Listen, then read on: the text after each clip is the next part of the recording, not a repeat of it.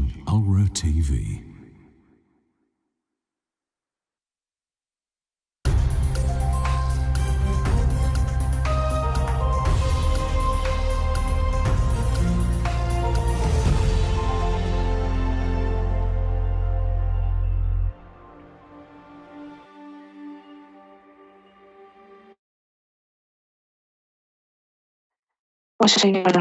Assalamu alaikum to all the viewers of ALRA TV all over the world. At the very beginning, I would also like to wish you all the very just Riyaz, which is celebrated yesterday. I'm feeling extremely dejected today. I don't know how, what to do.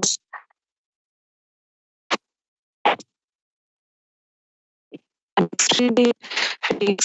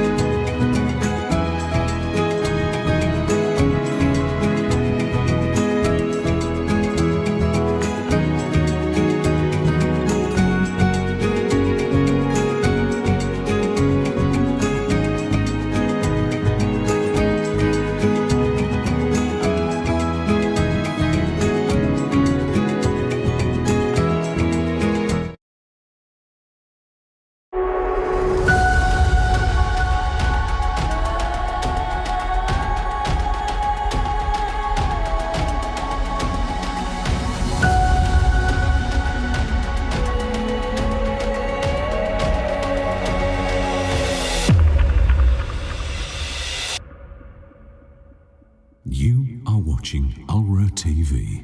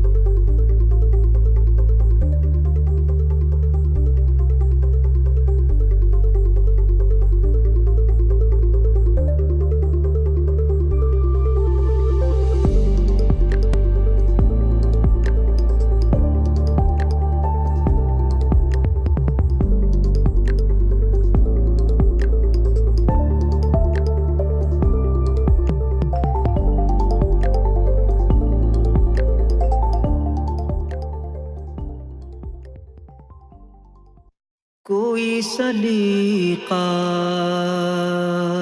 ہے آرزو کا، نہ بندگی میری بندگی ہے، یہ سب تمہارا کرم ہے آقا، یہ سب تمہارا کرم ہے آقا، کہ بات اب تک بنی ہوئی ہے، کوئی سلیقہ ہے آرزو کا، کوئی سلیقہ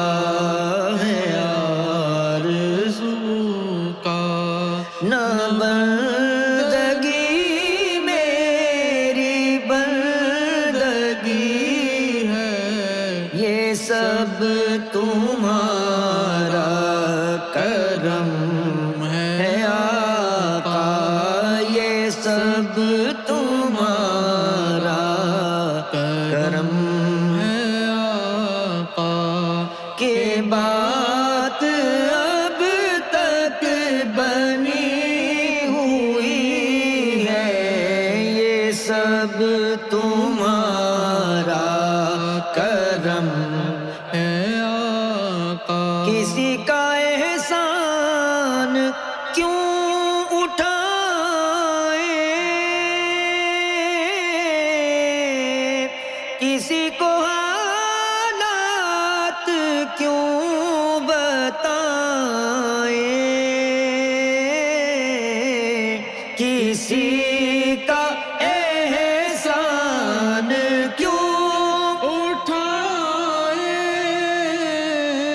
کسی کو حالات کیوں بتائیں، تم ہی سے مانگیں گے تم ہی دو گے، تم ہی سے مانگیں گے تم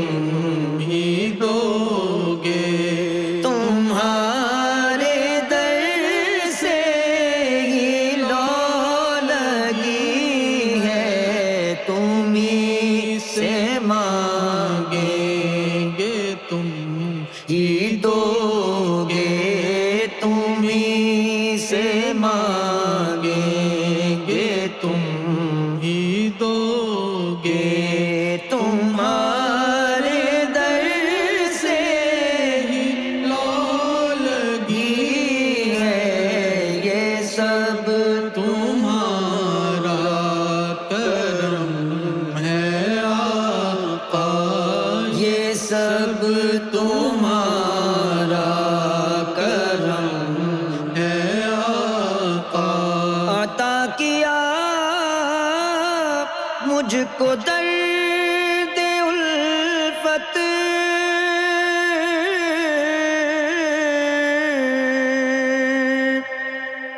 अता किया मुझको दर्द उल्फत, कहाँ दिए पुरकपा की किस्मत।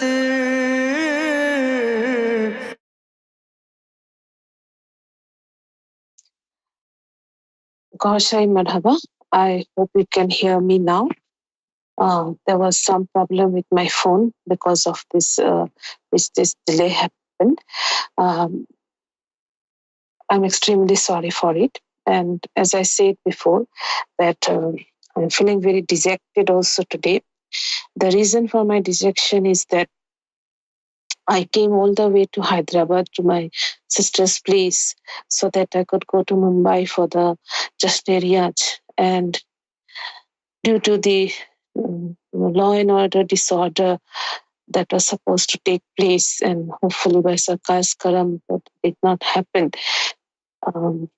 I don't know whether it is my own lower self which does not allow me, my own lack of courage which did not allow me to go to Mumbai, and both me and my sister. And we are extremely dejected, we are extremely disappointed in us.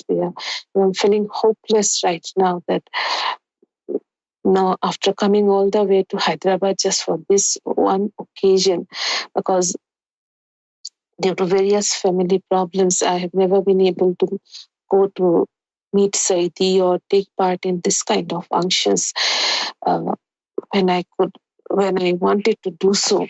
But this was probably the only time. This was probably the only time that I was thinking that I could go and meet people all over India who are part of this Goharian mission, who are part of MFI. And something or the other happened, because of which like the tense situation in Mumbai or whatever, I don't know. I cancel my ticket from Hyderabad to Mumbai, and that feeling of dejection and that feeling of disappointment which is there in me, I don't know whether it is I don't know whether it is a test in which I failed. I don't know whether it was supposed to challenge my strength and my faith in Sarkar and Saidi, and I feel like I have failed this, and I feel like I have disappointed Saidiji, and somehow I have disappointed Sarkar in not going to Mumbai. If I would have stayed at Dibrugarh and not come here to Hyderabad, I could have justified my actions. There are a lot of family problems going on, but coming all the way to Hyderabad just for this one occasion to go to Mumbai, and somehow at the last moment I canceled my tickets because I cannot blame anybody. It's my own fault. I can say that I did not get reassurance regarding the program being held, but then those who had their faith complete in Sarkar and Saidi went there without having any fear, and probably my own iman or my own faith has not strengthened up to this part that I could not take that leap of faith. Yesterday, my sister and me, we are very, very disappointed in ourselves. Ultimately, when that flight time came and went away, we are very, very disappointed with ourselves. We're dejected with ourselves that why didn't we take that leap of faith? And I don't know what needs to be done so that I can regain Sarkar's benevolence and Saidiji's benevolence in me or on my family. There's this extreme dejection within me, extreme disappointment within me. I'm feeling, I cannot explain the feeling of disappointment that I'm having within myself.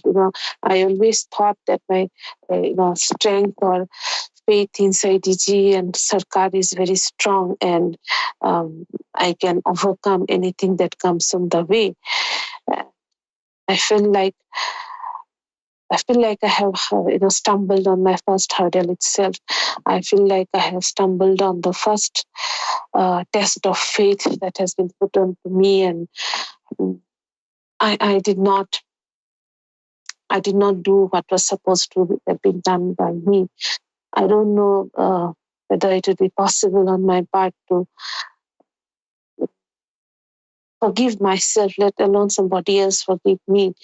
I don't know whether it will be possible on my part to forgive myself, or I feel like as if I have committed a sin, and it is a sin actually. It's not as if it is a sin actually that I could not take that leap of faith and go to the uh, go to the celebration of Jashneria supposed to be held in that was held at Mumbai. Saidiji in his speech yesterday again and again and again said that it is only the brave and the courageous. It is only those who believe that they can do, and those who believe that they can be on the side of Sarkar, come what may. They are the only ones who can overcome this. Who will be able to overcome this problems? Who will be able to overcome the overcome if it is, if necessary, will be able to overcome the problems and be part of Sarkar's army as and when necessary. And I feel that I have stumbled on the first hurdle itself, and sometimes it is necessary also that this kind of hurdles that we stumble. Sometimes it is necessary that we stumble, because until and unless we stumble, we don't know. We don't know what we are capable of, or we don't know more necessarily what we are incapable of. The incapacity is something that most of us believe that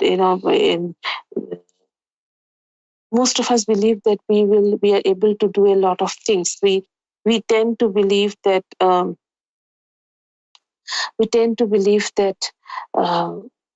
you know, like Saidiji again and again says that whenever we try to do something, or whenever whenever we are asked to do something, we all give lip service. We all believe that we will be able to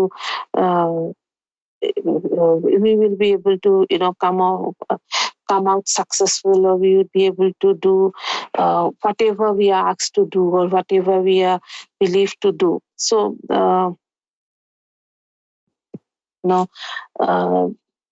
unless and until we are put to test, we believe that we would be we can do it, and we can do it, and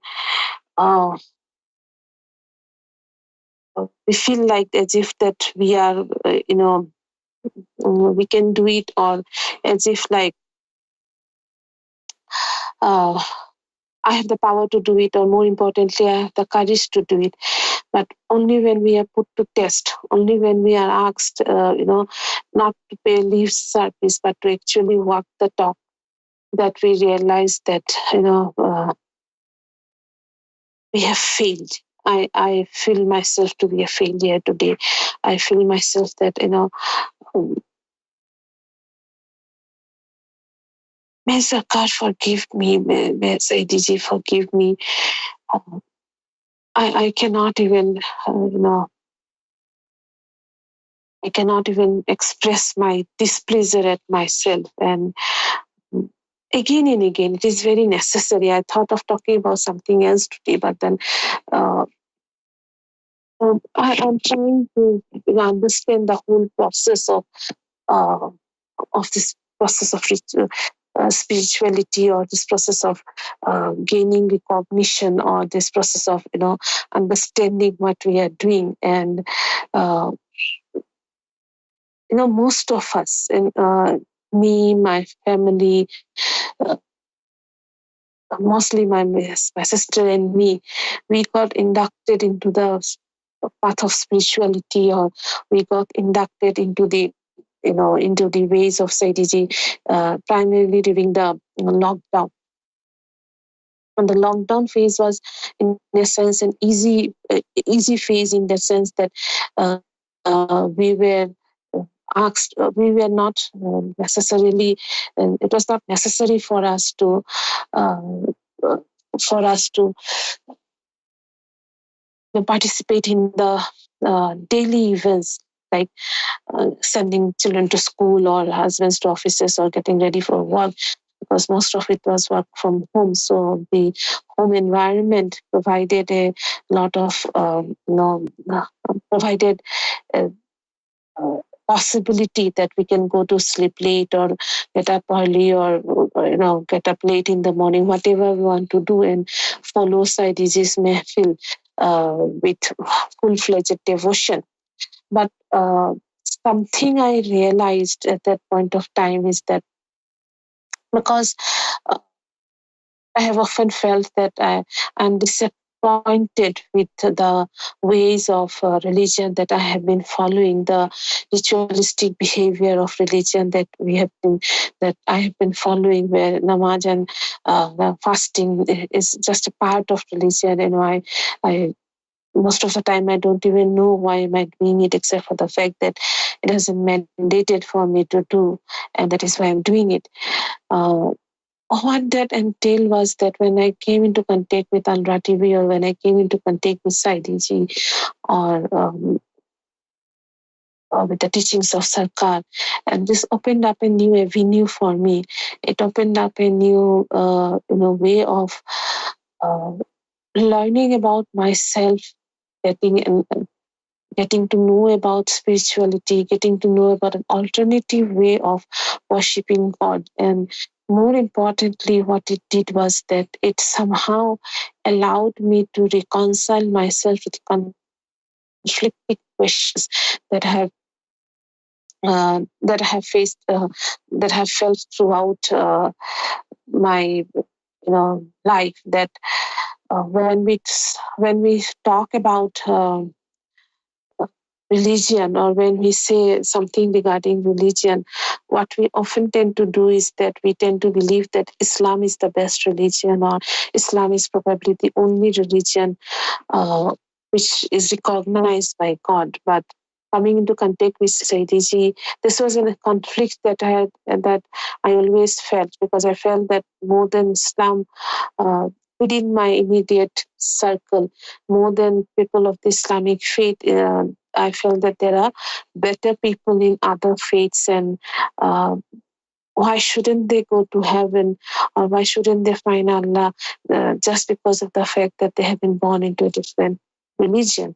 And so Saidiji very effortlessly and very logically answered those questions, or reconciled this conflict within me. And that was the first breath of refreshing air regarding religion or spirituality that I have felt for a long period of time. After lockdown, it was slightly more difficult to continue with the life mehfil and everything, given the fact that it's quite late in the India when not late, probably it's quite early in the morning if you consider the Indian Standard Time. But somehow that has been managed, and somehow that growing affinity, that growing relationship with Sarkar, and that growing relationship with Saidiji gave rise to a false belief within me that I'm well into the path of spirituality, or I'm very well entrenched into the path of spirituality.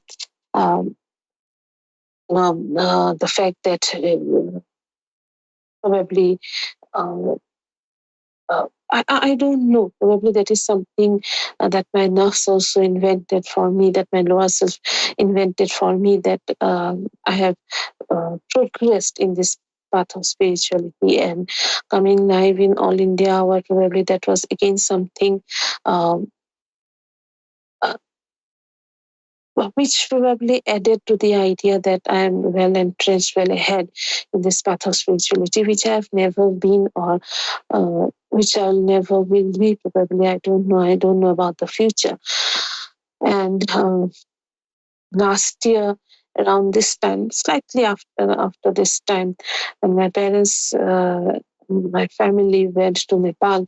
I could not go to Nepal at that point of time, again due to family problems. I could not leave my young daughter at home. And when they went and met Saidi, and I first talked to Saidi through a video call, I felt that, my somehow or the other, I felt that, my inculcation into spirituality is almost complete. I'm firmly in this path of spirituality, or I have come far in this path of spirituality, and probably um, that is that was a wrong step, or that was a wrong assumption, because uh, spirituality, coming into the notice of Sarkar or Saidiji, and gaining the benevolence of Sarkar and Saidiji is not something which comes so easily, or which would come so easily to uh, anyone like me, for that matter, because people have spent, like Sadhiji has said, that people have spent years and years earlier to gain this path, gain or move forward in this path of spirituality. And even with Sarkar also, where it has become easier, comparatively much easier in comparison to um, other, in comparison to other people who came much before us. Well, it is easier for us to, or even for sinners like me, to get inculcated in the path of spirituality and move forward in the path of spirituality. What it also meant was that for many people like me, probably it seemed a very easy path. It seemed a path that we can come and can go into it and do things easily. It's so easy. Basically the idea is that it's so easy because um, it does not necessitate going through the ritualistic process that religion entails, or does not necessarily ask us to perform rituals and rites that other religion, or even Islam also Islam also makes its followers do so. And that is probably one of the reasons why I had this false sense of security, that or there might be other people also like me who have this false sense of security, that we are well entrenched, well ahead in this path of spirituality, in this way of spirituality. And humility was probably somewhere missing in this whole scenario. I would not say missing, but then, like the idea that I have somehow come into this path, somehow, like Saidiji again and again says, that it is God who will give guidance, or God who will reject, and suddenly coming into this path of spirituality, and suddenly getting so much, it is like it is like the feeling of abundance for someone who has starved throughout their life, suddenly being served with so many things. And probably possibly because of that reason, it felt so good, it felt so right. And at the same time, again and again, I'm stressing the fact that it felt so easy, like in contrast to the tough, very tough uh, rituals of Islam. This felt very easy. This felt like this is something that I can do, or this is something that I can adopt or inculcate or intermix in my daily life, follow my daily worldly life, and at the same time do everything that I want to do in spirituality. And none of them are, and none of them are uh, clashing with one another and easy to follow on with our life if I want to. And this is probably where I went wrong, or this is probably where my ideas were wrong. Like Saidiji again and again and again said that the only thing that Sarkar wants is,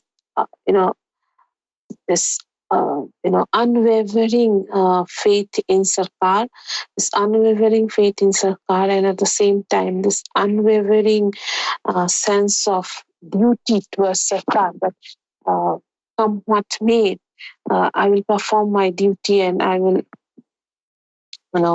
I will do whatever Saidiji or Sarkar asks me to do. Saidiji again and again said that whenever somebody says something about coming into the, folds of spirituality, Saidiji again and again says the only thing that you need to do is to take part in this mission, and they take part in this, in fathering the word of Sarkar to the whole world. And yesterday night, when the Jashn Shahi celebrations were taking part in London, I was just telling my sister that, see, when we look at the diversity of the people who have come here, uh, it's so difficult for me, despite being a teacher. And I feel much ashamed to accept it. Like, as a teacher, it is my job to teach something to the students, teach a difficult concept, that new concept, or a concept which is not understandable to the students, and at the same time make it understandable and acceptable to them. But I have often told my sister, or we have often discussed these things, that while doing this, for the sake of the mission, it's very difficult to convince people, or it's very difficult for me to make one people believe uh, in the views of Sarkar or in the views of Saidiji. But even a Muslim who believes in who is asked to believe in that this is kind of part of the religion, to have full faith in um, in the fact that the advent of Imam Mahdi will take place. Even despite that, people don't tend to believe it. People don't tend to accept it. Even to say that the advent of Imam Mahdi is imminent, or we have almost reached the last part. People don't tend to believe it. I was amazed when all these people from different parts of the world and from different religions came forward and became part of this big mission. And most importantly, in India, the two very opposite religion, Hinduism and Islam, how Saidiji united both these religions. And yesterday, when the celebration that took place at Mumbai, and how people from different faiths came in and congregated there, I was amazed at the convincing power of Sarkar and Saidiji, and the work that Saidiji has done over the years in order to bring people from different religions together and come under one umbrella of Sarkar, making people realize what are the intricacies within their own religion, and how these intricacies within their own religion explains that the coming of Sarkar Gohar as Imam Mahdi or Palki Avatar or Messiah is the same. And we are all essentially all creatures of God, all human beings who tend to look out for one another instead of fighting and killing one another. This is a very, very, very commendable job. If we look at the number of people following Sarkar, or if we see the number of people coming forward and expressing their uh, views regarding Sarkar and how they have benefited from this situation, it seems almost unbelievable, kind of like a fairy tale, to find people from different paths coming and merging together. And the ability of Saidiji to, keep this whole family together. There have been various people who have left, no doubt there have been various people who have left. But then at the same time, various people have joined this work together also, joined this mission at various points of this mission, and number of people are growing every day, day by day. The number of people are growing, and day by day, people are doing like immense amount of work, sacrificing themselves for this one mission, and doing anything that is possible in their lives for this mission. And this has all become possible only because of the way Saidiji has, come together to bring this mission forward. The various people associated with Saidiji have come together to make this mission possible. And day in and day out, the amount of hard work that is put in by Saidiji to make this mission possible and bring in people from various walks of life, from various communities, from people from almost all the countries all over the world, and how these people have congregated despite their different races, religions, cultures, etc. And come under one umbrella, come under the ambit of Sarkar and Saidiji, and believed in the imminent coming of advent of Sarkar Gohar as Imam Mahdi, as the Messiah, as the Kalki Avatar, and accepting it with their whole heart, and accepting it in such a way that all of them have believed that that their lives have changed, or they have seen the miracles of Sarkar in their life. And all this has been possible only because Saidiji never gave up. After the occultation of Sarkar, he never gave up. He never,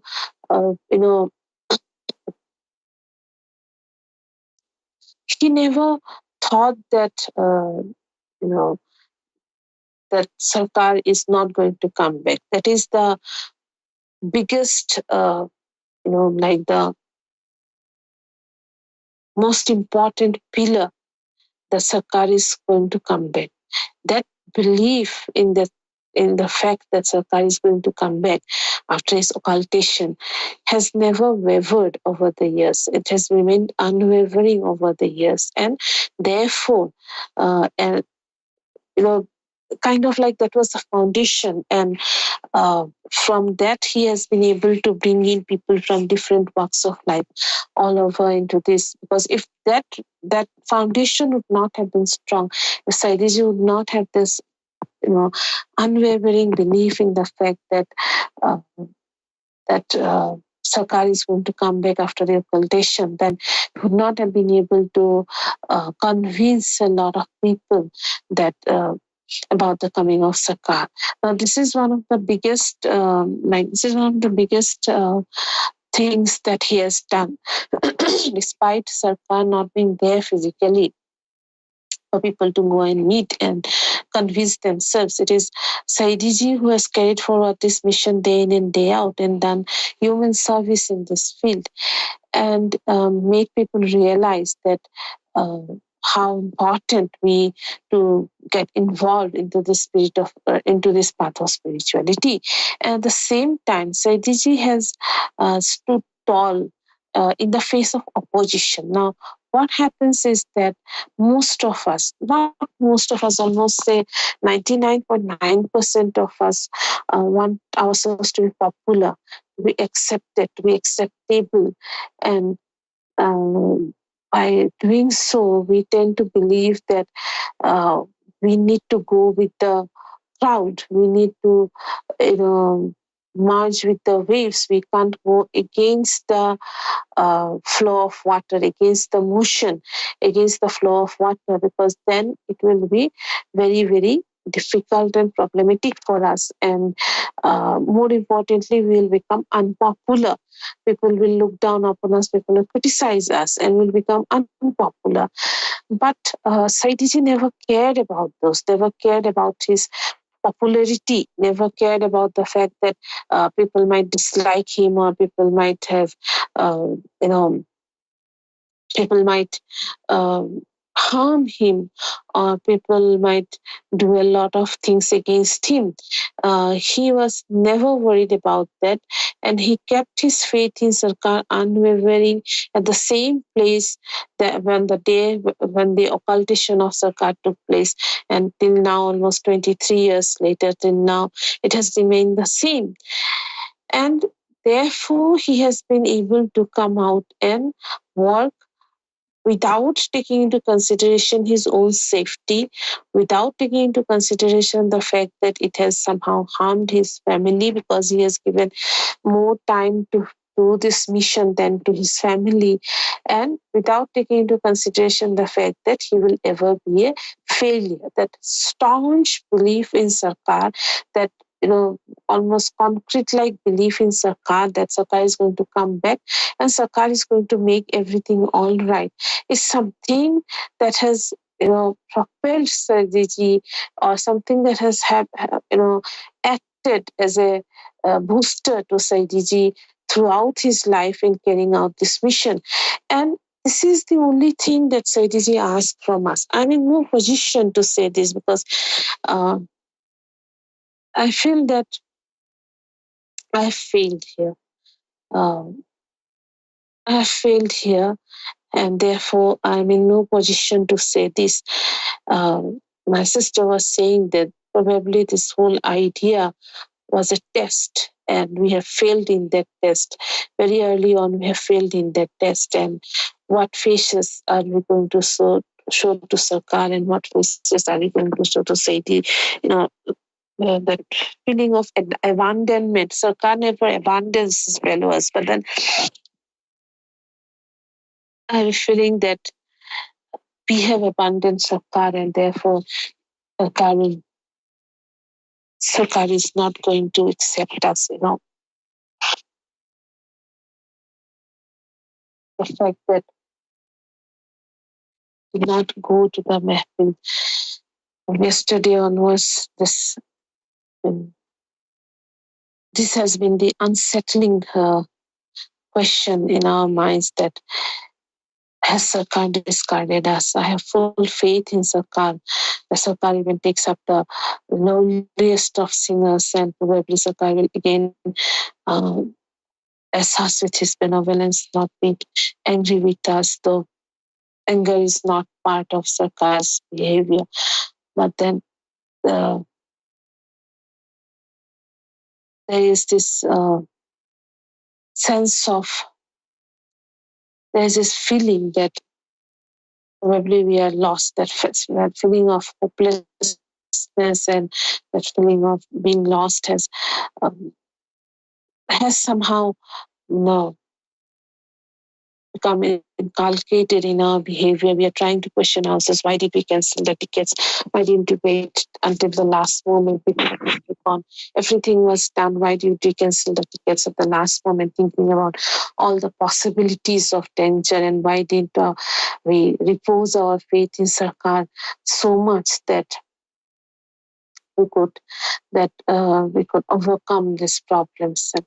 But what is done is done. And this is where I come back to the original idea that this fast, not exactly rise, but this fast association with Saidiji and ALRA TV and everything, probably that has something which has acted uh, as a trigger, as an initiator of my own nerves, and made me believe in a false sense of security that I have achieved something. Whereas what I have achieved is very, very, very negative, very little, none whatsoever, nothing in this path of spirituality compared to what uh, Saidiji is doing, or compared to what, as I heard people coming and saying things about Sarkar, saying things about their own life yesterday, it felt like, I'm a very insignificant person, and how dare I believe that I have advanced in this path of spirituality or progress in this path of spirituality. It is something that I have been kind of gaslighting myself. I have been trying to gaslight myself into believing that I have advanced in this path of spirituality, or I have done something very great in this path of spirituality. It is nothing of that sort. And therefore, I realized, I was telling my sister yesterday when we were feeling very, very dejected. Uh, my sister was telling me today that people are posting pictures of the celebration, and when we did zikr with the children, or when we you baked a cake, when we made a cake, we could have posted pictures of it. And I said that by the time the evening approached and the Mumbai function was ongoing, I felt so dejected and angry with myself that I even forgot about the fact that we could have taken a video of the kids doing zikr with us, and uh, we celebrating with a cake for Sarkar, because somehow all these things seem so insignificant to the fact that I we really wanted to go to Mumbai and we missed out. We did not miss out. Miss out is the wrong word. We did it to ourselves. We canceled the tickets, and therefore we are the ones who did this to ourselves. We lost the opportunity. We had this golden opportunity in our hands to go and mingle with everybody from MFI and um, give honor to Saidiji's words when he said that the function this time, the Jasneriyas, will be held in Mumbai by all the Indians, and somehow we did not do that. Therefore, I realized that the path to spirituality is not an easy one. We, we tend to, we believe, we envelop ourselves with a false sense of security. We envelop ourselves with this belief that I am quite ahead of others, or I'm quite, I have done a lot of things in this area, and therefore I'm advanced. And yesterday's incident and the fact that both my sister and me, we could not gather the courage when we came to know about that there might be untoward incidents there at Mumbai. The moment we came to know about it, we, sidetracked. We felt that it is very important that we don't go there. And then after we canceled the ticket, somehow that realization, the sense of doom came in, that why did we do it? Um, because we could have just said that come what may, Sarkar is going to bless us and Sarkar is going to keep us safe. So when we ask for the benevolence of Sarkar, or when we ask that Sarkar helps us even in the smaller things of life, so why didn't we feel that we can just bestow, we can just, keep our faith, or hand over our uh, lives into Sarkar, for Sarkar, and let him take care of it, whatever happens, come what may. But this did not happen. This did not happen. And the sense of disappointment and dejection, probably I'll carry with myself my whole life, the sense of dejection and disappointment, not with anybody else, but with myself, my sister and me. Both we are questioning our motives, we are questioning our association with this path of spirituality. We are questioning our own faith in this path of spirituality. And do we really deserve to be this? I'm feeling almost ashamed to be here on All India Hour, but I told my sister I have a flight very early tomorrow morning.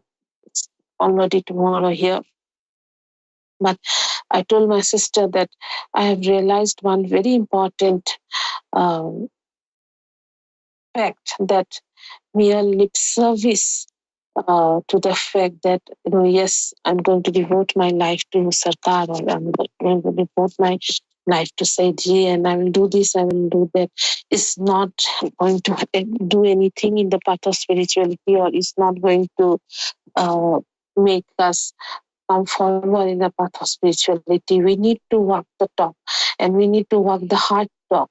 Like, it's not something.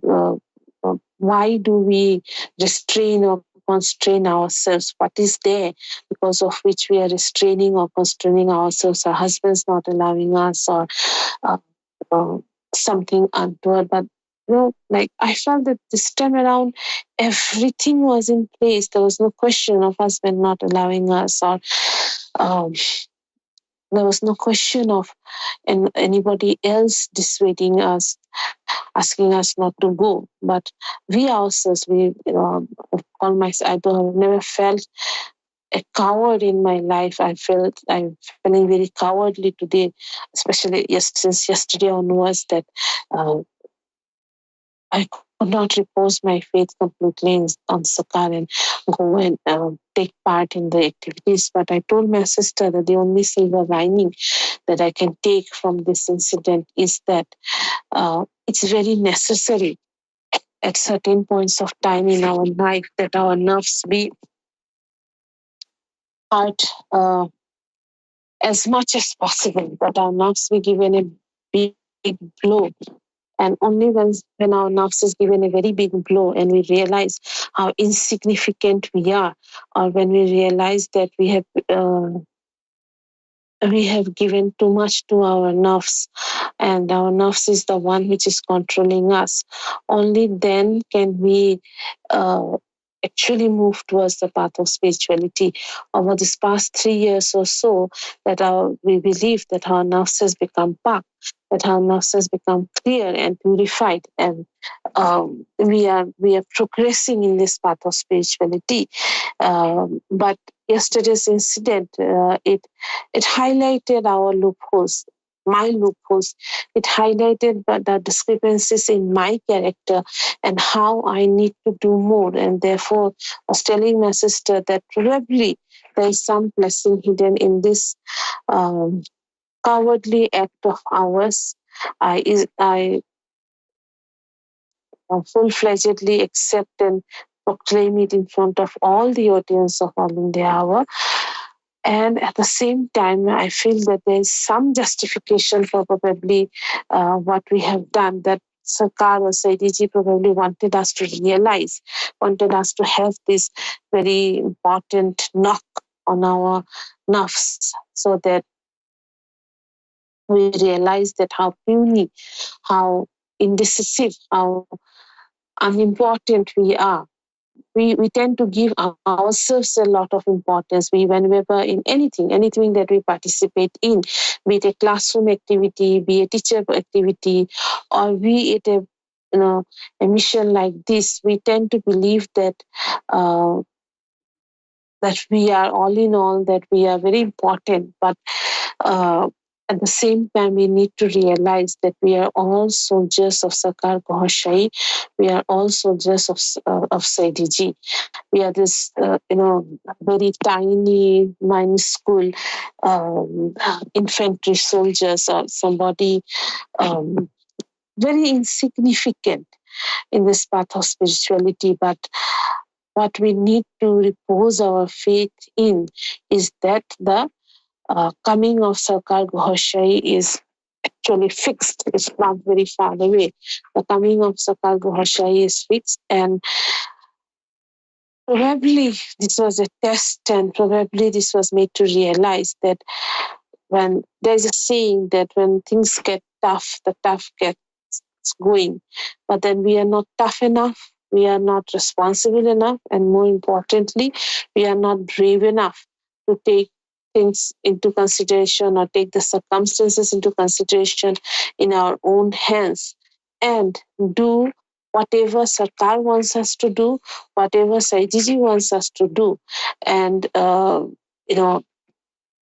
put ourselves into this mission, put this mission above ourselves, above everything else. And at the same time, I feel that as a mother and a teacher, I have a big responsibility of carrying forward this mission for the next generation so that they are also able to move forward in this path of spirituality and accept the path of spirituality as easily as possible, that more efficiently and more easily than us. And that is probably the only victory, or that is probably the only way in which I can redeem myself. The sense of irredeemable um, hopelessness and anger at myself has set in, and I have felt that probably I have done something that is irreparable. And therefore, I was telling my sister that this knock on my nafs, this knock on my lower self was very, very, very necessary.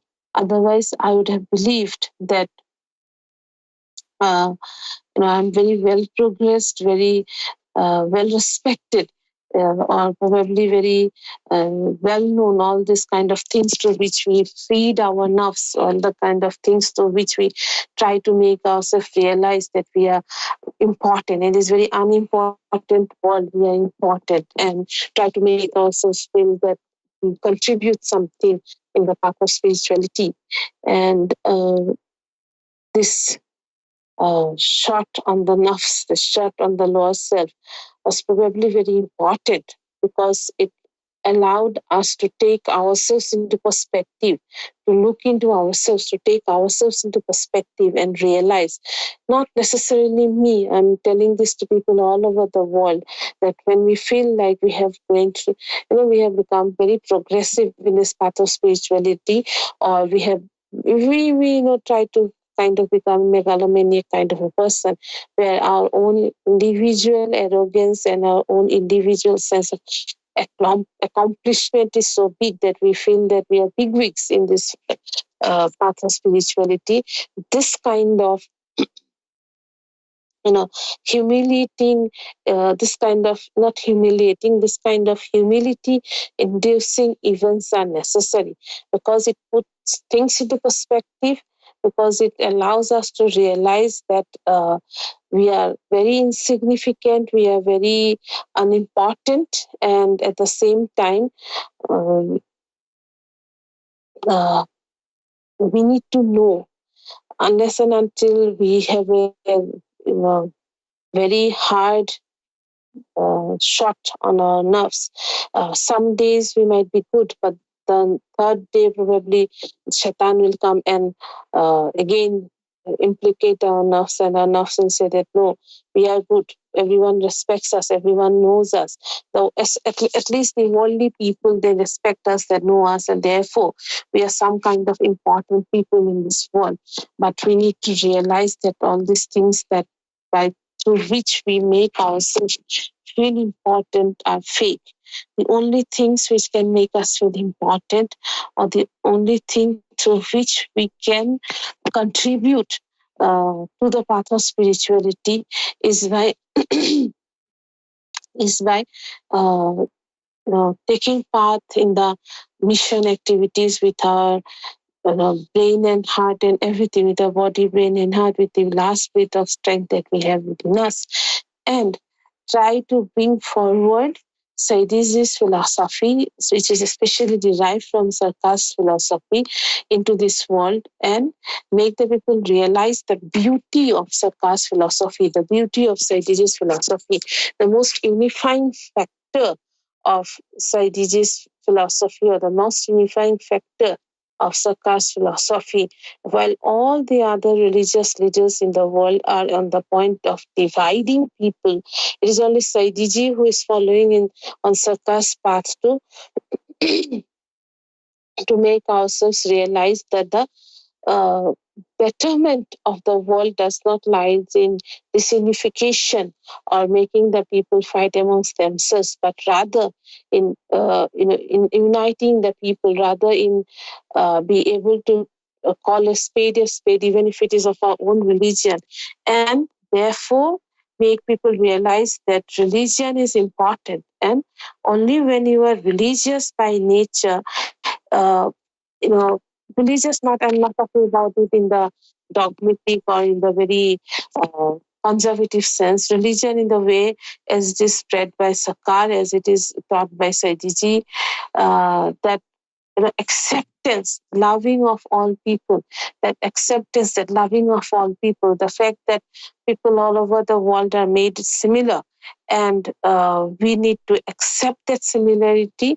We need to or rather we need to accept the dissimilarity, that people all over the world are not similar, that people's religions are not similar, that people's cultures are not similar, that people's languages are not similar. And we need to accept that uh, the, uh, the differences amongst ourselves, and move forward in life despite the differences within ourselves. And nobody in this world has done this kind of things except for Sarkar Gohar Shahi, where he has tried to unify everyone, irrespective of the kind of religion that they're practicing, or irrespective of the kind of place that they have come to. And making people realize that the only path ahead is through spirituality, and is to give everything to this path of spirituality, is to think ourselves, is to lose ourselves in this sea of spirituality, and uh, move forward with this mission of Sarkar and Saidji at what cost, at any cost to ourselves. What I've realized over the years is that the last 3 years or so, the Saidji is sacrificing so much. Saidji is sacrificing his personal life. Saidji is sacrificing his professional life. Why? So that he could bring forth the message of message of Sarkar to people. But in doing so, or while doing so, it is a difficult job. People will not be very happy with what we are doing. People will be hostile to us approach, or people will just make laugh of us and go away. So it is the tenaciousness of Saidji, and it is the hard work of Saidji, that despite all the hurdles that he has faced, he has been able to make people realize the beauty of Sarkar, or make the connection between the unification ideas of Sarkar as Gohar Shahi, Sarkar as Imam Mahdi, Sarkar as Kalki Avatar, Sarkar as Messiah, the unifying factor of all these things bringing in, and people of different walks of life contributing to the mission of Sarkar, contributing to the mission of spreading the news of Sarkar. And this is what we need to do now. And therefore, I believe that as Saidji has again again said that when you are sitting in the mehfil and I scold you sometimes, I will say something to you that does not necessarily mean that I'm angry with you. What I'm trying to do is that I'm trying to make your nafs, your lower self, feel the process of, go through the process of humiliation in order to understand the process of humility, or understand the process of, the lessons that life teaches us. And if we keep on feeding our ego, if we keep on feeding our nerves and telling us already again and again that we are a big wig, we are a big shot, and you know, why don't we? Why is it needed of me to go outside and preach about Sarkar or preach about Saidiji? They are doing it. It is their responsibility. They are doing it, and let them do whatever they want. This ideology, this idea is never going to make us come forward in the path of spirituality. What is very, very necessary when we move forward in the path of spirituality is to lose ourselves, lose our identity, lose our, lose our sense of respect, lose our sense of, the ability that I have the ability to do something, that I have two hands and 2 feet, and I have the ability to do something. That I am the one endowed and bestowed by Allah with all the powers to do something. And therefore, uh, you know, if this has been allowed to me, let me use it for the betterment of this human race. How? How are we going to use it for the betterment of the human race? By making them jikr kalbi, by making them realize that Sarkar is there for everyone. He's the man on the moon, is the man on the sun. Sarkar is there for everyone. And if possible, we try to uh, lose ourselves in this uh, process of taking forward this mission. And this sense of humility is very, very important. We need to lose sometimes in order to find ourselves sometimes. And here in this case, in yesterday's case, I felt that this loss was not something which was caused by any other people. This loss was caused by us. And because of this loss, the biggest loss that could have ever happened is that we could not go and meet other MFI members from India. We could not go and take part in this very large celebration of Sarkar Bahashahi's birthday. And the kind of celebration that took place in London also makes you realize that how puny, how unimportant, and how inconsequential we are in this large scheme of things. And we keep on thinking that as men, we are very important. As men, we are very, very like, we have come to this world and everything is here to cater to our taste. So everything here is made to so that things can become comfortable for us. But we will leave this comforts, we will leave all these worldly materials one day when somebody once told me, and I really like the idea, that a coffin does not have a pocket. So nobody carries anything with him or her when they die. So ultimately, when we are all going to die one day, so this fight over the things that we have in our life, the fight over religion, the fight over land, people marrying one another, etc., etc., all kinds of things, and all this, chaos, all this, the wars and everything that has been going on in the world, all of this can come only with all of this will end only with the coming of Sarkar ALGohar Shahi and Saidiji acting together. And therefore, we as soldiers of Sarkar Gohar Shahi, we as soldiers of Saidiji, we should not lose heart. I have myself done it, and I cannot seem to reconcile myself to the idea or allow myself to be in the idea that I need to change this process, whatever is going on. I need to change. I need to bring about a change. And that change or that necessity to bring about a change can only be brought about if I repose my faith on Sarkar Gohar Shahi unwaveringly with closed eyes, something that I have not been able to done.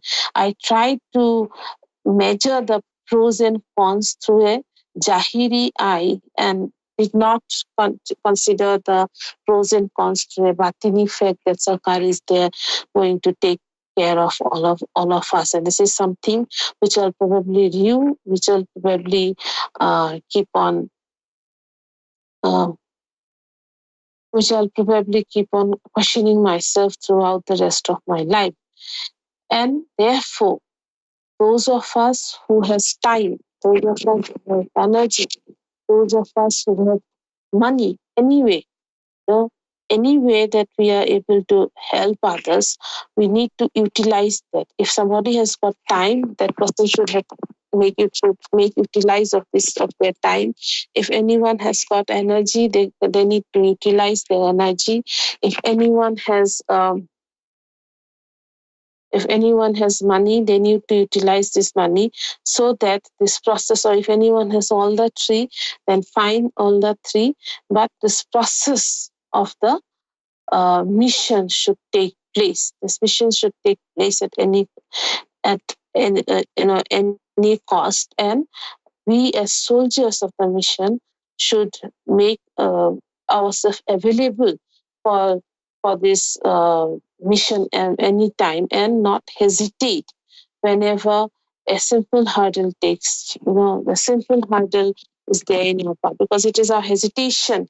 I realize it is our hesitation which made Shaitan more powerful, because Shaitan felt that probably I have been able to make this 3 or 4% or make this 50% not go to Saidiji's Sarkar's birthday celebration, and therefore have kept them away from the fairs or from the mood that is there in the mehfil, and therefore immediately that person is coming over right to the side of the shaitan, and therefore this is shaitan's tactics. But we also need to be very, very careful of what we are doing, and what kind of a responsibility do we have to a Sarkar, or what kind of a responsibility do we want to give to people. And only if we do this, only if we accept our problems and ask for an apology, and only when we expect our limitations and then try to do this, even within our limitations, try to do whatever little or small things that we can do, and whatever things that we can hope to bring about a change in society. That I will believe is what Sarkar wants. Sarkar is not hungry for our money. Sarkar is not hungry for our time. Sarkar is not hungry for, and most importantly, Sarkar is not hungry for the fact that how we are performing in this daily life. Sarkar wants us to perform better in the Batini life than in the Jahili life that we are living. And that is why Saitiji again and again says that, what is necessary in today's life is we need to prioritize what is important. Do we prioritize the religious side of life as more important in our life, or do we prioritize the educational side on on the life of the child? So therefore, we need to consider these facts, and I don't know what to say, but then what we need to take into consideration here is that Sarkar is there for all of us. Sarkar has been a very benevolent presence in our lives. But we are losing out of Sarkar through our own mistakes. We are losing out of Sarkar, losing out on Sarkar through our own inability to repose all our faith on Sarkar without taking into consideration any kind of other things that happen, without taking into consideration any kind of external happenings. When we keep on asking for Sarkar in all the good things of life, so why can't we ask Sarkar in all the bad things of life also? Because I believe that Sarkar is always there to deliver us from the bad things also. What happens is that, as I said, we believe that we are there so much evolved, so much advanced in our state of spirituality that we tend to neglect the very basic fact that we all are children, we all are learners in this path of spirituality. And Sarkar is there to guide us in this path of spirituality. And until and unless we take Sarkar's words, and until and unless we figure everything that Saidiji has said to us and try to do everything that he asks us to do, especially for the mission, especially we need to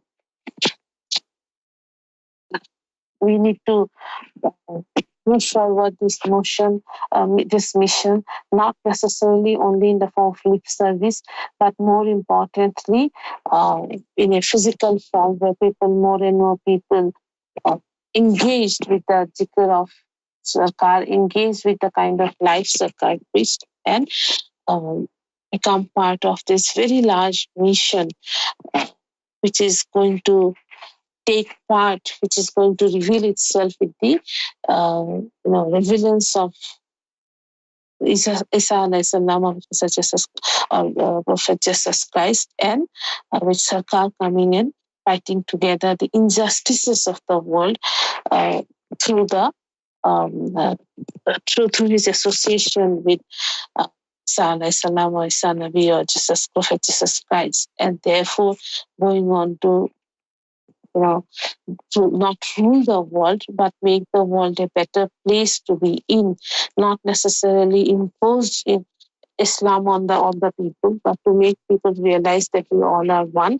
And this is the message of Sarkar that needs to be reiterated again and again. And this is, the kind of the USP of Sarkar, that that Sarkar is probably the only spiritual, say, guru or spiritual guide who has give forward the idea that we are all actually alike, and despite the fact that we have different religions, we are all actually alike, and therefore we need to bury the hatchet within us. We need to bury the discomfort that we have within us, and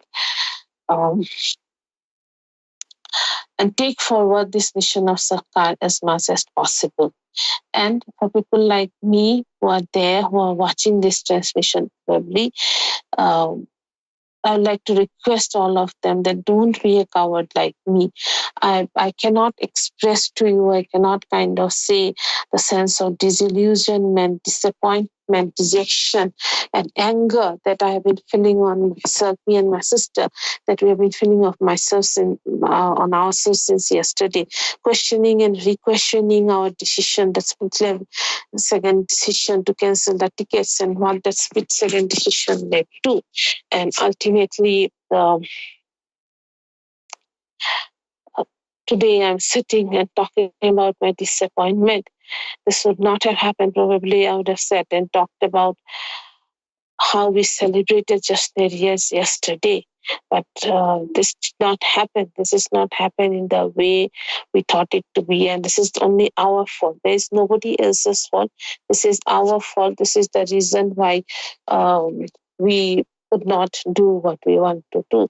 And I personally feel that this was a way in which God, Sarkar has made me realize, made me and the sister realize that probably we have been like jumping like anything in this path of spirituality, whereas in reality we are nothing much. And from this point onwards, it should act as a starting point. It should act as a jostling point for us, from where on we are able to move forward in life, from where on we are able to um, correct the decisions, wrong decisions that we keep on making in our life, and make ourselves fall into the feet of Sayyidiji, make ourselves fall into the feet of Sarkar, and carry on this mission.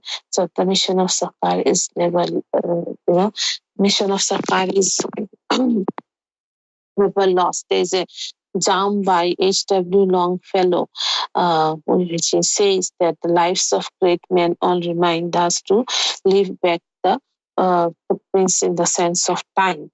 And Sarkar, though it is imminent that he is going to come back, despite that he has left his footprints in the sense of time, and therefore we, as his followers, should follow these footprints in the sand. And though we may not be able to, or though it is never possible for us to reach the level that he has reached, but at least as very big sinners, we are able to wash off some of our sins through the to the works that Sayyidiji tells us to do regarding Sarkar.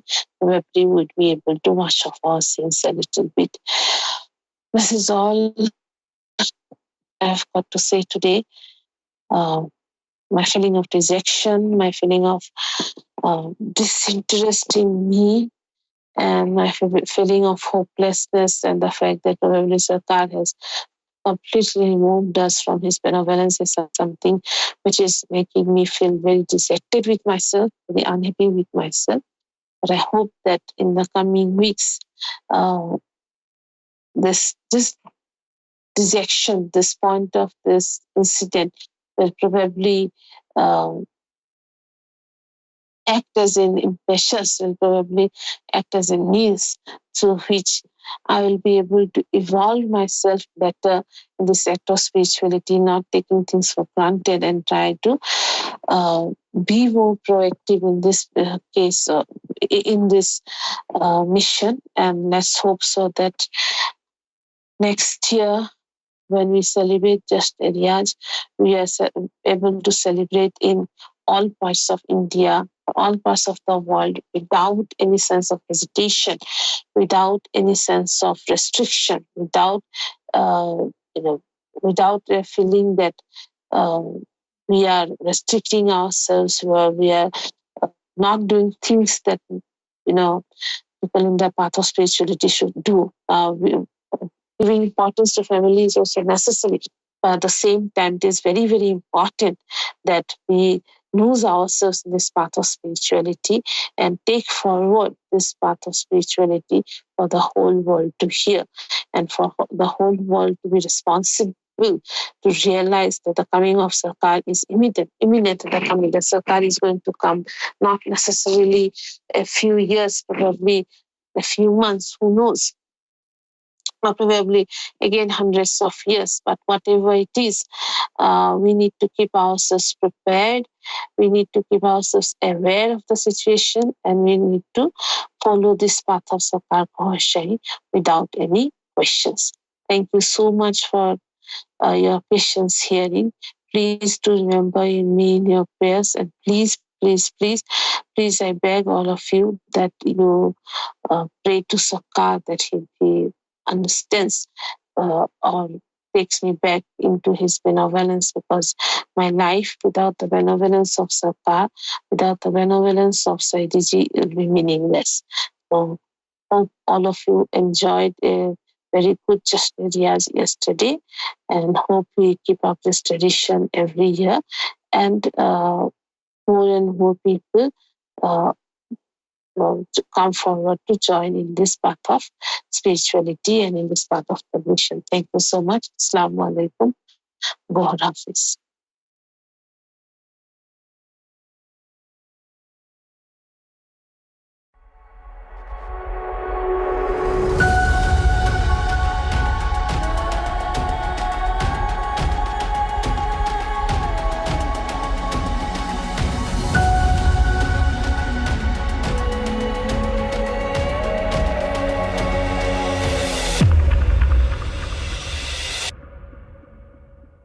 You are watching ALRA TV.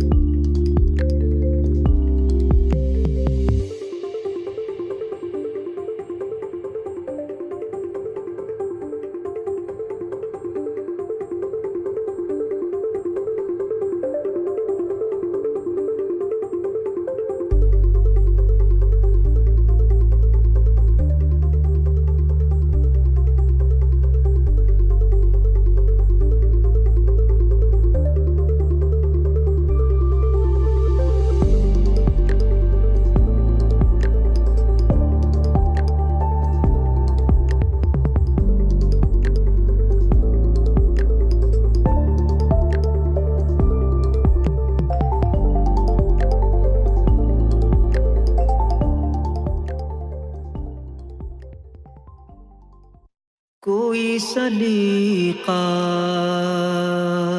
ہے آرزو کا نہ بندگی میری بندگی ہے یہ سب تمہارا کرم ہے آقا یہ سب تمہارا کرم ہے آقا کہ بات اب تک بنی ہوئی ہے کوئی سلیقہ ہے آرزو کا کوئی سلیقہ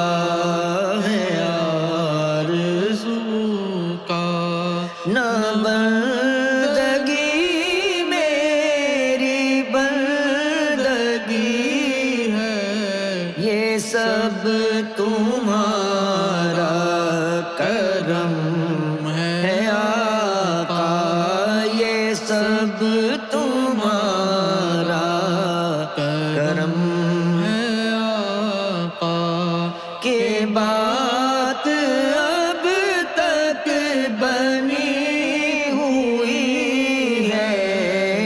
سب تمہارا کرم ہے آقا کسی کا احسان کیوں اٹھائیں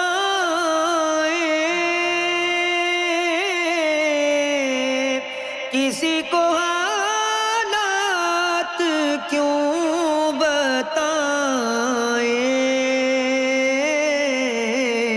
کسی کا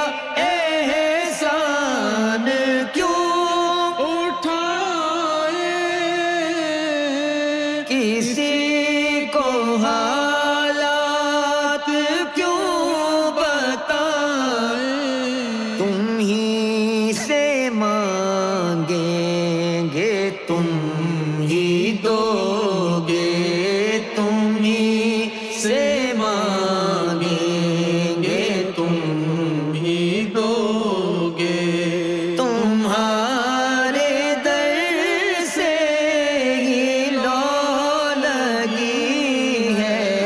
تم ہی سے مانگیں گے تم ہی دو گے، تم ہی سے مانگیں گے، تم ہی دو گے، تمہارے در سے ہی لو لگی ہے، یہ سب تمہارا کرم ہے آقا، یہ سب تمہارا کرم ہے آقا، عطا کیا مجھ کو درد الفت،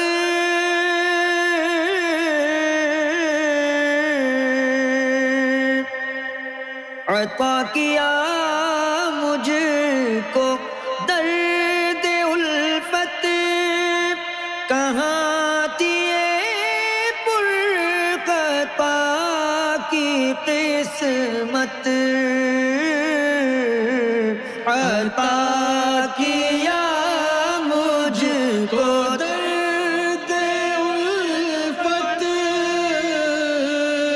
کہاں تھی مجھ پرخطا کی قسمت، میں اس کرم کے کہاں تھا قابل، میں اس کرم کے کہاں تھا قابل، حضور کی بندہ پروری ہے، میں اس کرم کے کہاں تھا قابل، میں اس کرم کے کہاں تھا قابل، حضور کی بندہ پروری ہے، یہ سب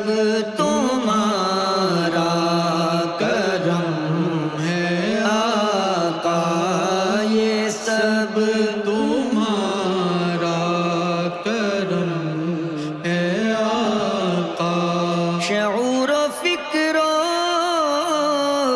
نظر کے دعوے حد تعین سے بڑھ نہ پائے،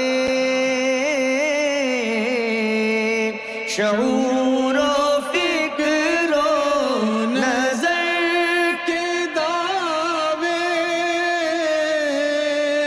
حد تعین سے بڑھ نہ پائے، نہ چھو سکے ان بلندیوں کو، نہ چھو سکے ان بلندیوں کو، جہاں مقام محمدی ہے، نہ چھو سکے ان بلندیوں کو، نہ چھو سکے ان بلندیوں کو، جہاں مقام محمدی ہے، یہ سب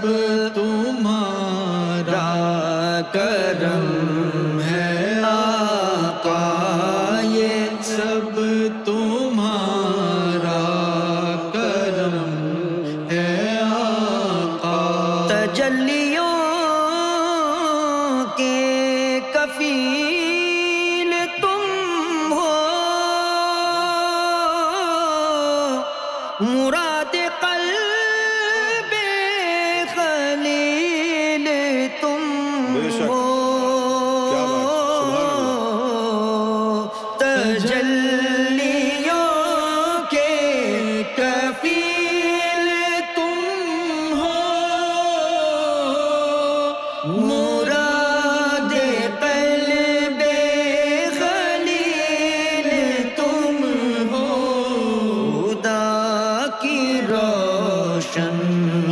دلیل تم ہو خدا کی روشن دلیل تم ہو یہ سب تمہاری ہی روشنی ہے خدا کی روشن دلیل تم ہو خدا کی روشن دلیل تم ہو یہ سب تمہاری ہی روشنی ہے خدا کی روشن دلیل تم ہو خدا کی روشن دلیل تم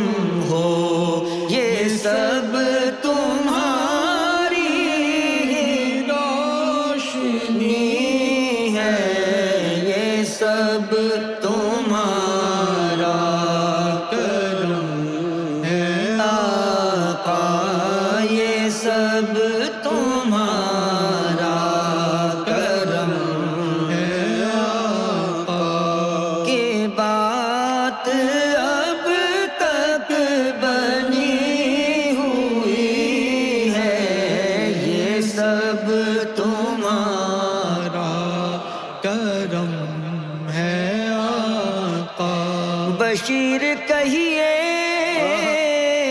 نذیر کہیے انہیں سراج منیر کہیے بشیر کہیے نذیر کہیے انہیں سراج منیر کہیے جو سر بسر ہے کلام ربی جو سر بسر ہے کلام ربی وہ میرے آقا کی زندگی ہے جو سر بسر ہے کلام ربی جو سر بسر ہے کلام ربی وہ میرے آقا کی زندگی ہے یہ سب تمہارا کرم ہے آقا یہ سب تمہارا کرم ہے آقا عمل کی میرے اساس کیا ہے بجز ندامت کے پاس کیا ہے عمل کی میرے اساس کیا ہے بجز ندامت کے پاس کیا ہے سلامت تمہاری نسبت رہے سلامت تمہاری نسبت میرا تو ایک آسرا یہی ہے رہے سلامت تمہاری نسبت رہے سلامت تمہاری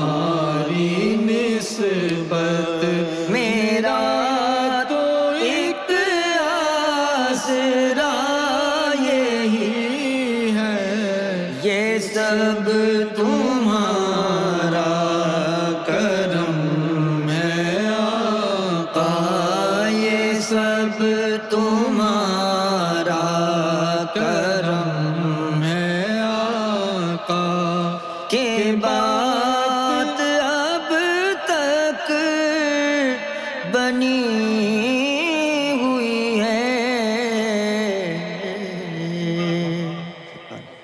بہت خوب، بہت اعلیٰ. اللہ علیہ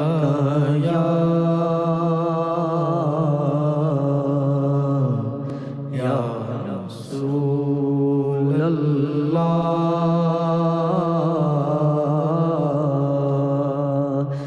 وسلم علیک یا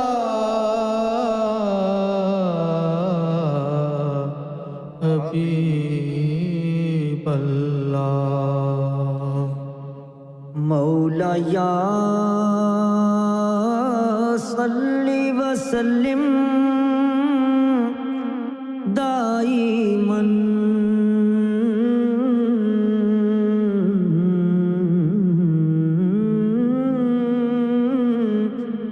ابداً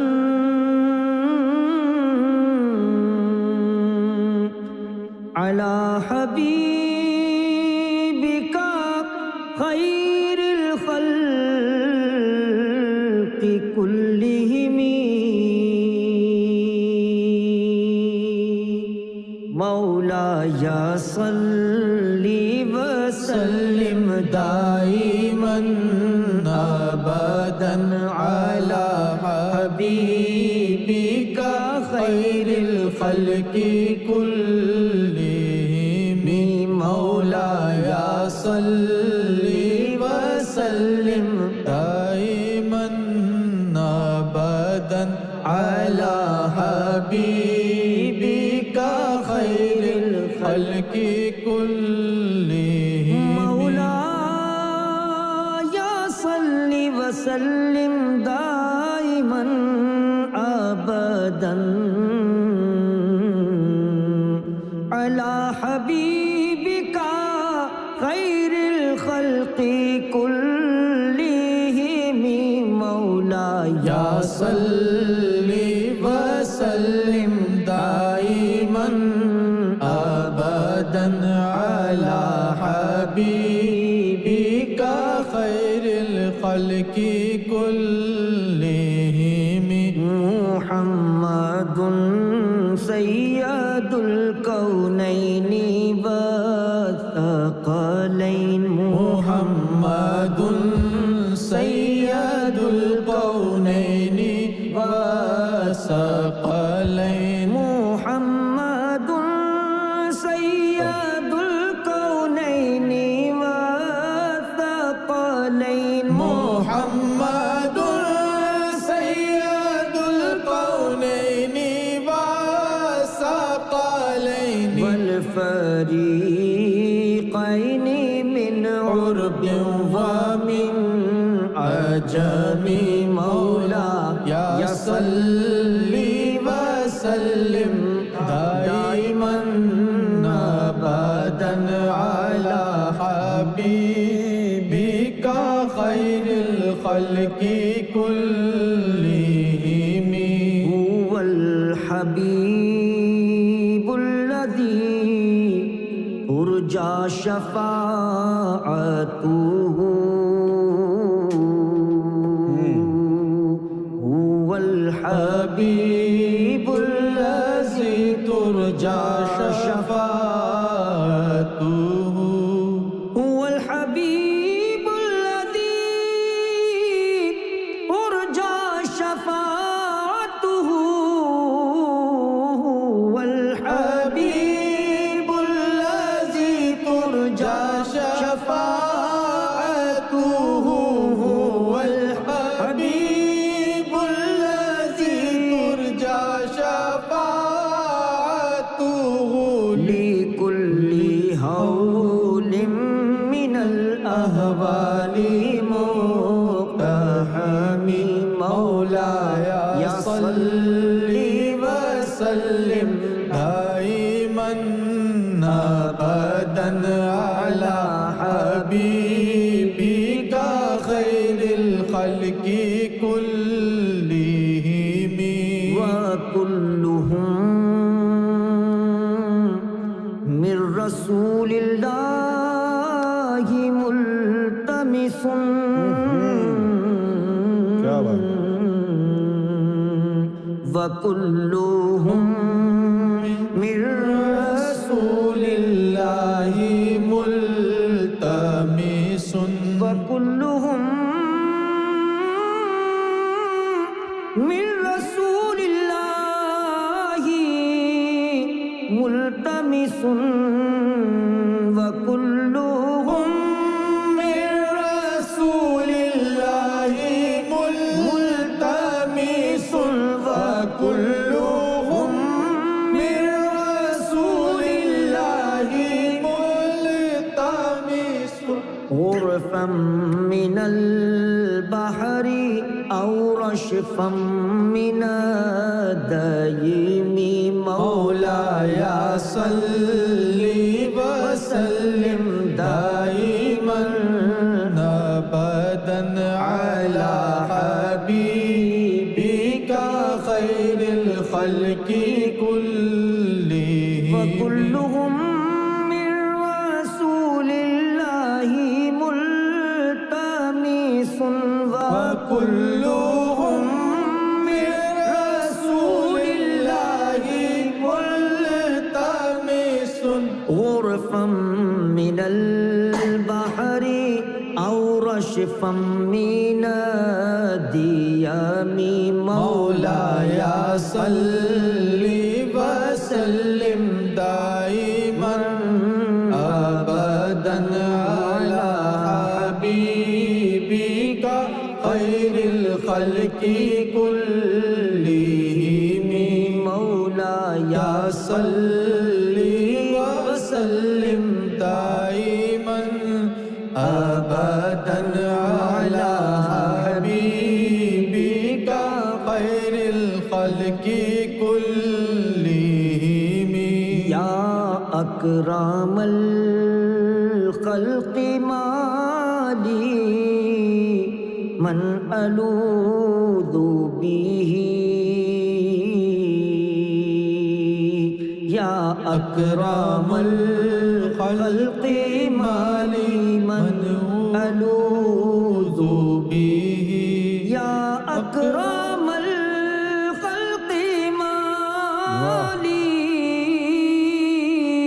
من الوذ به یا اکرام الخلق مالی من الوذ به یا اکرام الخلق مالی من الوذ به سواک عند حلول الحادث العميم مولاي صل وسلم دائما ابدا على حبيبك خير الخلق كلهم یا رسول اللہ یا حبیب اللہ سواک عند حلول الحادث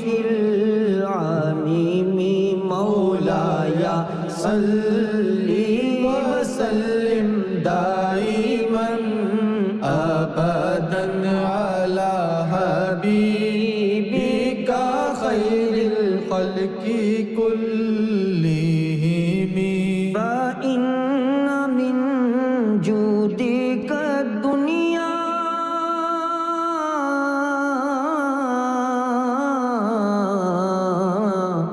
وضرتها فإن من جودك الدنيا وضرتها فإن من جودك الدنيا وضرتها فإن من جودك الدنيا وضرتها فإن من جودك الدنيا وضرتها فإن من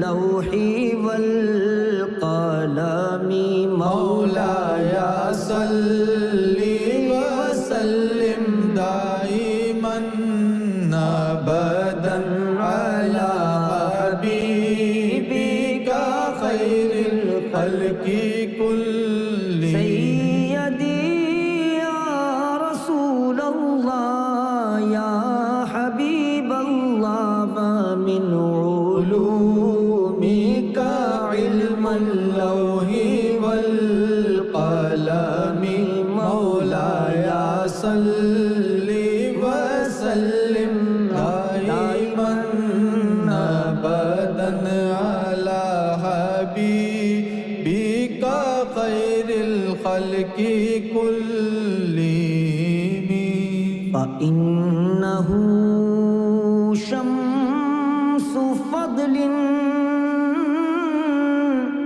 هم كواكبها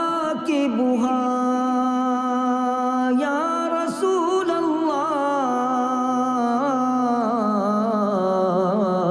الله فإنه شمس فضل هم كواكبها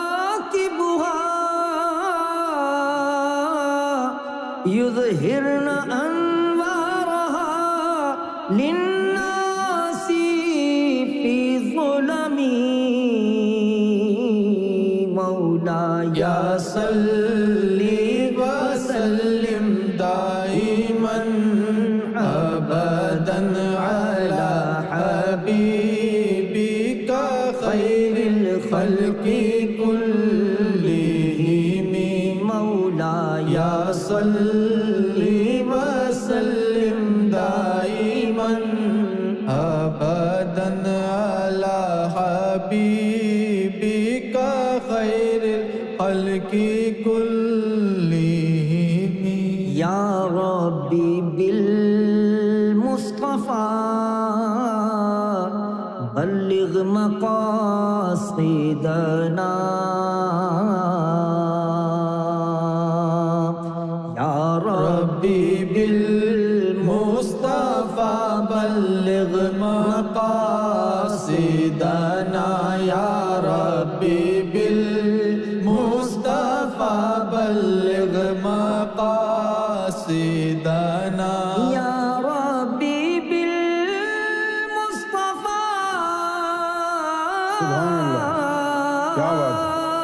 بالمصطفى بلغ مقاصدنا يا ربي بالمصطفى بلغ مقاصدنا يا ربي بالمصطفى بلغ مقاصدنا واغفر لنا ما مضى يا واسع الكرم واغفر لنا ما مضى يا واسع الكرم مولاي صل وسلم دائما ابدا على حبيبك خير الخلق كلهم مولاي صل وسلم دائما ابدا على حبيبك خير الخلق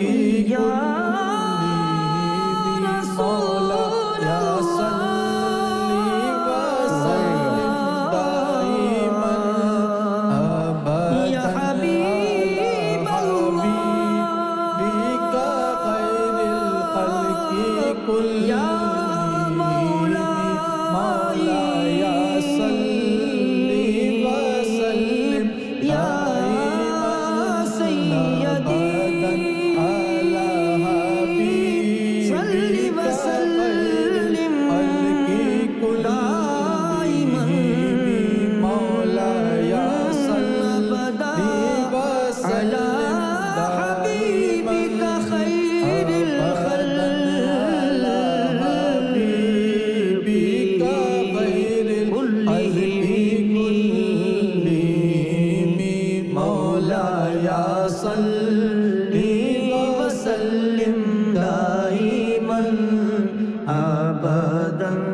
अला हबीबी का खैरिल खल्क़ि कुल्लिहिम। सुभान अल्लाह।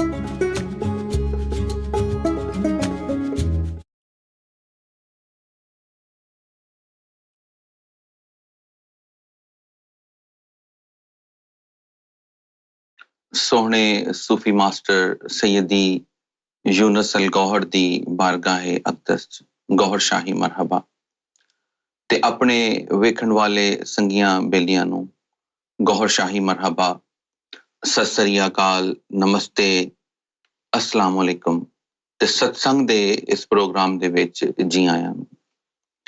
मैं सूफी बिलाल अमेरिका तो अलरा टीवी दी बराह रास्त नशरियात विच तुहाडी खिदमत विच हाज़र हां और असी हर हफ्ते सत्संग दा प्रोग्राम लैके तुहाडी खिदमत विच हाज़र होईदा। जिस तरह कि तुसी वेखिया है कि कल असी पूरी दुनिया दे अंदर जिथे भी सरकार सैयदना इमाम मेहदी गौहर शाही आप दे चाहण वाले मौजूद सन, उन्होंने भरपूर और बड़ी अकीदत और मोहब्बत दे नाल सरकार दी इस दुनिया ते आमद दा दिन 25 नवंबर मनाया और सब नू मेरी तरफों, साढ़े सारियां दी तरफों, अलरा टीवी दी तरफों, अलरा टीम दी तरफों जश्न रियाज बहुत बहुत मुबारक। सोने सूफी मास्टर सैयदी यूनुस अलगौहर दी बारगाहे अक़दस दस्त बस्ताना बहुत अकीदत और मोहब्बत दे नाल जश्न रियाज बहुत बहुत मुबारक होवे। अपने वेखण वाले संगियां नूं भी बहुत बहुत मुबारक होवे, क्योंकि ये ओ लम्हात ने, ये ओ घड़ियां ने जिन्हां नूं समझ आ गया ये मामला, जिन्हां नूं समझ आ गई है कि सरकार दी जिन्हां तो फैज़याब जिहड़े लोग हो गए ने सरकार दी ज़ात तो उन्हां वास्ते एक किन्नी वड्डी मुबारक घड़ी, किन्नी वड्डी अहमियत दी हामिल है, जिन्हां नूं सरकार दी ज़ात दे नाल वाबस्तगी हासिल हो गई है। और सरकार दा इस दुनिया ते आना ही गुनाहगारां वास्ते, आपने फरमाया कि असी गुनाहगारां वास्ते आए हैं। असी कोई ना आलम आ, ना कोई असी मदरसियां चों तालीम हासिल कीती, असी ते सरकार दी दर मिल गया। एक खुशकिस्मती है कि सरकार दी ज़ात ने, सरकार दा करम नवाजी हो गई कि उन्होंने अपने दर दा कुत्ता बना लेता है, अपनी ज़ात दी निस्बत अता फरमा देती है। ये इंतहाई करम नवाजी है कि इस दौर दे अंदर सरकार दी ज़ात दे नाल वाबस्तगी हो जाना, वाबस्ता हो जाना बहुत बड़ी करम नवाजी है। और क्योंकि हर पासे एक नफरत दी जड़ी फिजा है, हर पासे एक नफरत जड़ी है वो चल रही है। जड़ा मुसलमान है वो हिंदुआं दे नाल लड़ान दी कोशिश कर रहा है, जेडे फिरका वारियत दे अंदर लोग ने वो फिरका वारियत दी वजह दे नाल मुसलमान दा गला कट रहा है। और मजहबां दे नाम दे उत्ते पूरी दुनिया दे अंदर जंगां छिड़ियां पईयां ने, नफरत दी जंग हर पासे आम है ते पूरी दुनिया दे अंदर एक दर ऐसा खुले, ये दर है सरकार सैयदना इमाम मेहदी गौहर शाही दा। इस दर तो मुहब्बत दा पैगाम जांदा है। आप दे नुमाइंदा सूफी मास्टर सैयदी यूनुस अलगौहर पूरी दुनिया दे अंदर मुहब्बत दा प्रचार कर रहे ने, दिलां नूं जोड़न दी तालीम अता फरमा रहे ने कि किस तरह असी अपने दिलां नूं जोड़ लईए और दिलां नूं जोड़ के ਉਹਦੇ अंदर उदों दिल जुड़नगे ਜਦੋਂ दिलां दे अंदर रब दी मुहब्बत आएगी, भगवान दी, ईश्वर दी, खुदा दी मुहब्बत ਜਦੋਂ दिलां दे अंदर आ जाएगी ਉਦੋਂ इंसान दा ताल्लुक रब दी ज़ात दे नाल जुड़ेगा। जिन्नी देर तक सानू ਉਹ ਮੁਹੱਬਤ वाला सबक नहीं असी पढ़ांगे, मुहब्बत वाला पाठ नहीं असी पढ़ांगे ते फिर यही जिहड़े लोग ने, यही जिहड़े आलम ने, यही जिहड़े साडे मजहबां दे जिहड़े मुफक्कर ने, जिहड़े मजहबां दे आलमे दीन ने या ओ जो जिस भी मजहब दे अंदर उन्होंने जिस भी नाम दे नाल पुकारा जांदा है, ਉਹ ਲੋਕ ਕੀ ਕਰਨਗੇ, ਉਹ ਨਫ਼ਰਤ ਦੀ ਤਾਲੀਮ ਦੇਣਗੇ। ਉਸ ਨਫ਼ਰਤ ਦੇ ਨਾਲ ਇੱਕ ਦੂਸਰੇ ਦਾ ਗਲਾ ਤੇ ਕੱਟਿਆ ਜਾ ਸਕਦਾ ਹੈ, ਲੇਕਿਨ ਦਿਲਾਂ ਨੂੰ ਨਹੀਂ ਜੋੜਾ ਜਾ ਸਕਦਾ। ਦਿਲਾਂ ਨੂੰ ਜੋੜਨ ਦੀ ਤਾਲੀਮ ਸੂਫੀ ਮਾਸਟਰ ਸੈयदी यूनुस अलगौहर ਜਿਹੜੇ ਕਿ ਨੁਮਾਇੰਦਾ ਨੇ ਸਰਕਾਰ ਇਮਾਮ ਮਹਿਦੀ ਗੌਹਰ ਸ਼ਾਹੀ ਦੇ ਆਪ ਅਤਾ ਫਰਮਾ ਰਹੇ ਨੇ। ਇਸ ਦਰ ਤੋਂ ਇਹ ਤਾਲੀਮ ਹਾਸਲ ਹੋ ਰਹੀ ਹੈ। ਆਓ ਸਰਕਾਰ ਦੀ ਬਾਰਗਾਹ ਅਕਦਸ ਦੇ ਅੰਦਰ ਜਸ਼ਨ ਦੇ ਮੌਕੇ ਦੇ ਉੱਤੇ ਇੱਕ ਐਸਾ ਕਸੀਦਾ ਪੜ੍ਹੀਏ ਜਿਹੜਾ ਕਿ ਸੂਫੀ ਮਾਸਟਰ ਸੈयदी यूनुस अलगौहर आप दा लिखिया होया कलाम रियाज मन या रियाज जाना ते आप दी तालीम, आप दा कसीदा आप दी बारगाह दे अंदर पढ़दे जशन दे मौके दे उत्ते। उस तो बाद फिर सरकार दी आमद दे उत्ते जिहड़े इस आज दा प्रोग्राम असी करांगे। मरहबा रा मरहबा گوہر شاہی مرحبا مرحبا را مرحبا گوہر شاہی مرحبا سرکار کی آمد مرحبا مالک کی آمد مرحبا چہرہ نورانی مرحبا زلف مستانی مرحبا مرحبا را مرحبا گوہر شاہی مرحبا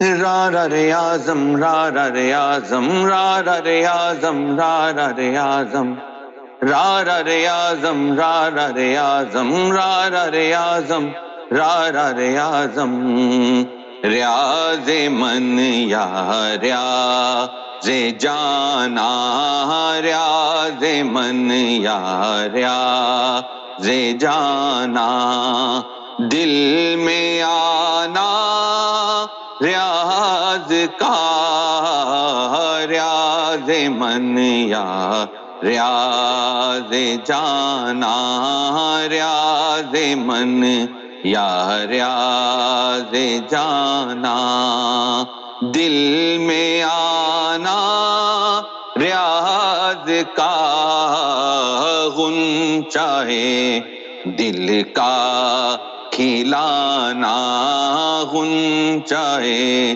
دل کا کھلانا مسکرانا ریاض کا ریاض من یا ریاض جانا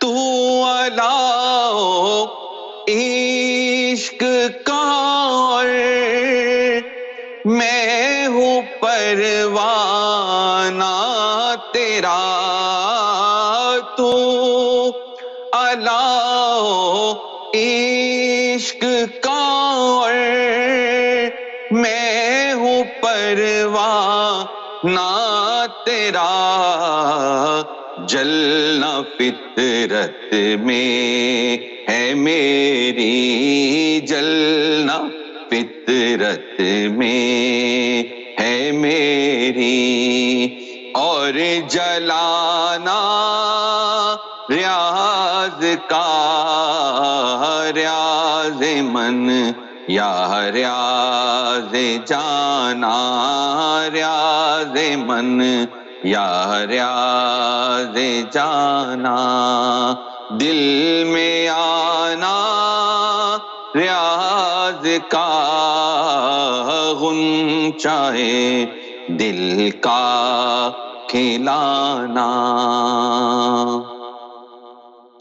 میں کہوں تو میں ہی جانوں کون مجھ میں بولے ہے میں کہوں تو میں ہی جانوں کون مجھ میں بولے ہے بولتا میں ہی ہوں لیکن بولتا میں ہی ہوں لیکن ہے فرمانا ریاض کا ریاض من یا ریاض جانا ریاض من یا ریاض جانا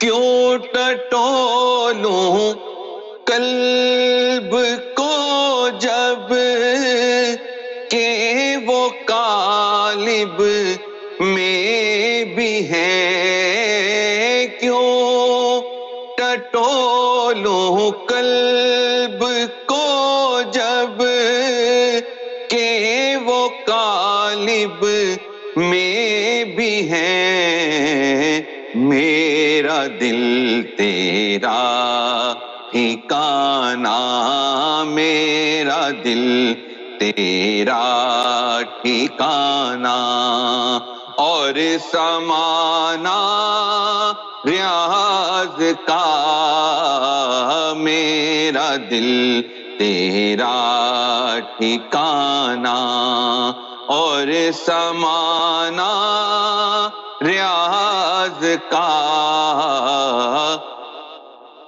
ریاض من یا ریاض جانا،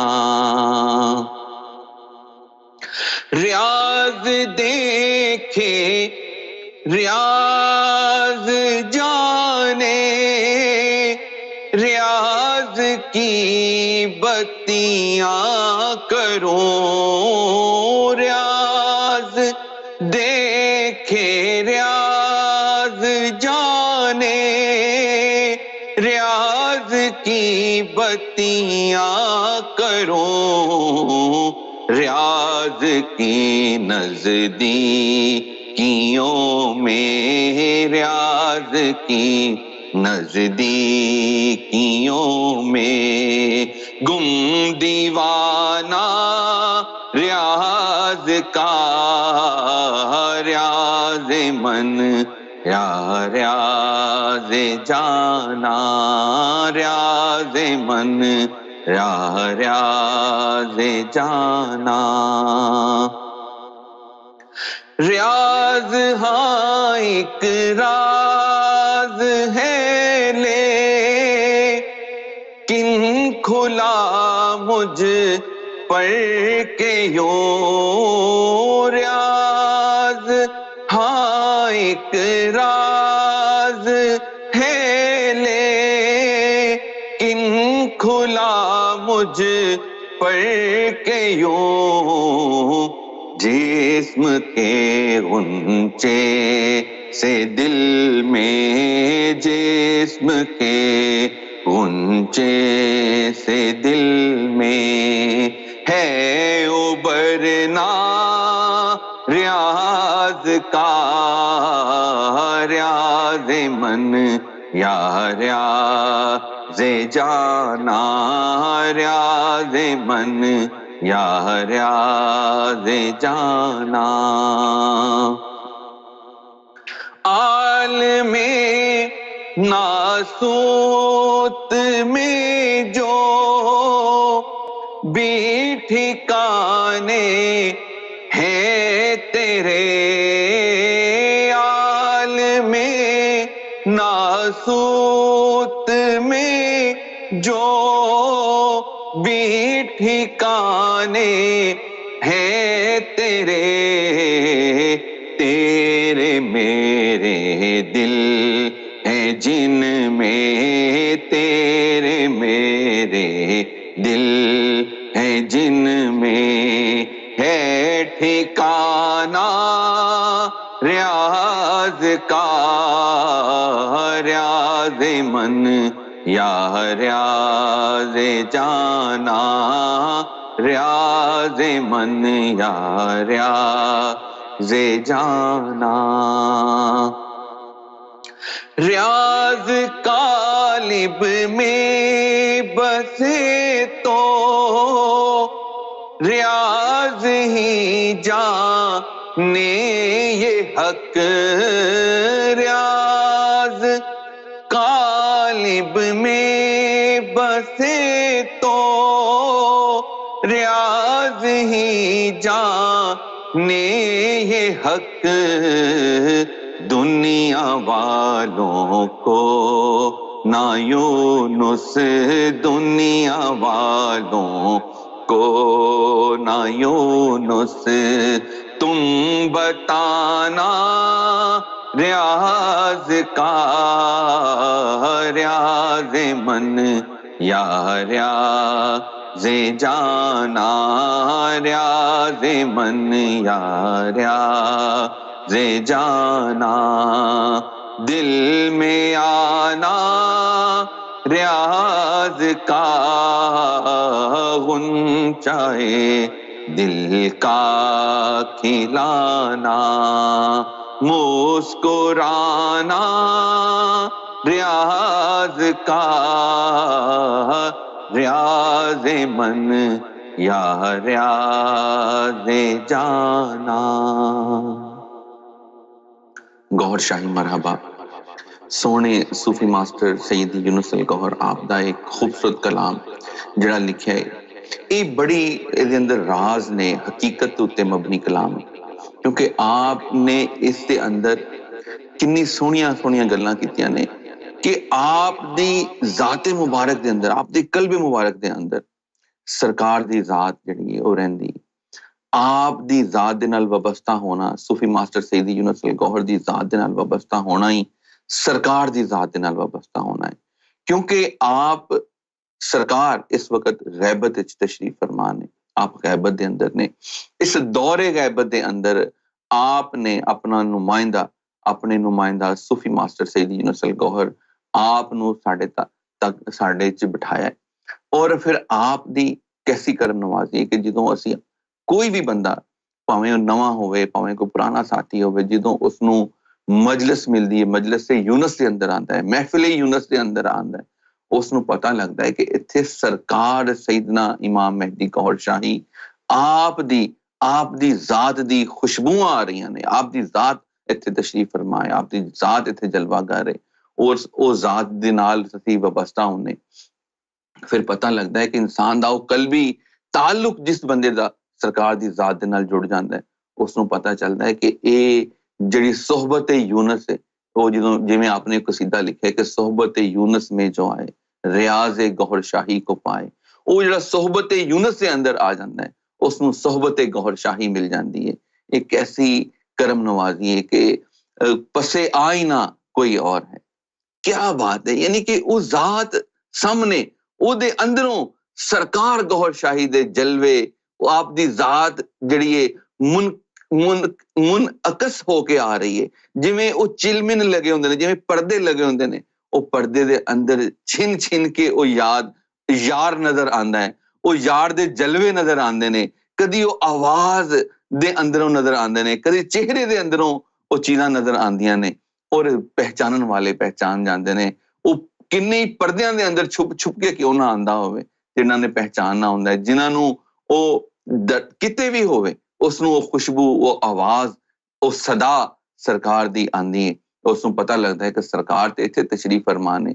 मैं एवें दुनिया दे अंदर ठकरा मारदा पिया, एवें दुनिया दे अंदर इधर उधर लभदा पिया, एवें अपना टाइम जाया करदा पिया, मैनू ते इस दर दे उत्ते आना चाहिदा सी। वही गल ते आपने फरमाई है कि मैं ही बोल रहा है कि आप दी जात, यानी कि कहंदे कि मैं बोल रहा लेकिन ये बोलना मेरा नहीं, ये आवाज़ां कित्थों आ रही ने, ये बोलन वाली जात कौन है, ये नामे कित्थों आंदे ने, नामा भर की जुबान बताती है, ये कित्थों आ रहा है पैगाम, कित्थों ये राज अफशा हो रहे ने, कित्थों ये हकीकतां इंसान दे उत्ते खुल खुल के सामने आंदियां पईयां ने।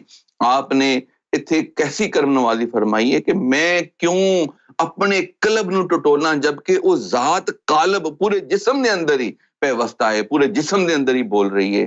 क्या करम नवाजी है, इन निशानियां ने कि असी इस दौरे गैबत दे अंदर किन्हां नू लभदे फिरदे हैं, जिसनू लभना चाह रहे हैं वो जात इत्थे मौजूद है।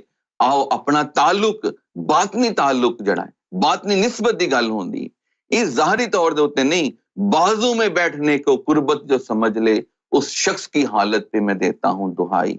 ये बाजू दे नाल बैठ लेना कुर्बत नहीं, कि कैसी आपने चीज अता फरमाई है कि किन्ने लोग ने, हर बंदा ते नहीं है मैं यानी कि यूके दे अंदर पहुंच सकदा, लेकिन जिन्हां दा कल्बी ताल्लुक सरकार दी जात दे नाल, सैयदी यूनुस अलगौहर दी जात दे नाल जुड़ गया, वो किते भी, भावें वो इंडिया दे अंदर है, पाकिस्तान दे अंदर है, बांग्लादेश दे अंदर है, श्रीलंका दे अंदर, दुनिया दे किसी भी कोने खिते नुकर खुदरे दे अंदर किते भी बैठा है, लेकिन ओदे कल्ब दे अंदर अगर ओदा ताल्लुक सरकार दी जात दे नाल जुड़ गया, वो उथे बैठ के अपना जश्न मना रहा है, भावें ओदे कोल कुछ भी नहीं, लेकिन ओदे अंदर सरकार दी याद आई है। वो याद कित्थों आई है? वो याद सरकार दी तरफों आई है, और याद सैयदी यूनुस अलगौहर दी तरफों आई है, ताकि वो लोग पहचान सकन, पता चल जाए, और अगले दिन ही गल आंदी कि यार ये फलां बंदा है किसी जगह ते बैठा, वो सरकार दी याद विच रो रहा सी। वो किस तरह पता चल गया? क्योंकि वो ताल्लुक ओदा जुड़ गया, ਨਿਸਬਤ ਦਾ ਜੁੜਨਾ ਜ਼ਰੂਰੀ ਹੈ। ਜਿਸ ਨੂੰ ਉਹ ਨਿਸਬਤ ਜੁੜ ਜਾਂਦੀ ਫਿਰ ਉਸ ਦੀ ਕਲਬ ਦੇ ਉੱਤੇ ਉਹ ਨਾਮੇ ਆਣਾ ਸ਼ੁਰੂ ਹੋ ਜਾਂਦੇ ਨੇ, ਉਹ ਖਬਰਾਂ ਆਣੀਆਂ ਸ਼ੁਰੂ ਹੋ ਜਾਂਦੀਆਂ ਨੇ, ਕਿਉਂਕਿ ਉਹ ਤਾਲੀਮ सरकार ने सूफी मास्टर सैयद यूनुस अलगौहर आपने फरमाया कि मुर्शद यानी कि सरकार जो तालीम अता फरमाते ने वो ज़ाहिर च नहीं, जिवें ज़ाहरी तौर ते मदरसियां दे अंदर तालीम हुंदी ऐसी तालीम नहीं।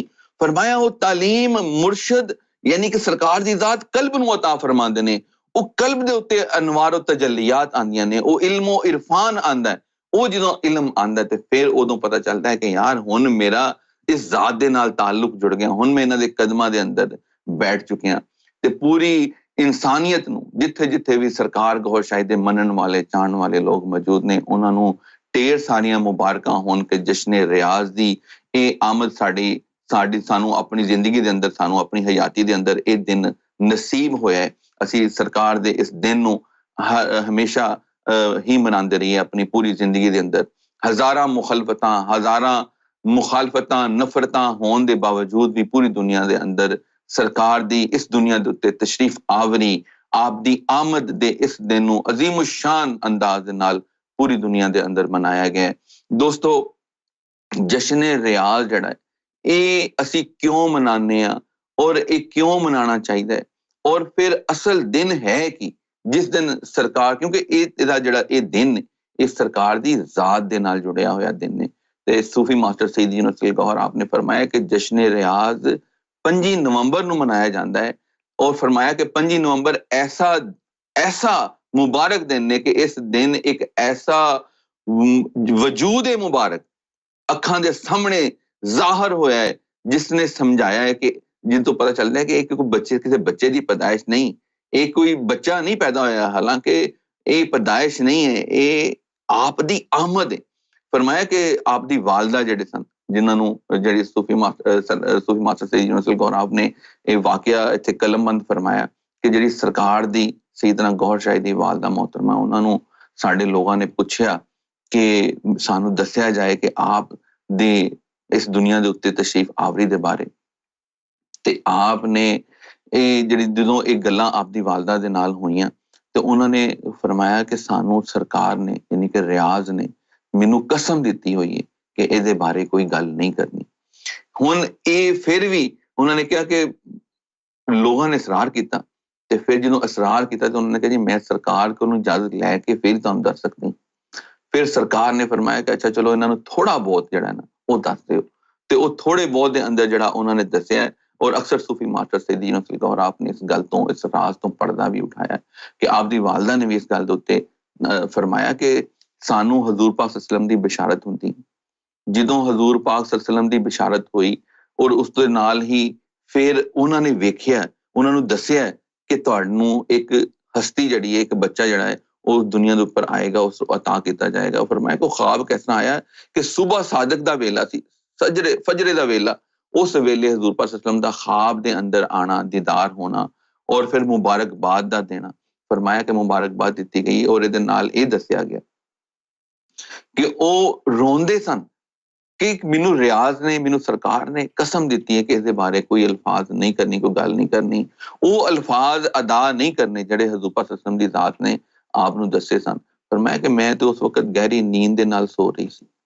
ये किवें हो सकता है कि एक मां जड़ी है वो जचगी दी हालत विच होवे, वो बच्चा जणन वाली होवे और उस नूं वो जड़ियां तकलीफां लगदियां ने वो ना हो रही होण ते वो कैसी करम नवाजी हुई कि आप दसिया ने कि मैं ते सो रही सी, ख्वाब दे अंदर मैनू बिशारत हो गई हजूर नबी करीम सल्लल्लाहु अलैहि वसल्लम दी और फिर की हुंदा है कि बाएं जड़ी पसली ਉਹਦੇ ਨਾਲ ਕਿਸੇ ਬੱਚੇ ਦੀ ਲੱਤ ਲੱਗਦੀ ਹੈ, ਉਹ ਪਸਲੀ ਦੇ ਨਾਲ ਉਹ ਲੱਤਾਂ ਮਾਰਨ ਦੇ ਨਾਲ ਫਰਮਾਇਆ ਕਿ ਮੇਰੀ ख्वाब ਦੇ ਅੰਦਰੋਂ ਅੱਖ ਖੁੱਲਦੀ ਹੈ ਔਰ ਮੈਂ ਦੇਖਦੀ ਕਿ ਮੇਰੇ ਪਹਿਲੂ ਦੇ ਅੰਦਰ ਜਿਹੜਾ ਉਹ ਪਹਿਲੂ ਦੇ ਅੰਦਰ ਸਰਕਾਰ ਤਸ਼ਰੀਫ ਫਰਮਾਨੇ, ਸਰਕਾਰ ਆ ਗਏ, ਪਹਿਲੂ ਦੇ ਅੰਦਰ ਸਰਕਾਰ ਤਸ਼ਰੀਫ ਫਰਮਾਨ, ਉਹ ਸਰਕਾਰ ਦੀ यानी कि जलवागरी हो गई है ते वो पहलू दे अंदर ने किस तरह हो सकता है एक मां होवे जचगी दी हालत विच होवे। सोचो तो सही, असीं भी शादीशुदा मां होर भी साडे किन्ने दोस्त भैन भरा होणगे, साडीਆਂ मावां साडे भैन भरा होर भी ਜਿਹੜੇ ਹੋਏ ਨੇ ਉਹਨਾਂ ਸਾਨੂੰ ਪਤਾ ਹੈ ਕਿ ਕਿਸ ਤਰ੍ਹਾਂ ਉਹਨਾਂ ਦੇ ਬੱਚੇ ਹੋਏ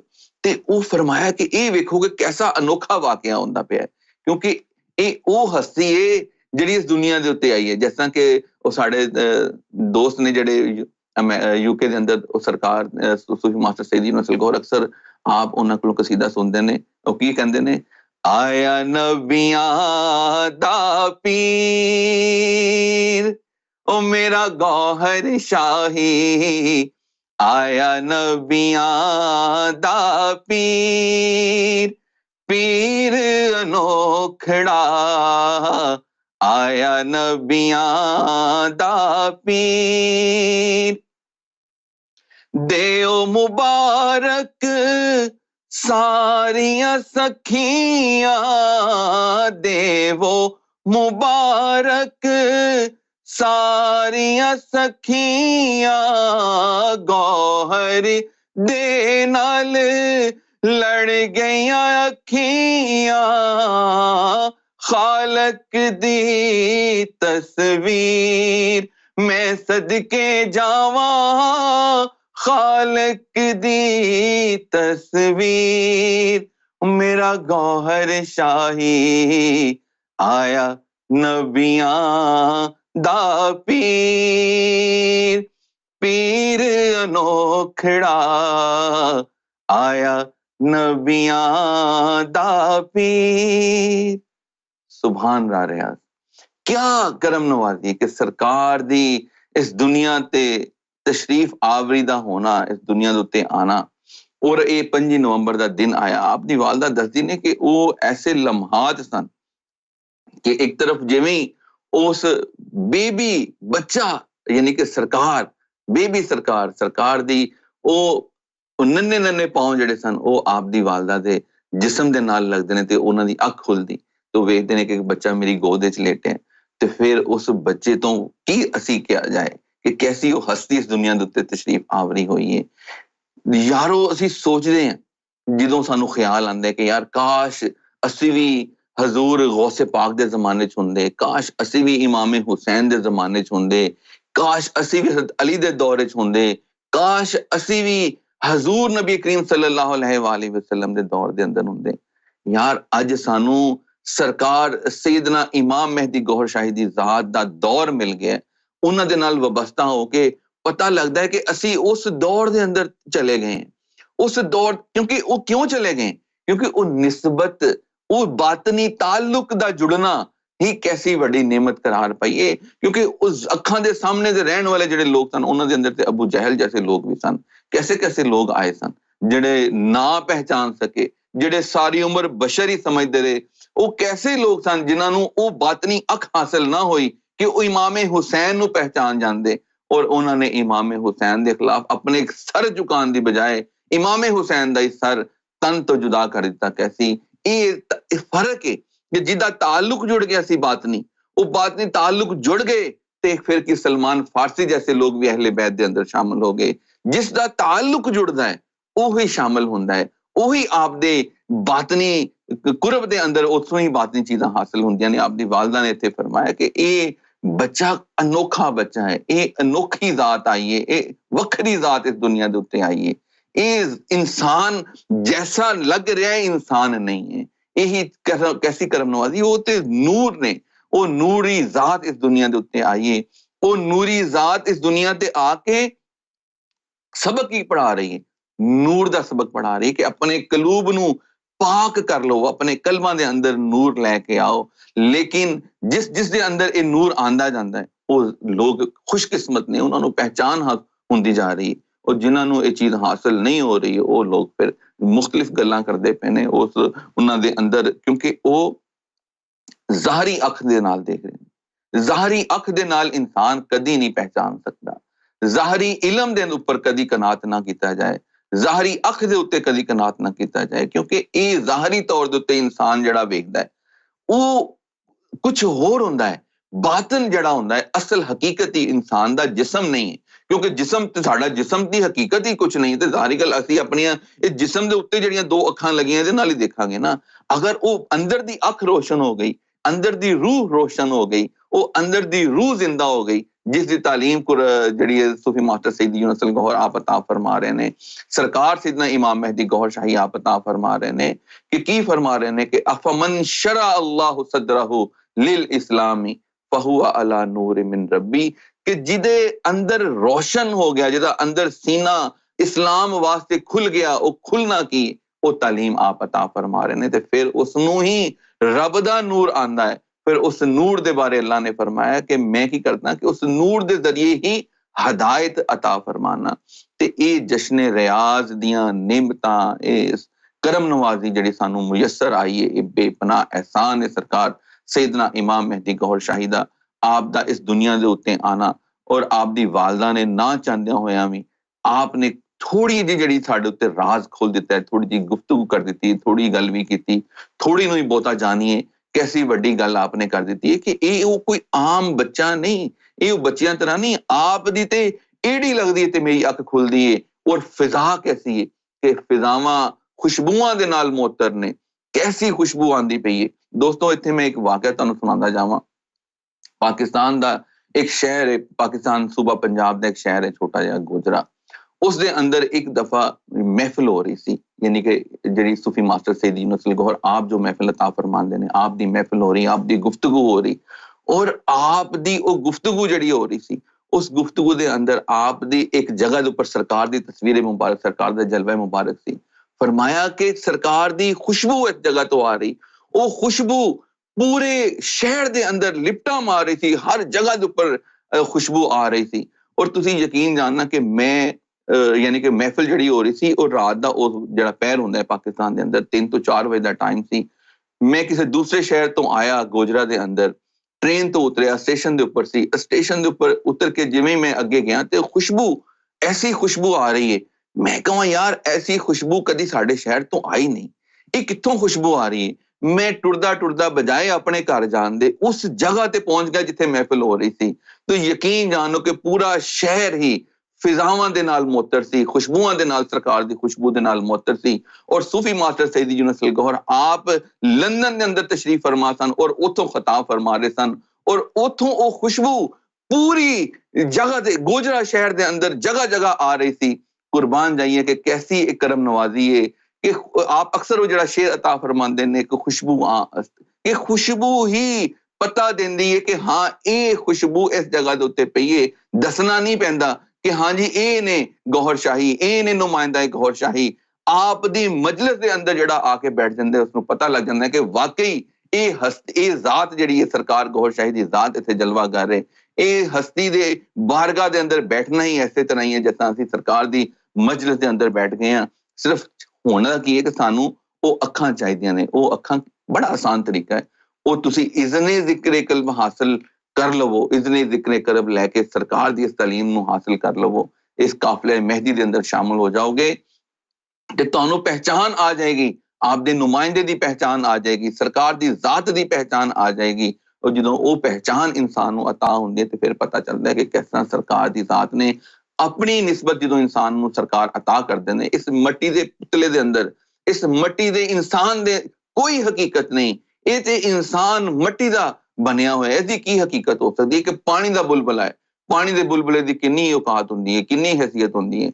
बुलबुला इंज बनदा है ते 1 मिनट लगदा है वो जाके फट जांदा है, जदों फट गया खत्म हो गया। एक पानी दे बुलबुले जैसी मिसाल है इंसान दी, लेकिन ओही बुलबुला, ओही पानी दा कतरा जदों किसी समंदर दे अंदर जम हो जांदा है, फिर वो कतरा नहीं कहलांदा, वो समंदर कहलांदा है।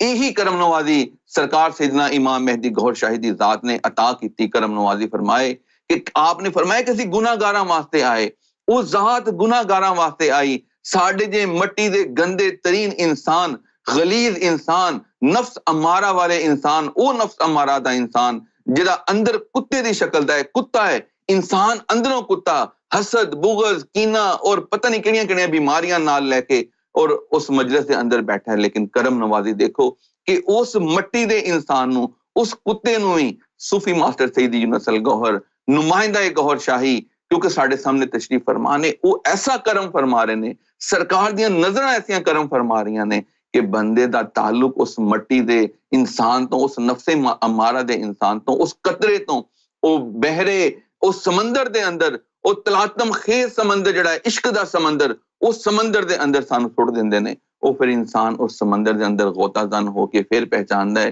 कि हाँ यार ये जिहड़ियां मजहबां दीयां लड़ाइयां सन, یہ جڑیاں فرقہ واریت دیاں لڑائیاں سن یہ تے بالکل ہی چ یہ تے بالکل چھوٹیاں چھوٹیاں یہ تے گلاں جڑیاں سن یہ تو انسان گمراہ ہون والا رستہ اختیار کرتا ہے. لیکن کیسی کرم نوازی آئی کہ سانو یہ ذات مل گئی جس نے ساڈے اندر یہ محبت پا دیتی. اس محبت دا اثر ویکھو کہ اج اس مہدی فاؤنڈیشن دے پلیٹ فارم دے اندر ہندو سکھ عیسائی یہودی ہر مذہب دا بندہ آ کے اج جشن ریاض منا رہا ہے. اج ہر مذہب والے واسطے یہ دروازے کھل گئے نے یہ در کھل گیا در گوہر شاہی کھل گیا کہ آؤ اپنے اندر نو پاک اور صاف کر کے منور کر کے سرکار دی بارگاہ دے اندر تسی آ کے سرکار دی بارگاہ دے اندر آ کے تے اسی پہچان جائیے. دوستو اج چونکہ ساڈا وقت جڑا ہے وہ تھوڑا ہے تے اگلے ہفتے دوبارہ تہاڈی خدمت وچ حاضر ہوواں گے. ادے نال مینوں اجازت دیو تے اپنا بہت سارا خیال رکھنا سرکار دے حوالے اور نال جشن ریاض ایک دفعہ بہت بہت مبارک ہوئے. گوہر حافظ.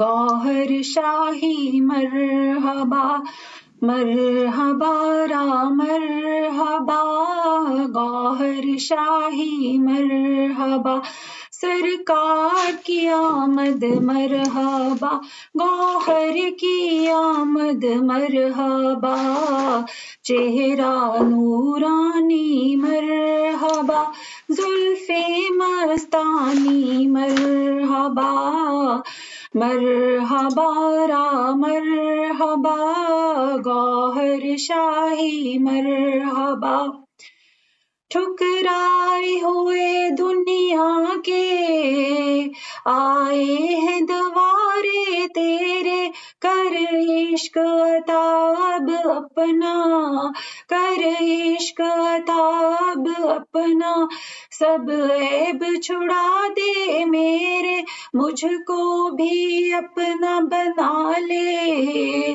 قربان میں گوہر تیرے مجھ کو بھی اپنا بنا لے قربان میں گوہر تیرے جو تیرا ہوا دنیا میں جو تیرا ہوا دنیا میں تن من دھن اس نے لٹایا مرحبا را مرحبا گوہر شاہی مرحبا سرکار کی آمد مرحبا گوہر کی آمد مرحبا چہرہ نورانی مرحبا زلف مستانی مرحبا مرحبا را مرحبا گوہر شاہی مرحبا.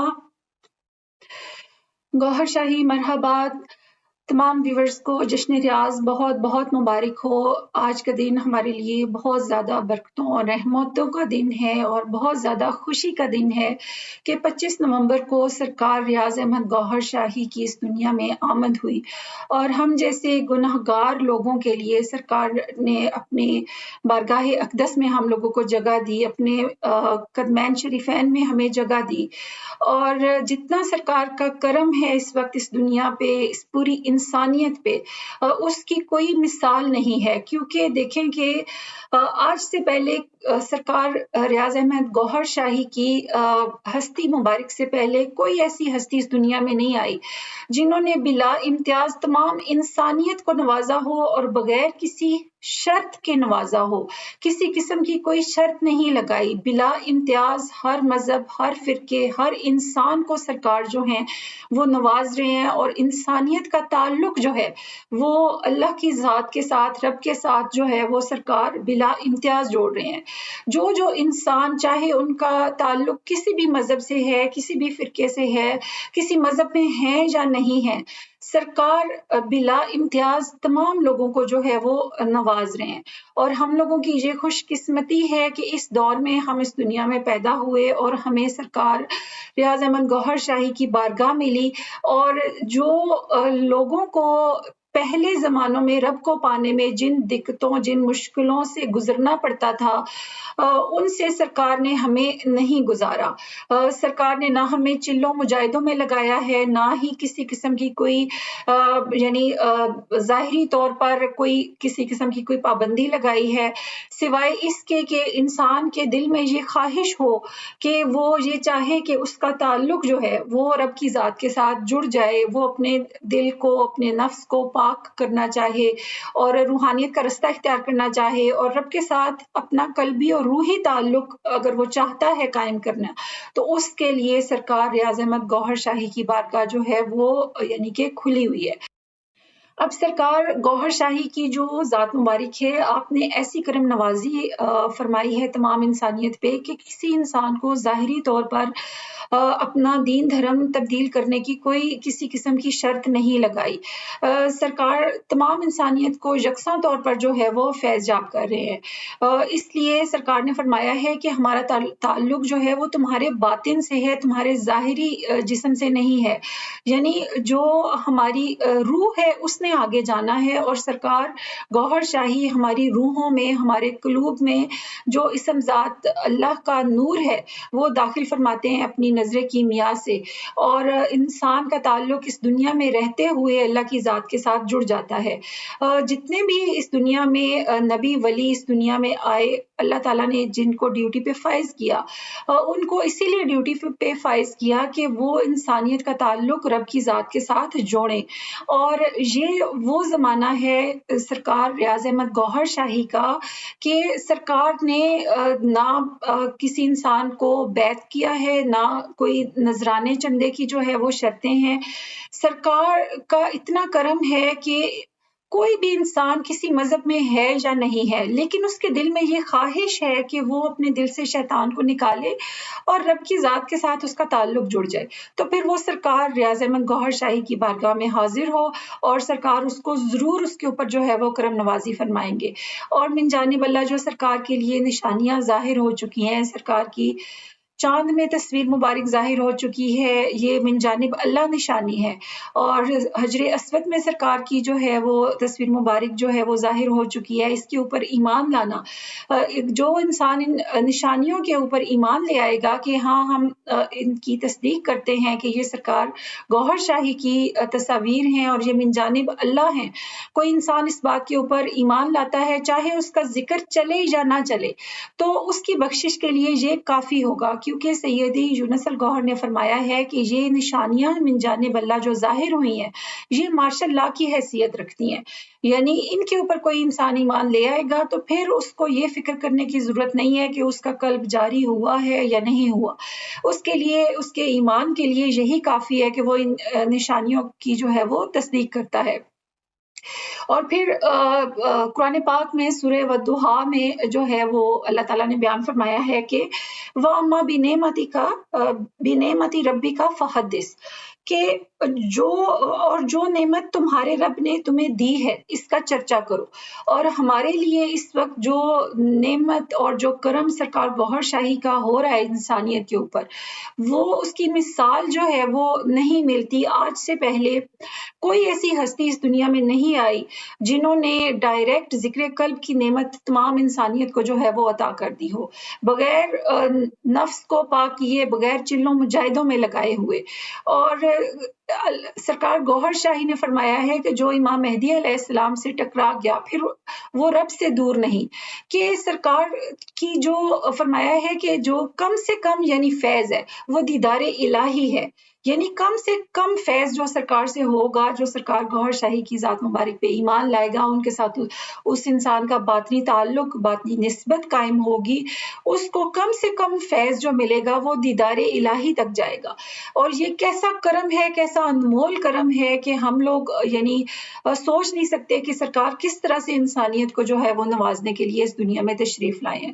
اور پھر ایک حدیث مبارک ہے کہ امام مہدی علیہ السلام خانہ کعبہ کا خزانہ بانٹیں گے، اور جو مولوی ہیں وہ یہ سمجھتے ہیں کہ وہ خزانہ شاید کوئی مال و دولت ہوگی یا سونے کے پہاڑ ہوں گے جو امام مہدی علیہ السلام انسانیت میں جو ہے وہ بانٹیں گے. تو سیدی یونس الگوہر نے کرم نوازی فرمائی، آپ نے فرمایا کہ وہ خزانہ ظاہری خزانہ نہیں ہے. امام مہدی علیہ السلام کا خزانہ جو ہے وہ باطنی خزانہ ہے، رب سے تعلق کا خزانہ ہے، دلوں کو بیدار کرنا ہے، ان کے اندر اسم ذات اللہ کا نور داخل کرنا ہے. تو روحانیت کے رستے پر جتنی بھی کرم نوازیاں اس زمانے میں ہو رہی ہیں وہ تمام کی تمام سیدی یونس الگوہر کی بارگاہ سے تمام انسانیت کو جو ہے وہ عطا کی جا رہی ہیں. اور سرکار کی جتنی بھی یعنی کہ کرم نوازی ہے، جو فیض سرکار گوہر شاہی کی ذات مبارک سے کسی انسان کو مل رہا ہے، وہ سارے کا سارا سیدی یونس الگوہر کی بارگاہ سے تمام انسانیت کو جو ہے وہ عطا کیا جا رہا ہے. اس لیے سیدی یونس الگوہر کی بارگاہ میں یعنی ان کے اوپر ایمان لانا اور ان سے جو ہے عقیدت اور محبت رکھنا وہ انسان کے ایمان کے لیے ضروری ہے، کیونکہ جو معیار ایمان ہے اس دور میں وہ سیدی یونس الگوہر کی ذات مبارک ہے، کیونکہ آپ کے ذریعے امام مہدی علیہ السلام کا خزانہ پوری انسانیت میں جو ہے وہ بانٹا جا رہا ہے. اور یہ جو ALRA TV کی ٹرانسمیشن ہے، آپ دیکھیں کہ سیدی جی کتنی کرم نوازی فرما رہے ہیں، سال ہر سال سے ڈیلی کی لائیو محفل میں آپ تشریف لاتے ہیں، بلا ناغہ تشریف لاتے ہیں، چاہے آپ کی طبیعت ناسازگار ہو، کیسے بھی حالات ہوں، لیکن آپ تمام انسانیت کو نوازنے کے لیے لوگوں کے روحانیت کے رستے پہ چلتے ہوئے جو ان کو مشکلات پیش آ رہی ہیں، ان کے جو ذہنوں میں سوالات ہوتے ہیں، ان تمام کے جواب دینے کے لیے آپ کرم نوازی فرماتے ہیں اور ڈیلی کی لائیو محفل میں آپ تشریف لاتے ہیں. اور ہم لوگوں کو چاہیے کہ ڈیلی کی لائیو محفل ضرور اٹینڈ کریں، کیونکہ فرمایا ہے کہ یہ بالکل ایسے ہی ہے جس طرح سے ظاہری طور پر ہم اپنے جسم کو تندرست و توانا رکھنے کے لیے کھانا کھاتے ہیں اور خوراک کھاتے ہیں اور ہم تندرست رہتے ہیں، اسی طرح سے ہماری روح کی خوراک یہ روٹی سالن نہیں ہے. ہماری روح کی جو خوراک ہے وہ نور ہے، اور نور جو ہے وہ یعنی ایک تو ذکر سے جو ہے وہ بن رہا ہوتا ہے، اور ذکر بھی سرکار کی نظر کرم سے چلتا ہے، قلب بھی ہمارا سرکار کی نظر کرم سے چلتا ہے. اور اس کے ساتھ ساتھ جب ہم سیدی جی کی بارگاہ میں حاضر ہوتے ہیں، ان کا ایک ایک لفظ نور کی فارم میں ہمارے قلب و روح میں جو ہے وہ داخل ہو رہا ہوتا ہے. اور فرمایا ہے کہ محفل میں جتنی بھی خاص تعلیم دی جا رہی ہوتی ہے وہ تمام انسانوں کو جو ہے وہ عطا کی جا رہی ہوتی ہے، اور ہر انسان کے ایمان کے لیول کے مطابق اس خاص گفتگو کا نور جو ہے وہ ان کے قلوب میں جو ہے وہ داخل کیا جاتا ہے. اور اس لیے ہم لوگوں کو چاہیے کہ ڈیلی کی لائیو محفل ہم ضرور سنیں، چاہے اگر کوئی بات ہمیں سمجھ نہیں آتی تب بھی ہم سنیں، کیونکہ اس محفل میں بیٹھنا ہی ہمارے لیے جو ہے وہ بہت بڑی کرم نوازی ہے سرکار کی، کیونکہ آپ لائیو پوری دنیا میں جو ہے وہ یعنی پوری انسانیت کو جو ہے وہ نواز رہے ہوتے ہیں. تو یعنی اپنے آئیڈیز کے ذریعے جو بندہ آن لائن ہوتا ہے وہ سب سیدی سرکار کی نظر کرم میں ہوتا ہے، اور آپ اس کے اوپر خصوصی توجہ فرماتے ہیں. اور پھر جو پچھلے سال یعنی 2022 میں سیدی جی نے جشن ریاض کے موقع پر ایک خاص جو گفتگو بیان فرمائی خانہ کعبہ کی تعمیر کے حوالے سے، وہ میں آپ کے ساتھ جو ہے وہ شیئر کرنا چاہوں گی. کہ اس کے بارے میں فرمایا کہ جو یعنی فرمایا کہ حضور پاک صلی اللہ علیہ وآلہ وسلم کے بچپن کا یہ واقعہ ہے کہ مکہ میں جو ہے وہ تیز بارش ہوئی. اس بارش کی وجہ سے کیا ہوا کہ جو پانی ہے وہ خانہ کعبہ کے اندر آ گیا، اور خانہ کعبہ جو ہے وہ یعنی عمارت جو ہے خانہ کعبہ کی وہ گر گئی. تو اس کو یعنی دوبارہ تعمیر کرنا تھا. اس وقت حضور پاک صلی اللہ علیہ وسلم چھوٹے تھے، یعنی ان کے بچپن کی یہ بات ہے. تو جو وہاں کے کرتا دھرتا تھے انہوں نے کہا کہ ہمارے پاس اتنے پیسے نہیں ہے کہ ہم خانہ کعبہ کو دوبارہ سے مکمل یعنی اس کی تعمیر کر سکیں. تو انہوں نے خانہ کعبہ کا رقبہ جو ہے وہ چھوٹا کر دیا، یعنی جتنا ابھی خانہ کعبہ ہمیں تعمیر ہوا ہوا نظر آتا ہے اتنا خانہ کعبہ انہوں نے جو ہے وہ تعمیر کیا. تو فرمایا کہ جو اوریجنل رقبہ ہے اس کا خانہ کعبہ کا علاقہ ہے وہ حتیم سمیت ہے. وہ جو باہر ہمیں ایک دیوار نظر آتی ہے خانہ کعبہ کے ساتھ، فرمایا کہ وہ دیوار بھی خانہ کعبہ کا حصہ ہے. اور وہ یعنی جب گرا تھا خانہ کعبہ تو اس وقت یعنی وہ خانہ کعبہ کا حصہ تھا، لیکن وہ ان لوگوں کے پاس اتنے پیسے نہیں تھے کہ وہ پوری تعمیر اس کی کر سکتے.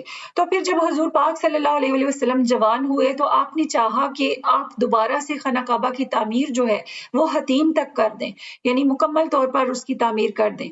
تو لیکن اس وقت جو لوگ مسلمان ہو چکے تھے اور انہوں نے جو ہے وہ رکاوٹ ڈالی اور انہوں نے حضور پاک صلی اللہ علیہ وسلم کو اس کی تعمیر مکمل طور پر نہ کرنے دی، کیونکہ مسلمانوں کو سمجھانا جو ہے وہ یعنی کہ مشکل تھا اس وقت۔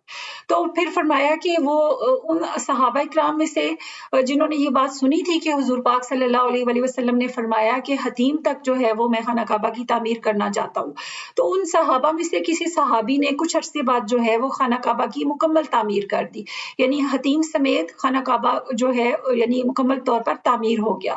اور پھر ایسا ہوا کہ فرمایا کہ جب مروان کی حکومت آئی تو اس وقت حجاج بن یوسف نے جو خانہ کعبہ کے اوپر چڑھائی کی تھی تو اس کو اس واقعے کا نہیں علم تھا کہ خانہ کعبہ جو ہے وہ شروع سے حتیم تک یعنی کہ تھا، اور پھر اس کے اندر پانی آیا اور وہ مسجد گر گئی اور یعنی خانہ کعبہ کی دیوار گر گئی اور پھر یعنی اس کے کم رقبہ کی تعمیر ہوئی، تو اسے لگا کہ یہ ناجائز طور پر خانہ کعبہ کی تعمیر ہوئی ہوئی ہے، اس لیے اس نے حجاج بن یوسف نے جو ہے وہ چڑھائی کی اور خانہ کعبہ کو جو ہے وہ یعنی گرا دیا، اس وجہ سے کہ وہ یہ سمجھتا تھا کہ یہ ناجائز تعمیر ہوئی ہوئی ہے۔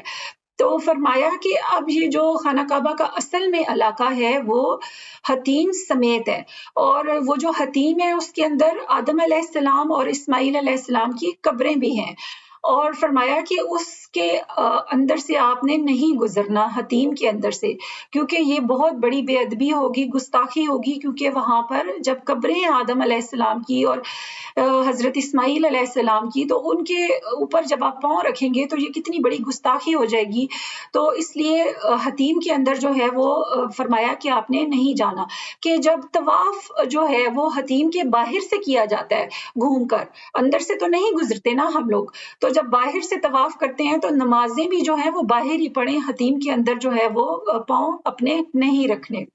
تو فرمایا کہ اب یہ جو یعنی یعنی بخل کی وجہ سے اور یعنی دشمنی کی وجہ سے لوگوں نے ایسا کیا کہ جو خانہ کعبہ کی تعمیر ہے وہ مکمل طور پر نہیں کی اور حتیم والا علاقہ جو ہے وہ باہر رہ گیا، اور فرمایا کہ ایک زمانہ ایسا اب آئے گا، وقت آنے والا ہے کہ خانہ کعبہ کو گرا دیا جائے گا، اور جب گرا دیا جائے گا اور پھر امام مہدی علیہ السلام کے جو ماننے والے ہوں گے وہ خانہ کعبہ کو دوبارہ تعمیر کریں گے، اور اس طرح تعمیر کریں گے جو کہ حضور پاک صلی اللہ علیہ وسلم کی خواہش تھی کہ حتیم کو بھی اس میں شامل کریں گے۔ تو یہ سیدی جی کی خاص گفتگو تھی کہ فرمایا کہ یہ یعنی جو بات ہے یہ بہت خاص بات ہے، کیونکہ یہ امام مہدی علیہ السلام کہ اس دنیا میں ظاہر ہونے کی ایک جو ہے وہ نشانی ہے، اور یہ احادیث میں بھی لکھا ہوا ہے کہ خانہ کعبہ کو قرب قیامت میں یعنی اتفاق گرا دیا جائے گا، تو فرمایا ہے کہ گرا دیا جائے گا، لیکن اس کی تعمیر پھر جو ہے وہ امام مہدی علیہ السلام کے ماننے والے کریں گے، اور پھر وہ مکمل طور پر اس کی تعمیر کریں گے جیسا کہ حضور پاک صلی اللہ علیہ وسلم کی خواہش تھی کہ حتیم کو بھی اس خانہ کعبہ کے اندر شامل کریں گے۔ تو یہ سرکار کی جو ہے وہ بہت بڑی کرم نوازی ہوئی۔ پھر فرمایا کہ جو لفظ عرش ہے اس کا مطلب ہے تخت، تو فرمایا کہ جو عرش الہی پر اللہ تعالیٰ کا تھرون ہے، کعبہ کی لمبائی اس جتنی ہے حتیم کے علاقے سمیت، اور فرمایا اس لیے ضروری تھا کہ کعبہ کی لمبائی اللہ کے تھرون کے برابر ہو، اور فرمایا کہ امام مہدی علیہ السلام کا جو تخت ہوگا اس کی لمبائی بھی اللہ کے تھرون جتنی ہے، اور جو ان کا تخت ہوگا امام مہدی علیہ السلام کا وہ خانہ کعبہ کے اوپر آ کر یعنی خانہ کعبہ کے اوپر آ کر بالکل اس طرح سے سما جائے گا۔ تو فرمایا کہ پورا تخت اتنا ہی بڑا ہوگا جتنا خانہ کعبہ ہے، یعنی حتیم سمیت جو علاقہ ہے وہی سائز امام مہدی علیہ السلام کے تخت کا ہوگا، اور وہی سائز جو ہے وہ اللہ کے تخت کا ہے، عرش الہی پہ جو اللہ کا تھرون ہے اس کا ہے۔ تو فرمایا کہ خانہ کعبہ از سمبولیکلی ٹو ڈیوائن تھرون، کہ جو خانہ کعبہ ہے وہ سمبولیکلی اللہ کا تخت ہے۔ تو فرمایا اس لیے حتیم تک کعبہ کی تعمیر جو ہے وہ ضروری ہوگی، کیونکہ امام مہدی علیہ السلام کے تخت نے اس کے اوپر سمانا ہے کعبہ کے اوپر۔ تو یہ بہت خاص گفتگو تھی جو سیدی جی نے بیان فرمائی، اور اس کو ہمیں یعنی کہ اپنے ذہن نشین کرنا چاہیے کہ کیونکہ یہ مستقبل کی بات ہے کہ اس میں کعبہ کو گرا دیا جائے گا، دوبارہ تعمیر ہوگی، اور تعمیر کس طرح سے ہوگی کہ مکمل طور پر حتیم سمیت جو امام مہدی علیہ السلام کے پیروکار ہوں گے وہ حتیم سمیت اس کی جو ہے وہ کریں گے، تعمیر کریں گے۔ تو یہ بات ہم نے یاد رکھنی ہے۔ پھر فرمایا کہ کچھ لوگ جو ہیں وہ یعنی کہ لوگوں کو ہوتا ہے کہ راز کی باتیں جو ہیں وہ ہم سیدی جی سے کوسچن کریں اور ان سے عالم غیب کے راز جو ہیں وہ پوچھیں۔ فرمایا کہ اب قرآن پاک میں اللہ نے یہ فرما دیا ہے کہ غیب کی کنجیاں جو ہیں وہ اللہ کے پاس ہیں، اور وہ جس کو چاہتا ہے اپنی مرضی سے عطا کرتا ہے۔ تو فرمایا کہ اب اس میں بات یہ ہے کہ اگر آپ یعنی صرف رازوں کو سن لیں گے تو اس سے کیا ہو جائے گا؟ راز سننے سے جو ہے آپ کوئی مقام یا مرتبہ جو ہے وہ نہیں پا سکتے۔ تو اس کے لیے سمجھایا کہ جو سب سے بڑی بات ہے، جو راز کی بات ہے اور سب سے بڑی بات ہے جس کے اوپر آپ لوگوں کو توجہ دینی ہے، وہ یہ ہے کہ سرکار کے ساتھ آپ کا باطنی تعلق جڑ جائے، باطنی نسبت قائم ہو جائے، اس کے اوپر آپ توجہ دیں بجائے اس کے کہ آپ راز جو ہیں ان کو جاننے کی کوشش کریں۔ فرمایا کہ جب کسی کا ذکر قلب جو ہے وہ چلتا ہے تو وہ تبھی چلتا ہے اس کا ذکر قلب جب اس کا تعلق سرکار کی ذات مبارک سے جڑ جاتا ہے۔ تعلق جڑے گا، نسبت قائم ہوگی تو اس کا جو ہے وہ یعنی کہ قلب جو ہے وہ جاری ہوگا، ورنہ سرکار سے تعلق جڑے بغیر کسی کا قلب جو ہے وہ جاری نہیں ہوتا۔ فرمایا کہ اب جب آپ کا قلب جو ہے وہ جاری ہو جاتا ہے، نور بننا شروع ہو جاتا ہے، تو پھر آپ کا اگلا کام کیا ہے کہ آپ اپنا جو ذکر قلب جاری ہوا ہے اس کو مضبوط سے مضبوط کریں، اور اس کے لیے ضروری ہے کہ آپ تنہائی میں بھی ذکر کریں اور سرکار گوہر شاہی کی تصویر مبارک کا تصور جو ہے وہ بھی ساتھ کریں۔ اس سے آپ کی جو یعنی ذکر ہے وہ مضبوط ہوگا آپ کے قلب کا۔ اور فرمایا کہ پھر ایک بات اور جو اس خاص محفل میں جو ہے وہ بیان فرمائی کہ اپنے خوابوں کے اوپر جو ہے وہ اکتفا نہ کیا کریں، ان کے اوپر یقین نہ کیا کریں، نہ ہی جو آپ کو آوازیں سنائی دیتی ہیں کہ آپ سمجھتے ہیں کہ کوئی یعنی من جانب اللہ کوئی آواز آئی ہے یا الہامی آواز آئی ہے، تو آپ وہ آواز سن کر، کوئی بات سن کر اس کے اوپر یقین نہ کیا کریں جب تک اس کی تصدیق نہ کروا لیں۔ تو فرمایا کہ روحانیت کے راستے میں جو لوگ اپنے خوابوں کے اوپر جو ہے وہ یقین کرنا شروع ہو جاتے ہیں بلا تصدیق، تو وہ لوگ جو ہیں وہ تباہی کی طرف جو ہے وہ چل پڑتے ہیں، کیونکہ شیطان جو ہے وہ اس نے قرآن پاک میں اس نے یعنی آیا ہے کہ اس نے اللہ سے مہلت لی ہے کہ اے اللہ میں جو ہے ان لوگوں کے راستے میں بیٹھنے کی مہلت چاہتا ہوں جو کہ صراط مستقیم پر چل رہے ہیں۔ تو فرمایا کہ جو لوگ ہیں ہی بھٹکے ہوئے، جو راہ ہدایت پر ہیں ہی نہیں، جن کا کوئی قلب بیدار نہیں ہوا، وہ ظاہری طور پر عبادتوں ریاضتوں میں لگے ہوئے ہیں، شیطان ان کے پیچھے نہیں جاتا، نہ ہی ان کے راستے میں بیٹھتا ہے۔ شیطان ان لوگوں کے پیچھے جاتا ہے، ان کے راستے میں بیٹھتا ہے جو صراط مستقیم کی طرف چل رہے ہیں، جن کے قلب بیدار ہو گئے ہیں، ان کے اندر نور آ گیا ہے اور ان کے دل اللہ اللہ کر رہے ہیں۔ تو شیطان کیونکہ وہ تو صراط مستقیم پہ چل رہے ہیں، تو شیطان ان کے راستے میں آ کے بیٹھے گا اور وسوسے جو ہے اس انسان کو ڈالے گا، اور اس کے ساتھ ساتھ خوابوں میں بھی طرح طرح کے مناظر دکھا کر اس انسان کو جو ہے وہ گمراہ کرنے کی کوشش کرے گا۔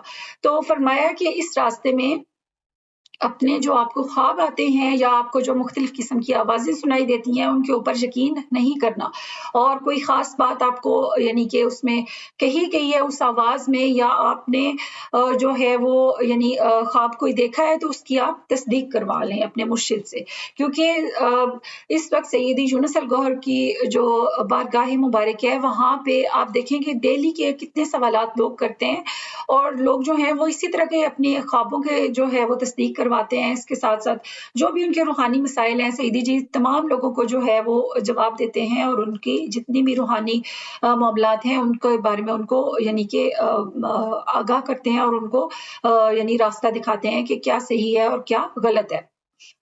اور پھر فرمایا کہ یہ جو 3 سال کا عرصہ ہوتا ہے کہ کسی انسان کا ذکر قلب چلا ہے، اور اس کے جو پہلے 3 سال ہوتے ہیں یہ بڑا یعنی کہ اس کا نازک مرحلہ ہوتا ہے، پہلے 3 سال کا، اس میں شیطان جو ہے وہ اس انسان کو زیادہ سے زیادہ جو ہے وہ تنگ کرتا ہے۔ اب پوری انسانیت جو ہے جس طرح سے تفریق میں بٹی ہوئی ہے، یعنی فرقہ واریت میں تقسیم ہوئی ہے، بین المذاہب بھی جو لوگ ہیں وہ مختلف قسم کے فرقوں میں جو ہیں یعنی بٹے ہوئے ہیں، ایک دوسرے کے خلاف نفرتیں ہیں دلوں میں. اب جیسے دیکھیں کہ دین اسلام ہے، اس کے اندر بھی 72-73 فرقے جو ہیں وہ بن چکے ہیں، اور جن کے بارے میں حضور پاک صلی اللہ علیہ وسلم نے فرمایا کہ میری امت کے یعنی 73 فرقے ہوں گے، اور ان میں سے 72 جو ہیں وہ ناری ہوں گے، اور صرف ایک ناجی ہوگا، یعنی نجات پانے والا ہوگا، کامیاب وہ بھی نہیں ہوگا. تو یہ کیسا دور ہے کہ جس میں لوگ جو ہیں وہ فخریہ طور پر جو ہے وہ خود کو پیش کرتے ہیں، بتاتے ہیں کہ ہمارا تعلق جو ہے وہ اس فرقے سے ہے، ہم شیعہ ہیں، سنی ہیں، وہابی ہیں، دیوبندی ہیں، اور ان میں بھی آگے سے جو ہے وہ مختلف قسم کے ان فرقوں کے بھی آگے سے فرقے بنے ہوئے ہیں. لیکن حضور پاک صلی اللہ علیہ وسلم جو ہیں وہ فرما رہے ہیں کہ صرف ایک فرقہ جو ہے وہ نجات پانے والوں میں سے ہوگا، یعنی کامیاب وہ بھی نہیں ہوگا، اس کو بس حضور پاک صلی اللہ علیہ وسلم شفاعت فرمائیں گے اس کے عقیدے کی وجہ سے. اب مسلمانوں کے سوچنے کے لیے یہ بہت زیادہ یعنی کہ ان کے سوچنے کے لیے یہی ایک حدیث کافی ہے، اگر وہ اس پہ سوچیں، غور کریں کہ کیا وہ صحیح راستے پر چل رہے ہیں یا نہیں. تو فرمایا کہ اسی طرح سے باقی جو مذاہب ہیں، دین اسلام تو لیٹسٹ مذہب ہے جو اس دنیا میں آیا، یعنی اس کو آئے ہوئے تو ابھی 1400-1500 سال ہوئے ہیں، لیکن جو باقی ادیان ہیں، مذہب ہیں، وہ دین اسلام سے پہلے یعنی کہ بنے، جو مرسلین نے بنائے، تو ان کے اندر تو دین اسلام سے زیادہ بگاڑ جو ہے وہ پیدا ہو چکا ہے. تو فرمایا لیکن سرکار گوہر شاہی کی جو تعلیمات ہیں، سرکار نے اپنی کتاب مقدس دین الہی میں بھی فرمایا ہے کہ انسانیت کو سرکار نے 4 گروہوں میں جو ہے، 4 طرح کے لوگوں میں جو ہے وہ تقسیم کیا ہے، کہ اس دنیا میں جتنی بھی لوگ ہیں وہ 4 طرح کے یعنی 4 طرح کے گروپس میں ان کو تقسیم کیا ہے. ان میں فرمایا کہ سب سے پہلا جو گروپ ہے وہ اہل کان کا ہے. اہل کان کون ہوتے ہیں؟ وہ یہ ہوتے ہیں کہ جو یعنی سننے پر جو ہے وہ یقین رکھتے ہیں، کہ قوالی سن لی، تلاوت قرآن سن لی، بس وہ سن لیتے ہیں تو وہ اسی کے اوپر جو ہے وہ مطمئن ہو جاتے ہیں، وہ خود کچھ نہیں کرتے، بس سن کر جو ہے وہ اتنے پہ ہی جو ہے وہ مطمئن ہو جائیں گے. ان کو اہل کان کہتے ہیں. اور دوسرا جو گروہ ہے انسانوں کا وہ ہے اہل زبان کا، کہ اہل زبان جو ہوتے ہیں وہ ظاہری شریعت کے علماء فرمایا کہ ان کے لیے ہیں، اور ظاہری شریعت کے علماء جو ہیں وہ ان کو ورد و وظائف میں لگا دیتے ہیں ایسے لوگوں کو جو اہل زبان ہوتے ہیں، کہ یہ والا وظیفہ جو ہے وہ اتنے 1000 دفعہ پڑھ لو، یہ آیت اتنے 1000 دفعہ پڑھ لو، یہ اللہ کا صفاتی نام ہے اس کو اتنی دفعہ پڑھ لو. وہ تسبیحوں اور ورد و وظائف پہ جو ہے ایسے لوگ جو ہے وہ پڑھنے پہ لگے رہتے ہیں، ان کو اہل زبان کہتے ہیں، اور اسی میں وہ مطمئن رہتے ہیں کہ ہم نے اپنے حصے کا کام دین کا جو ہے وہ کر لیا. اور تیسرا جو گروہ ہے وہ اہل دل کا ہے. فرمایا کہ جو اہل دل ہے وہ یعنی زبانی کلامی نہ سننے پر یقین رکھتے ہیں، نہ وہ پڑھنے پر ورد و وظائف پڑھنے پر یقین رکھتے ہیں. ان کو اطمینان اسی چیز میں ہوتا ہے، ان کو مزہ اسی میں آتا ہے کہ ان کے دل میں جو ہے وہ اللہ کے نام کا ذکر ہو، ان کی زبان سے وہ جو الفاظ ادا کرتے ہیں ان کا یہ یعنی کہ ان کو اس کی تسکین نہیں ہوتی اس وقت تک جب تک اس کا یعنی کہ ان کے دل میں مزہ نہیں آتا. اس لیے فرمایا کہ رب کا نام جب ایسے لوگوں کے دلوں میں گونجتا ہے، یعنی ان کا ذکر قلب جاری ہوتا ہے اور اللہ اللہ ان کے قلب جو ہے وہ کرنا شروع کر دیتے ہیں، تو پھر وہ انسان جو ہے وہ یعنی اطمینان کا میں آ جاتا ہے. کیونکہ اللہ تعالیٰ نے قرآن پاک میں بھی فرمایا ہے کہ الا بذکر اللہ تطمئن القلوب، کہ قلوب کو اطمینان جو ہے وہ اللہ کے ذکر سے ملتا ہے. تو رب کا نام جب ایسے لوگوں کے قلوب میں داخل ہوتا ہے تو وہ لوگ جو ہیں وہ اطمینان میں آ جاتے ہیں. اور پھر فرمایا کہ چوتھا گروہ جو ہے وہ اہل نظر کا ہے، اور فرمایا کہ یہ لوگ جو ہیں اس وقت تک تمام یعنی عبادت ان کی بیکار ہوتی ہے جب تک یعنی یہ سمجھتے ہیں کہ جتنی بھی عبادت کر لیں، چاہے وہ زبان سے کریں، اس کا نام رب کا لیں یا دل سے لیں، یہ اس وقت تک جو اطمینان میں نہیں آتے جب تک اس رب کی ذات کو دیکھ نہ لیں، یعنی یہ دیدار الہی والے لوگ ہوتے ہیں، اہل نظر والے ہوتے ہیں۔ اور فرمایا کہ جیسے علامہ اقبال ہیں، انہوں نے اہل دل کے لیے جو ہے وہ ایک شعر لکھا ہے کہ درد دل کے واسطے پیدا کیا انسان کو، ورنہ اطاعت کے لیے کچھ کم نہ تھے کرو بیاں، کہ اس کی عبادت کے لیے تو جو فرشتے ہیں وہی کافی تھے، تو درد دل کے لیے کہ جب اللہ کا نام انسان کے دل کی دھڑکنوں کے ساتھ ٹکراتا ہے تو پھر اس انسان کو ایک درد جو ہے وہ اپنے دل میں جو ہے وہ محسوس ہوتا ہے۔ تو فرمایا کہ اس کے لیے اللہ نے انسان کو پیدا کیا ہے کہ انسان اپنے قلب میں اپنے رب کے نام کو سمائے۔ تو اسی طرح سیدی یونس الگوہر نے فرمایا کہ ہم جو ہے ہم تم سے کہتے ہیں کہ تم عالم غیب کے جو راز ہیں یا عالم غیب کی جو تعلیم ہے وہ تم کیوں سننا چاہتے ہو، وہاں پر تم پہنچنا کیوں نہیں چاہتے، کہ سب سے پہلے تم اہل نظر بن جاؤ، دیدار الہی والے بن جاؤ، اور پھر وہاں تک تمہاری رسائی ہو جائے، تو پھر تمہیں جب وہاں پر پہنچ جاؤ گے تو سارا علم جو ہے وہ تمہیں خود بخود جو ہے وہ سمجھ میں آ جائے گا۔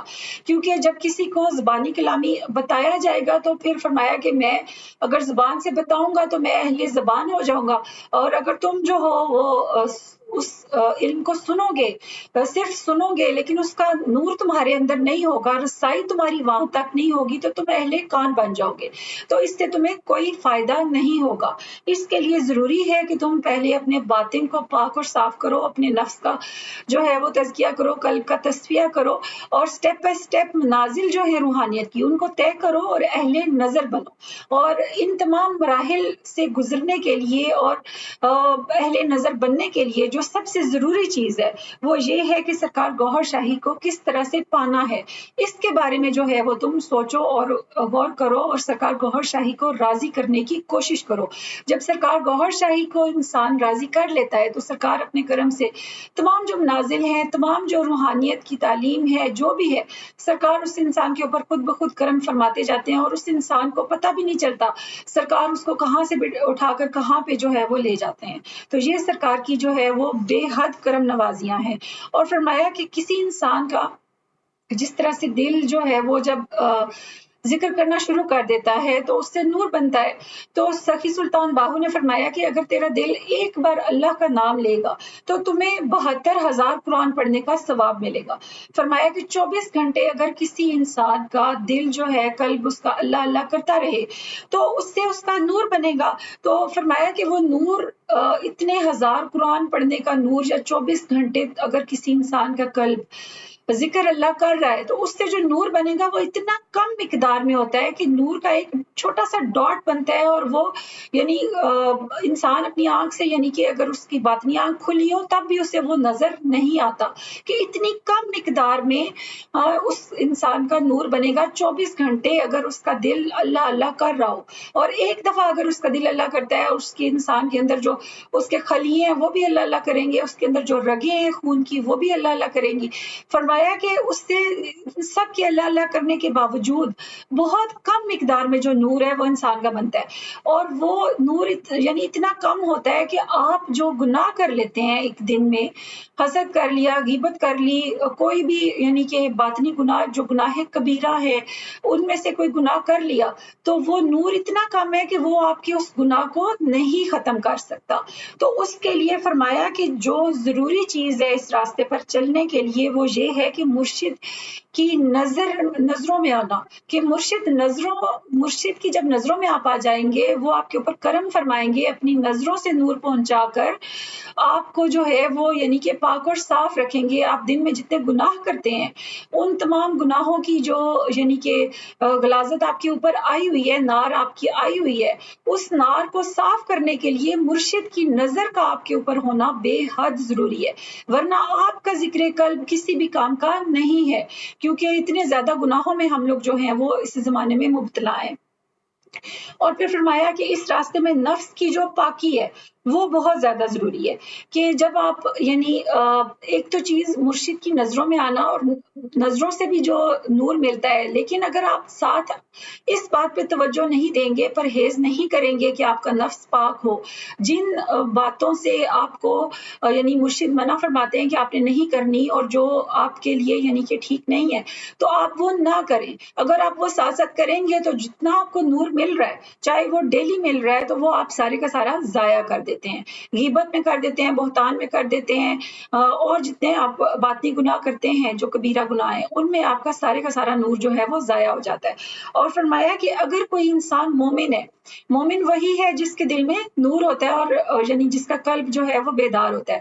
فرمایا، سرکار نے فرمایا کہ اگر تو مومن ہے تو پھر اگر تو نے غیبت کی، کسی کی یعنی بہتان لگایا، حسد کیا، تو پھر اس انسان کا نور چھن جاتا ہے، اور اس انسان کے پیچھے جو ہے وہ شیطان لگا ہوتا ہے، اور شیطان اسی لیے لگا ہوتا ہے اس انسان کے پیچھے کہ اس انسان کا میں نور ضائع کروں، چاہے اس کو وہ مرشد کی نظروں سے ملا ہے یا اس کا قلب جو بیدار ہوا ہوا ہے اس سے اس کا نور بن رہا ہے، کیونکہ وہ انسان جو ہے وہ صراط مستقیم میں چل رہا ہے، اور اس صراط مستقیم کے راستے میں شیطان جو ہے اس انسان کے بیٹھتا ہے آ کے اور اس کو گمراہ کرنے کی کوشش کرتا ہے۔ تو جب وہ گمراہ کرتا ہے تو وہ انسان کے اندر جو نور ہے، مومن کا نور چھن جاتا ہے۔ اور فرمایا اگر کوئی انسان مومن نہیں ہے لیکن وہ کسی مذہب میں یعنی کسی بھی مذہب میں ہے، اور وہ مذہب کی جو ظاہری طور پر عبادات اس میں کر رہا ہے، جیسے مسلمان ہے تو وہ نمازیں پڑھ رہا ہے، تلاوت قرآن پاک کر رہا ہے، اچھے اعمال کر رہا ہے، تو فرمایا کہ پھر اس انسان کے اچھے اعمال جو ہیں وہ ضائع ہو جائیں گے، غیبت کرنے سے بھی، حسد کرنے سے بھی، اور باطنی گناہ جتنے بھی ہیں وہ اگر کرے گا تو اس کے اعمال جو ہیں وہ اس کے کٹ جائیں گے، لیکن اگر وہ مومن ہے تو اس کا وہ نور چھن جائے گا۔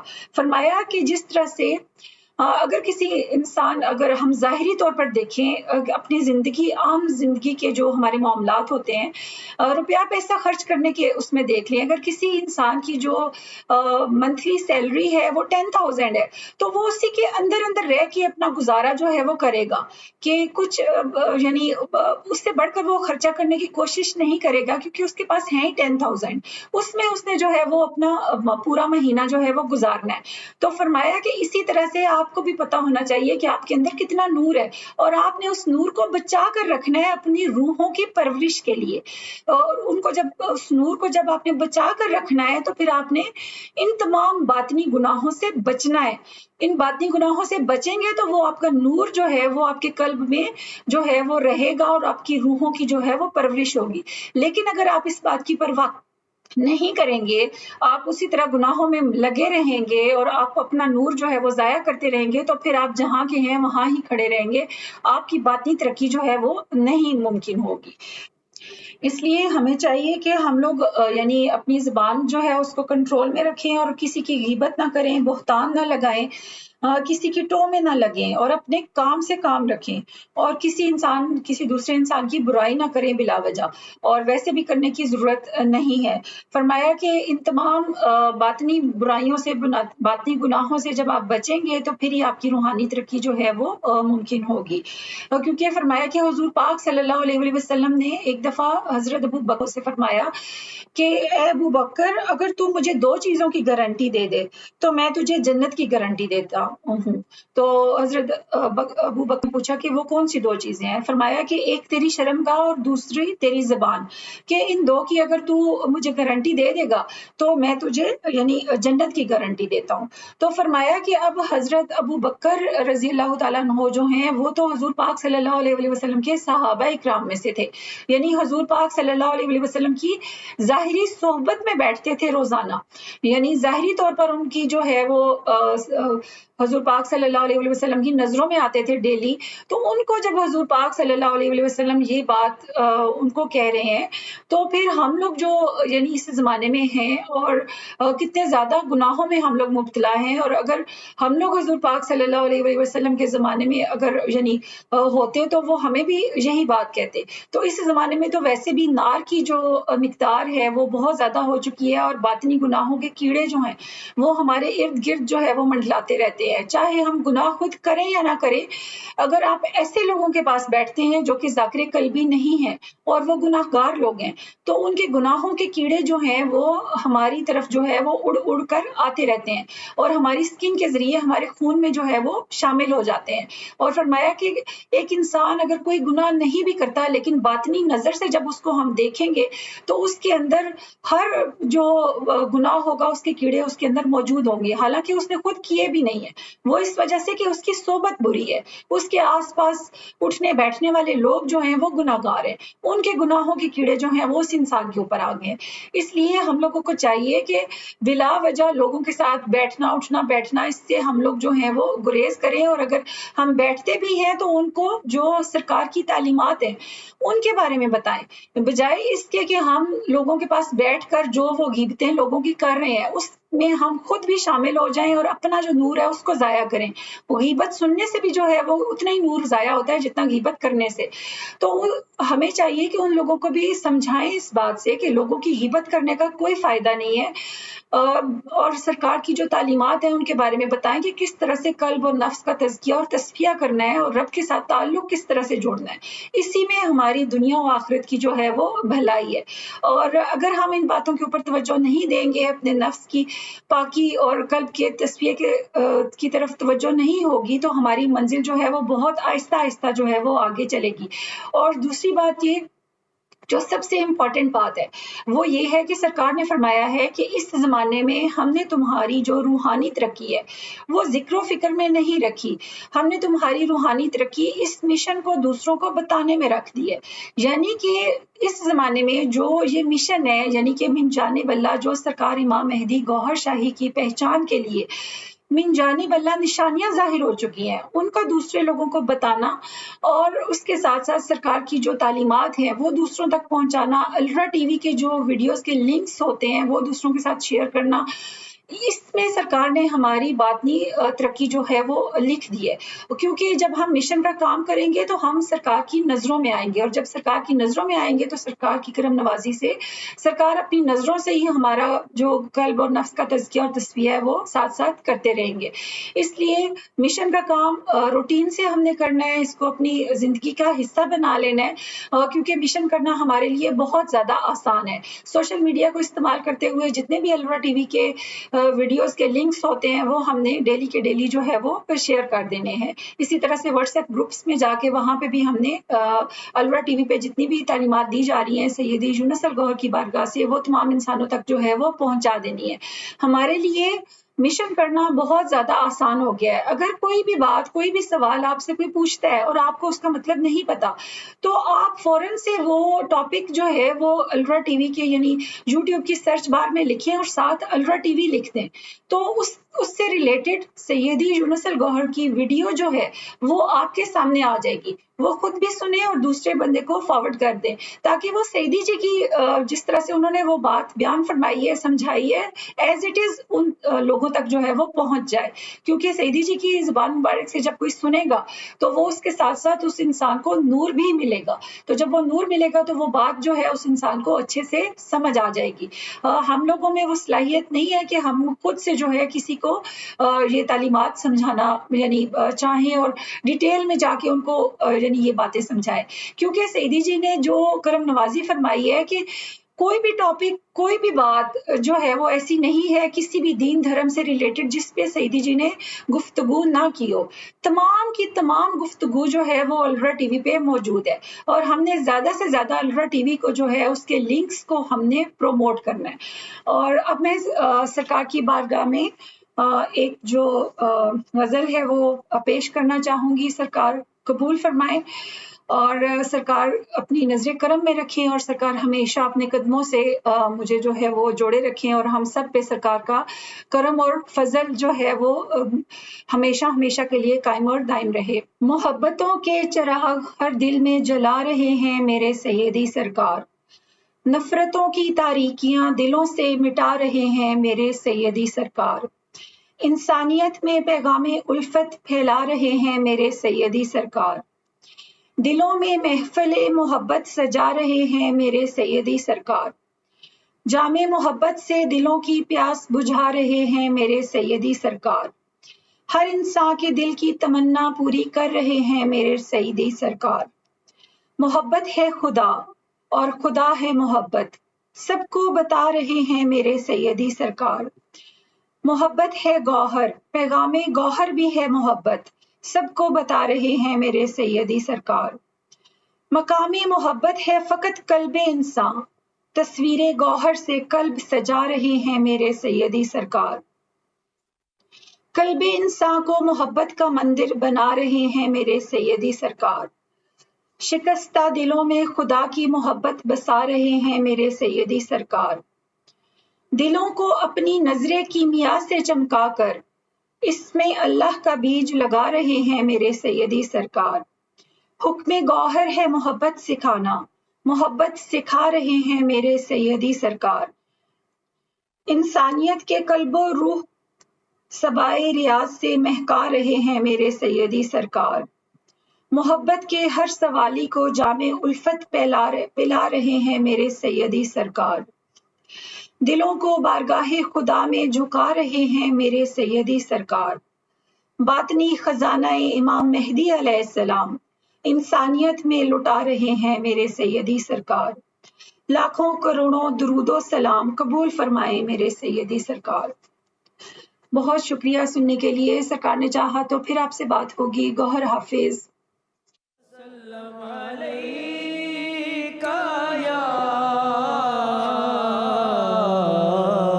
سبحان اللہ، کیا بات ہے۔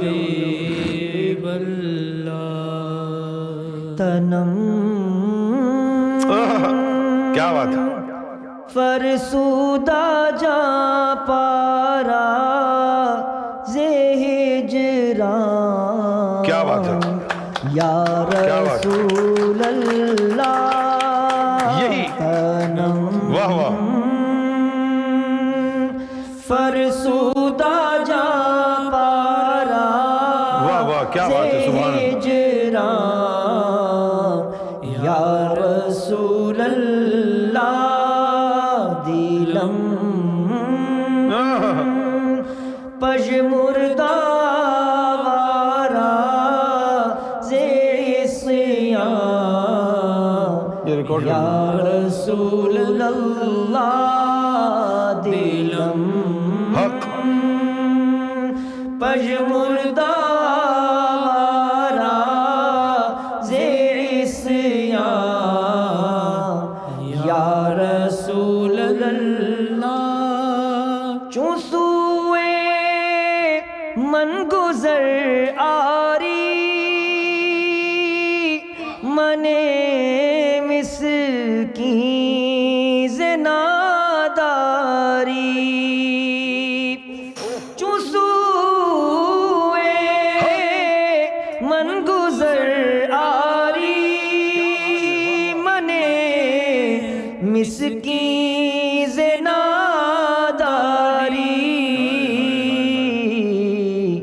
فدائے نقش نالینت کنم جان، یا رسول اللہ فدائے نقش نالینت، فدائے نقش نالینت، فدائے نقش نالینت کنم جان، یا رسول اللہ ز جام حب تو مستم کیا بات ہے۔ بزنجیرے تو دل بستم، حق ز جام حب تو کیا بات ہے، مستم بزنجیرے تو دل بستم، نمی گویم کے من ہستم سوخندان، یا رسول اللہ نمی گو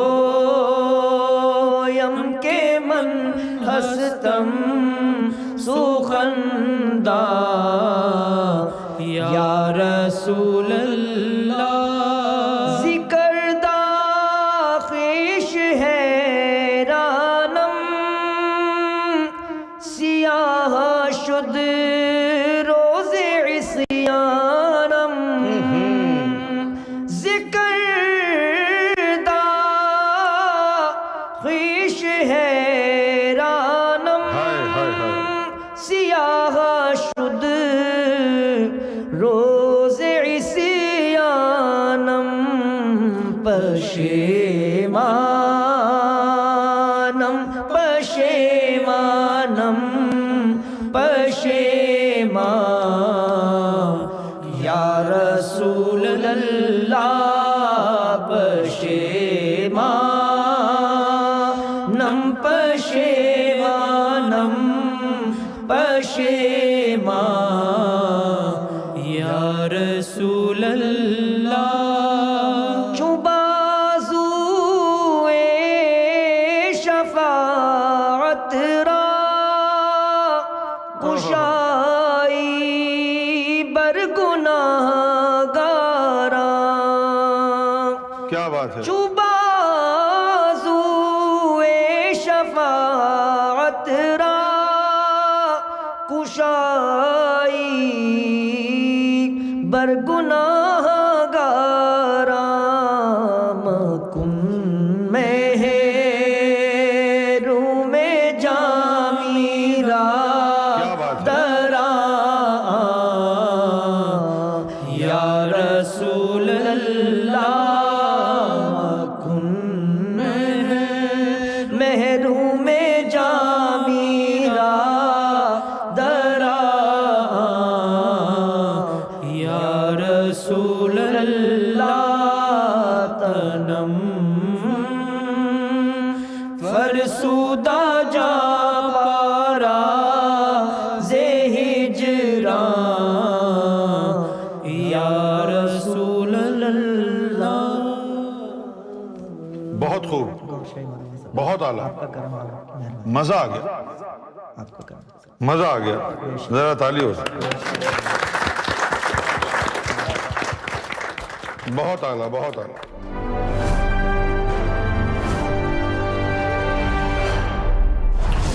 TV, bringing light, love, and peace in your life. Allahumma salli wa sallim ala nabiyyina Muhammad alayhi salam. Allahumma salli wa sallim ala nabiyyina Muhammad alayhi salam. Allahumma salli wa sallim ala nabiyyina Muhammad alayhi salam.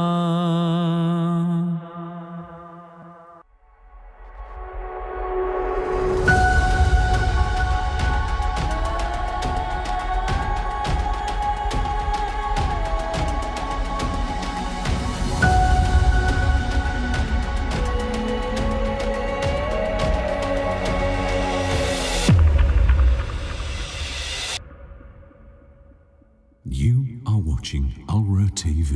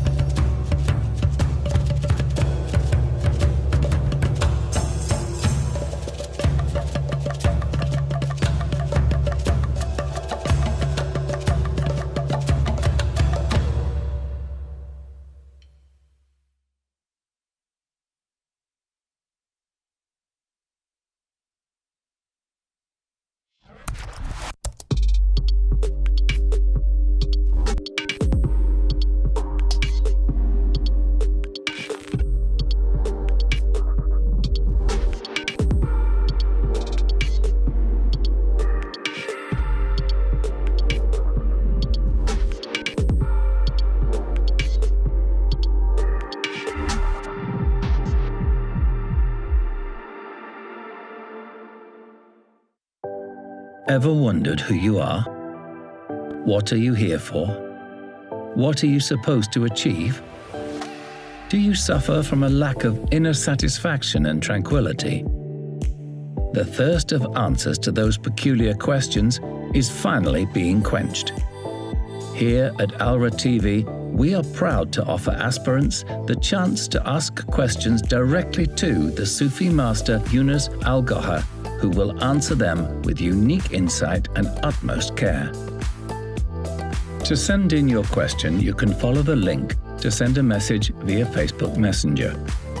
Alternatively, you can call, text, or message our WhatsApp number at +44 7472 540642.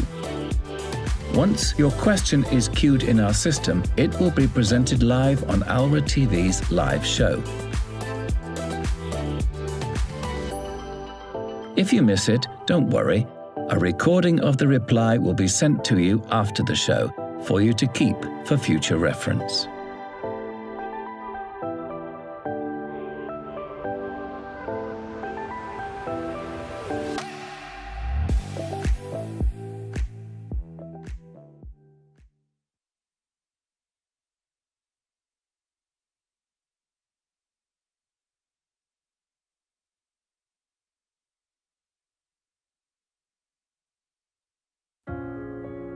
If your search is for divine love, inner peace, spiritual awakening, God, then search no more. Illuminate your spiritual heart so that God may find you. And through the divine sciences and spiritual powers of His Divine Eminence, Gohar Shahi, let's synchronize the name of God inside the beating system of our hearts. For the place of love is the heart. The dwelling place of God is the heart. And God looks at the shiny hearts. Let's share this mystical experience together. Some say that seeing is believing. The Divine Eminence says that feeling is believing. Let's make our hearts a pumping station of divine light. With the divine technique of implanting spiritually the mystical formula within our heartbeats,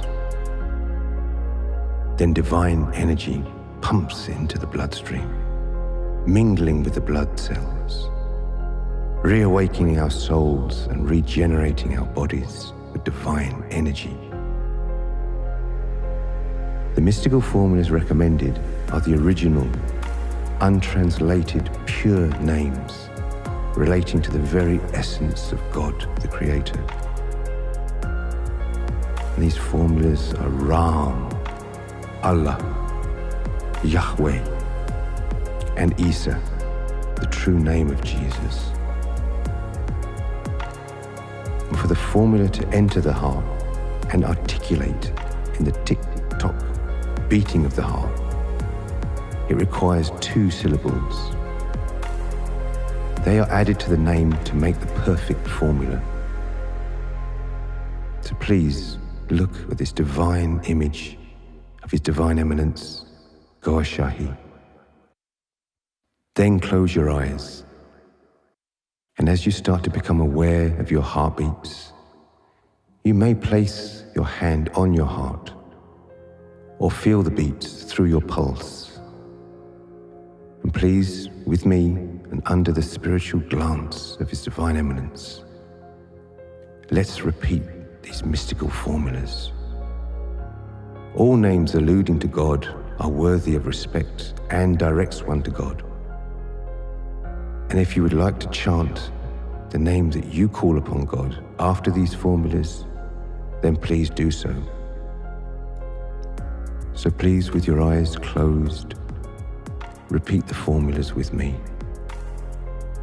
Ra Ram, Ra Ram, Ra Ram, Ra Ram, Ra Ram, Ra Ram.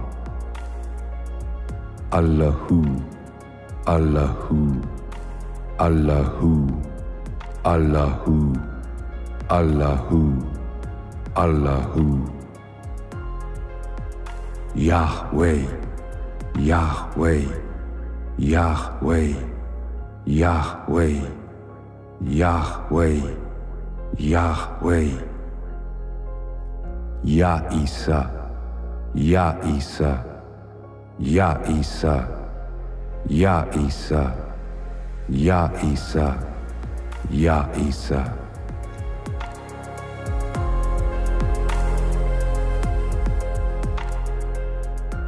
The mystical formula has entered your heart, producing divine energy.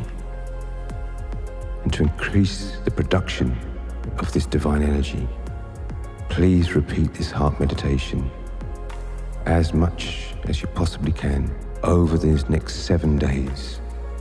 7 days and you will feel the difference. You will experience the difference. So congratulations to you. Much love, light, and blessings.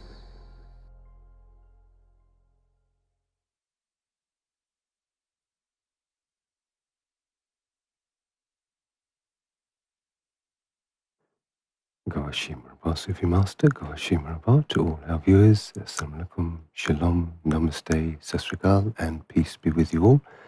And very warm welcome to this evening's daily prelude show. It is today, Sunday, the 26th of November, 2023. And we are now transmitting live from our ALRA TV studios here in London, United Kingdom. Welcome to the home of divine love and the place to connect with God. And also this evening from our ALRA TV studios in London, I've got pleasure in introducing, for a first, this is an ALRA TV first from the studios with me on the Prelude Show. Live is our wonderful brother from Toronto, Canada, Sufi Online, who is joining me at the studio. Gohar Marhaba, brother. Sufi Master. And it is so nice to see you in person, talk to you in person rather than the camera. It is a wonderful opportunity for us. And I'm sure as we did here in London and you did across the globe, thoroughly enjoyed yesterday's festivities, celebrations, the advent of Lord, His Divine Eminence, Gohar Shahi. It was a wonderful, wonderful day we had here in London. And it was so fresh and so nice to see so many new faces, such a packed hall. It's getting bigger and bigger and bigger every single time. And I'm sure Brother Tosif, as everybody who's come from, people have been descending on London from America, Canada, Bangladesh, all across the globe, and all ready for yesterday's wonderful occasion. And it was absolutely huge. The hall was packed yesterday in London, and the energy was beautiful. Oh, yeah. And then Sufi Master's speech and music, and we have a very good time, spiritually, and also meeting each other, as a global organization now, so people coming from US and Canada and many other, Bangladesh, Brother Shafiq came from Bangladesh, So it's a moment for us to meet our brothers and sisters, who are actively working in MFI and doing mission work. Yes. And all those speakers that came up, like myself, like Tosif Bhai and all of us, none of us are professional speakers, and none of us would say we would be comfortable in speaking to an audience at all.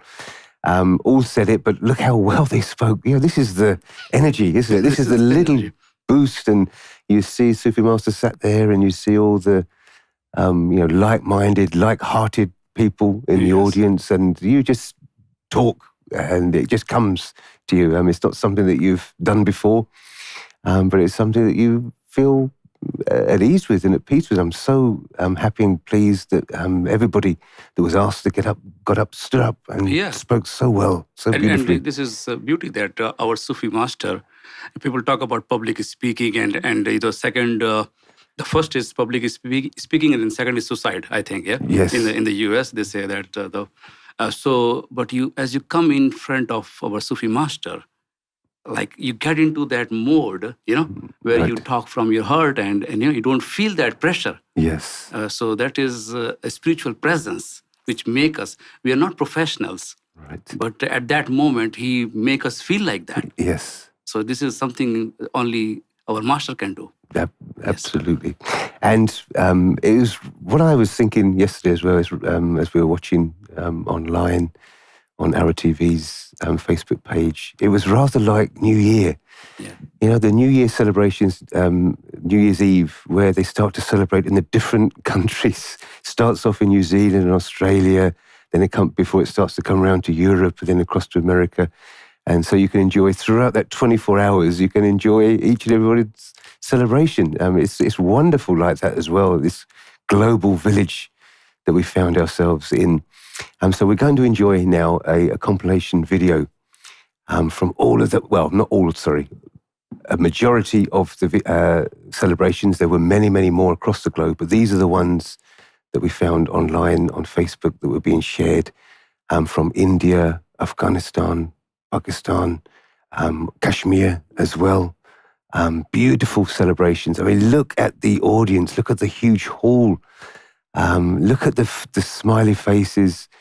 It's wonderful. So please enjoy this compilation of videos from Jashin-e-Riaz 2023 across the globe. We'll see you afterwards.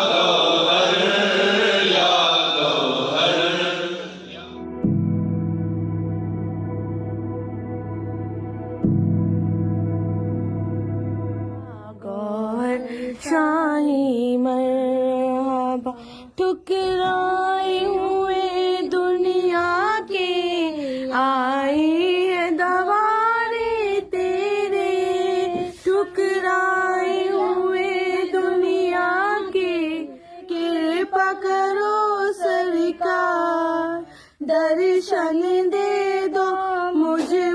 भक्ति को दर्शन दे दो मुझे भक्ति को शरण लगूं सरकार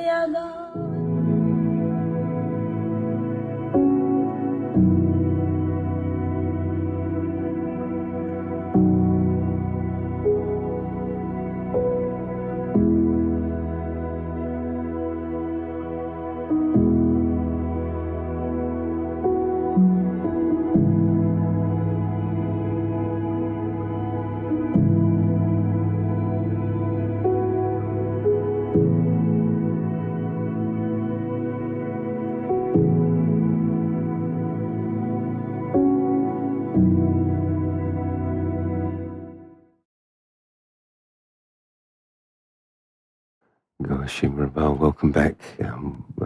Hope everybody enjoyed that as much as we did in the studio watching that. Who would have thought it? Afghanistan, Kashmir, all of these places being celebrating, and His Divine Eminence His name being sang throughout these countries. Beautiful, isn't it? And the young crowd in you see in India, Mumbai, yes, yeah. All the people who are there, they are young crowd. Yes. So youth is getting into spirituality, and they are followers of Sarkar Gohar Shahi, Sayyidina Imam Mahdi alayhi salam. Yes. So the truth is accepted by the youth, right? Which is igniting, in the journey. Yeah. Yes. Absolutely. So congratulations for everybody who celebrated yesterday. As you saw, it went on pretty late here in London. We're probably about 7 or 8 miles from the studio over in Bromley, transmitting live across the globe for ALRA TV for the event in London. And then you would have noticed that we were again broadcasting live from this London studio at 11 p.m. What a feat. Shahid brother and all of the team, the ALRA TV admin team, doing absolute sterling work. I think we definitely should thank as well young Sef Gohar and Fakan Gohar. They have really stepped up to the plate.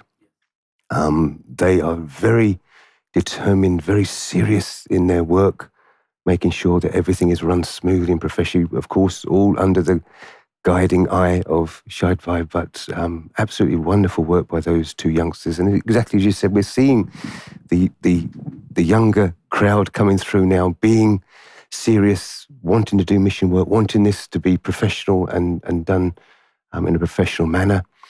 And all credit to them. I mean, as Sufi Master says on many, many occasions, this is what makes God happy. Anybody can come when they've got nowhere else to go, yes. Nothing else to do, not strength to even walk down the stairs, and they will decide that spirituality is for them. But when you're young, you've got your whole life in front of you, the whole world is there for you to dive in and enjoy all the luxuries. But no, you want to please God, you want to learn spirituality, you want to promote this divine mission. It's incredible, isn't it? It's incredible, yes. And that is, it's not around in one particular country or region. It is going global. Yes. If you see Bangladesh and India and Afghanistan and Kashmir, they all are the youth is coming now. So it's a common theme now. Right. Yeah? It's that spirituality and ALRA TV online platform is becoming a one-stop for all spiritual seekers. Yes. Yes. Yeah. Beautiful.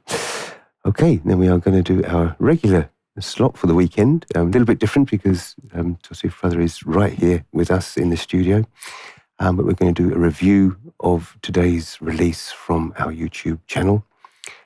Please make sure, as always sign in. That's very, very important. Sign into your YouTube account. Watch the entirety of the video. It comes at 12 p.m. every single day. And share it also. And for today, we're going to ask Sufi Tosif to give us a review of today's video release. Yes, brother. Thank you, Brother Steve. Today's video is very important in terms of the controversies in India among between Hindus and Muslims. What is allowed and what is not allowed, what is permitted, what is prohibited. Yes. In one religion, something is prohibited, in another religion, it is permitted. and it is hard for them to understand this and coexist. Yeah? Right. But they go into the mode of violence,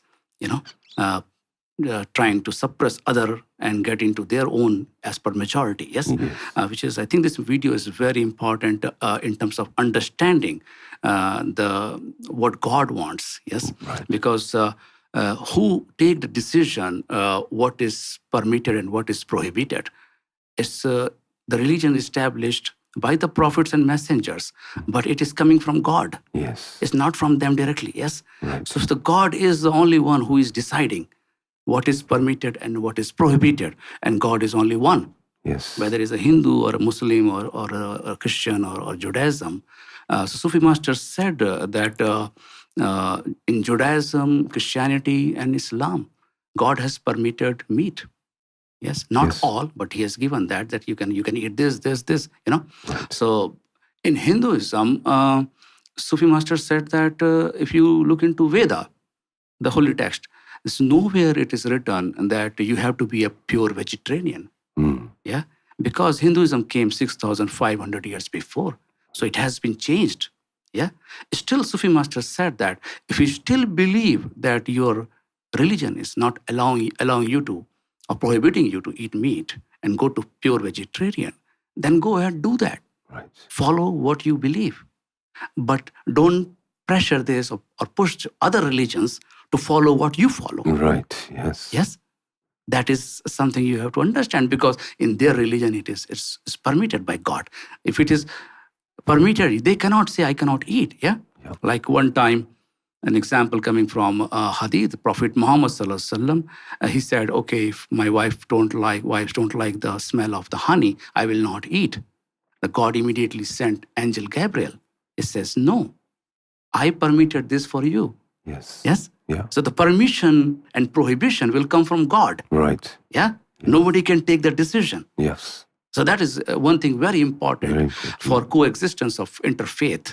Yes, is who is taking this decision. Yes. Yes. Another thing, important point, Brother Steve, Sufi Master explained that in the primordial time when all the souls were in front of the God, and on the right side, the front were the prophets and the messenger souls, and then the saints, and then the mu'minins and all. But on the right side, there were birds and animals, souls who were permitted for consumption for human beings. Yes. And on the left side of the God, there were souls of birds and animals who were prohibited. Right. So this decision is already taken at that spiritual conference in the primordial time. Yes. It's not now. Sufi Master said that a crow is prohibited because crow's soul was on the left side. Right. It's not medically like, somebody decided, oh, this is not good for me, I'll prohibit it. Yes? Yeah. The decisions are not taken here. The decisions have already been taken at the primordial time when the souls were all in front of the God. Yes? Yes. So that's why when we say a crow is prohibited and the lamb is permitted, that decision is from there. Yes. So this is another thing to understand. Because even though the religions came 6,500 years before Hinduism, Sanatan Dharma came, and then the last one, Islam, came 1,450 years, yeah? So even though they came at different times, at different places, but still the decisions has been taken in the primordial times. Right. What is good for human beings, what is not good for human beings. Yes? Yes. Okay. Another thing, important point Sufi Master explained here is that you need to understand God's wisdom. Islam came in Arab. And you're talking about pure vegetarian. Where is the vegetable there? Yeah. Yeah? They live in desert. Yes. Yeah? They're nomads. They even hard to find water there. Yeah. Yes? Oh, yes. And you are saying that why Muslims, in this video, the title is, why Muslims are allowed to eat meat? You tell, where is Muslims come from? Yeah. Yeah? Absolutely, Islam came from Arab. And there is no vegetables or fruits available, Yes. At that time. And if God says it's prohibited for you, then what they will eat? Sufi Master said that they will die of hunger. Yes. So you need to understand God's wisdom behind that. Yeah. Yes. In India, you cannot compare India with Arab. Right. India has full of those things, yeah? Yeah. You can go on that one, yes? Another point important here is that Sufi Master said that, when you go through spiritual training as a spiritual seeker, Sufi Master said that all those who have been in this journey, during that spiritual training, they have prohibited on themselves the meat and the byproduct of the meat of the animals. Right. Yeah, because it helps them to purify their lower self. Yes, so that's why the meat and then even the milk and the egg, anything coming of the animals, Yes. they don't eat that during that time because that help in purification of the lower self. Right. Yes, once the lower self is purified, then they go back and start eating, Right. because it's not prohibited. It is a matter of austerity. Yes. Yes, and it has a time period. Right. The time period is, let's wait till the lower self get purified. Mm-hmm. Yes, and then after that they start eating. Yes. Yeah. So this is also need to understand. If somebody says that, oh, this person is not eating because he's going through that journey where the lower self purification is going on. Yes. Yes. It's beautiful, yeah. Thank you, Brother. Very, very, very helpful. And as you said, for multi-faith, Yes. for the understanding, for knowing what we have in common rather than keep thinking about what the differences are. Yes. Sufi Master is helping us, all humanity, with this. So please make sure that you have watched this video while signed in, and then also share it, share the video, because that's really, really important for others to enjoy. We're not going to keep this beautiful message to ourselves. It needs to be shared throughout the world, throughout the entire planet. And of course, again and again, we can show our thanks and gratitude to His Divine Eminence Gohar Shahi and the representative of His Divine Eminence Gohar Shahi, Sufi Master, for bringing us all together. It's incredible. It's just been a matter of years that this has developed. Don't think, if you are somebody that's just tuning in, to think that this has been going on for years and years. This has been the struggle of one man, just of Sufi Master, to bring, with very, very little resources. There's no government funding. There's no big donors in the background, rich billionaires donating money. And this is a material world. You need, seemingly, you need a lot of money to do any kind of revolution that's been taking place right now, this revolution of love. But Sufi Master single-handedly brought us all together. And you can see now that people aren't just taking it for the activation of the heart and then off they go, or they're not just taking their activation of the heart and just enjoying it for themselves and say, okay, carry on what you're doing. They get that fever as well, and look how they want to share it with others. Look how this mission is spreading, all thanks to Sufi Master.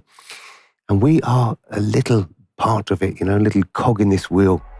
But if we all pull together, we all pull in the same direction, we're going to get there.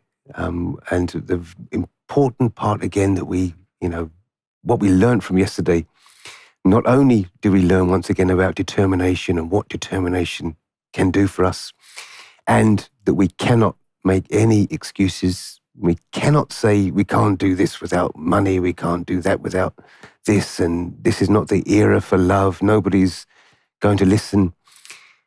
Look what's happening. Sufi Master never gives up. Determination.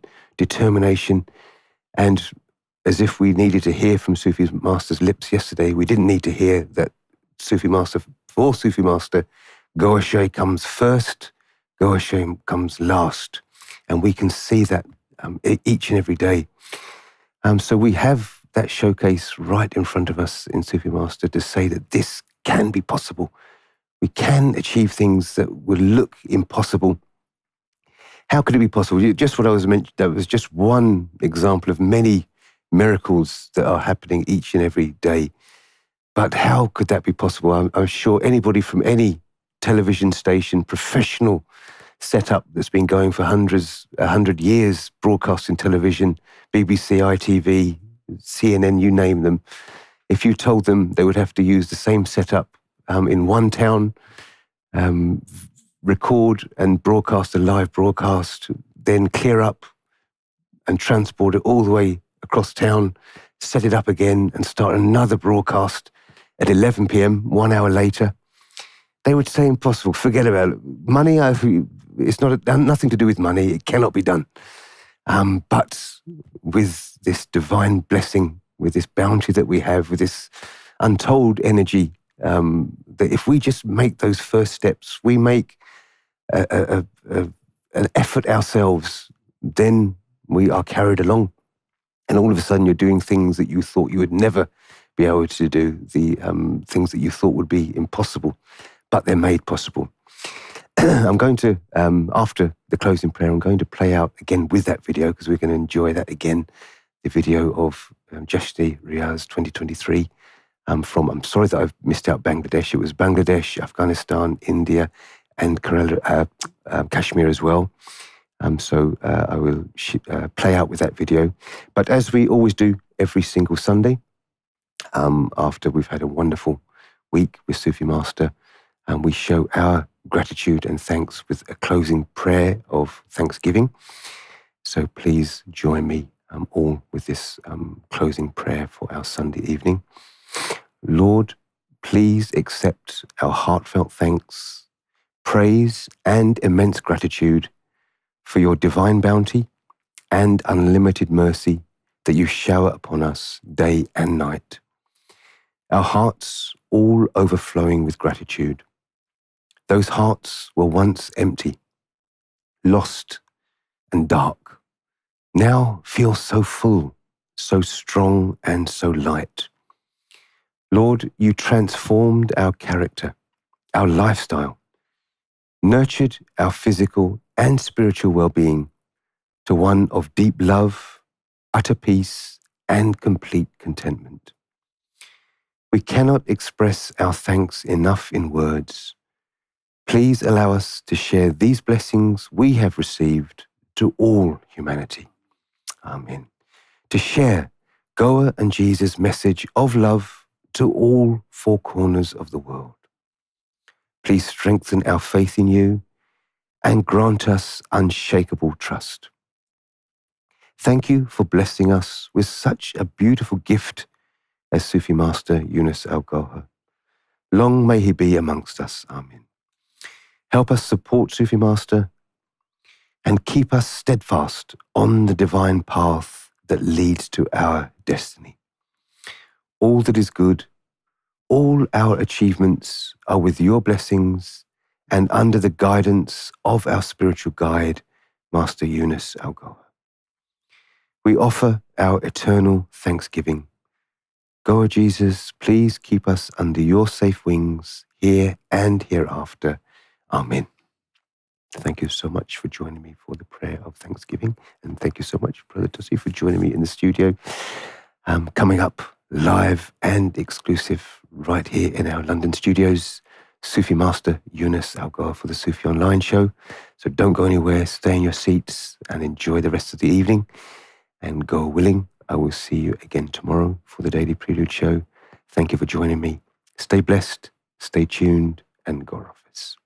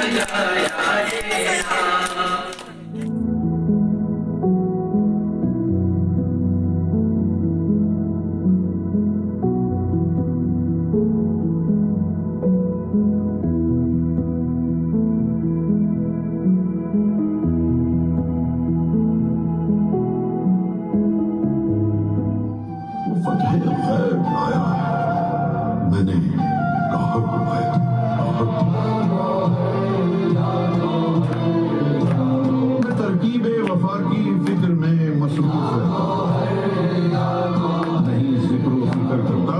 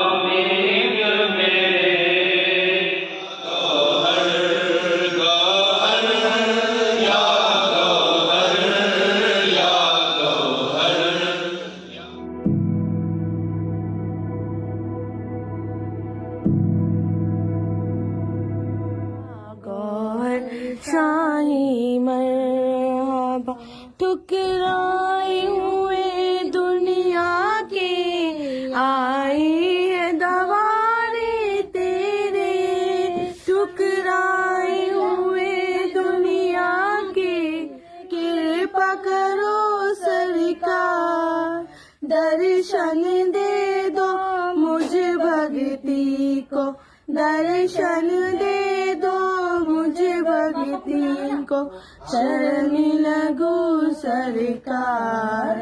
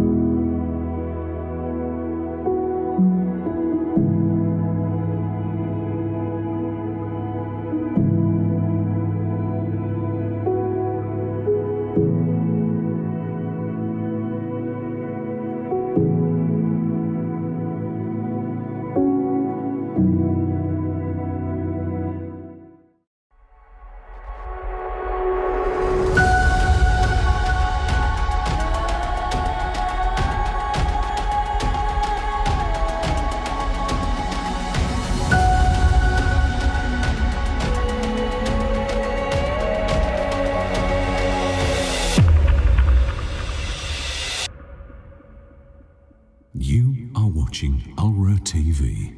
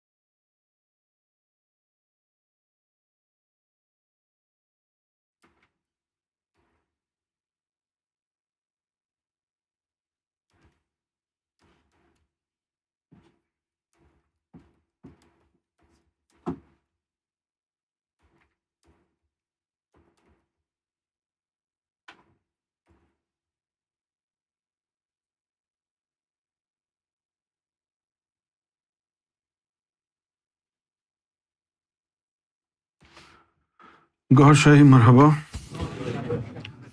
Assalamu alaikum wa rahmatullahi wa barakatuh. Namaskar, Sat Sri Akal, good evening. How are you?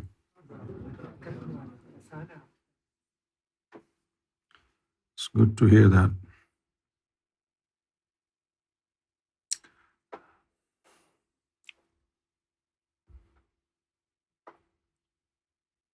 If you have any questions, Zulfikar bhai and Tasif bhai, it's good to ask questions when you're sitting with me. Any questions relating to Sufism, this path?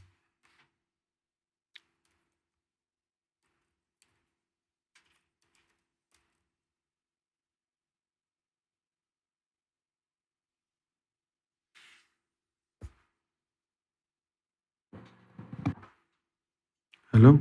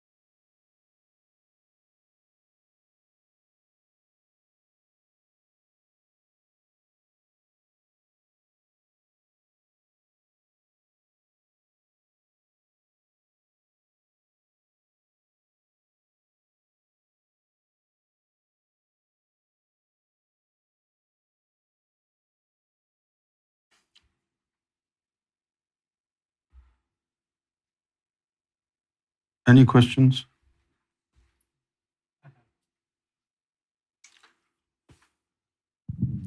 Goshai مرحبا. گوشائی ورال میں جو پوچھنا چاہتا ہوں وہ یہ ہے کہ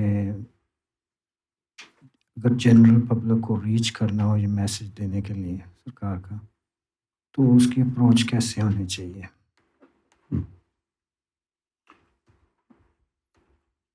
جو میں نے نوٹس کیا ہے، Here, شفیق بھائی come here.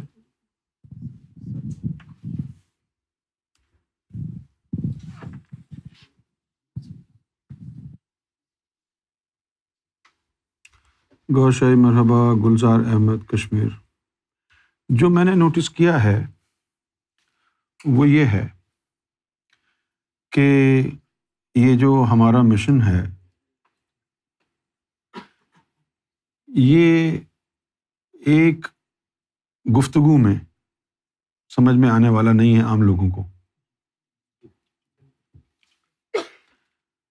تو بالکل ایک انجان آدمی سے اپروچ کر کے جب اس کو یہ بتاتے ہیں تو وہ ڈبل مائنڈڈ ہوتا ہے.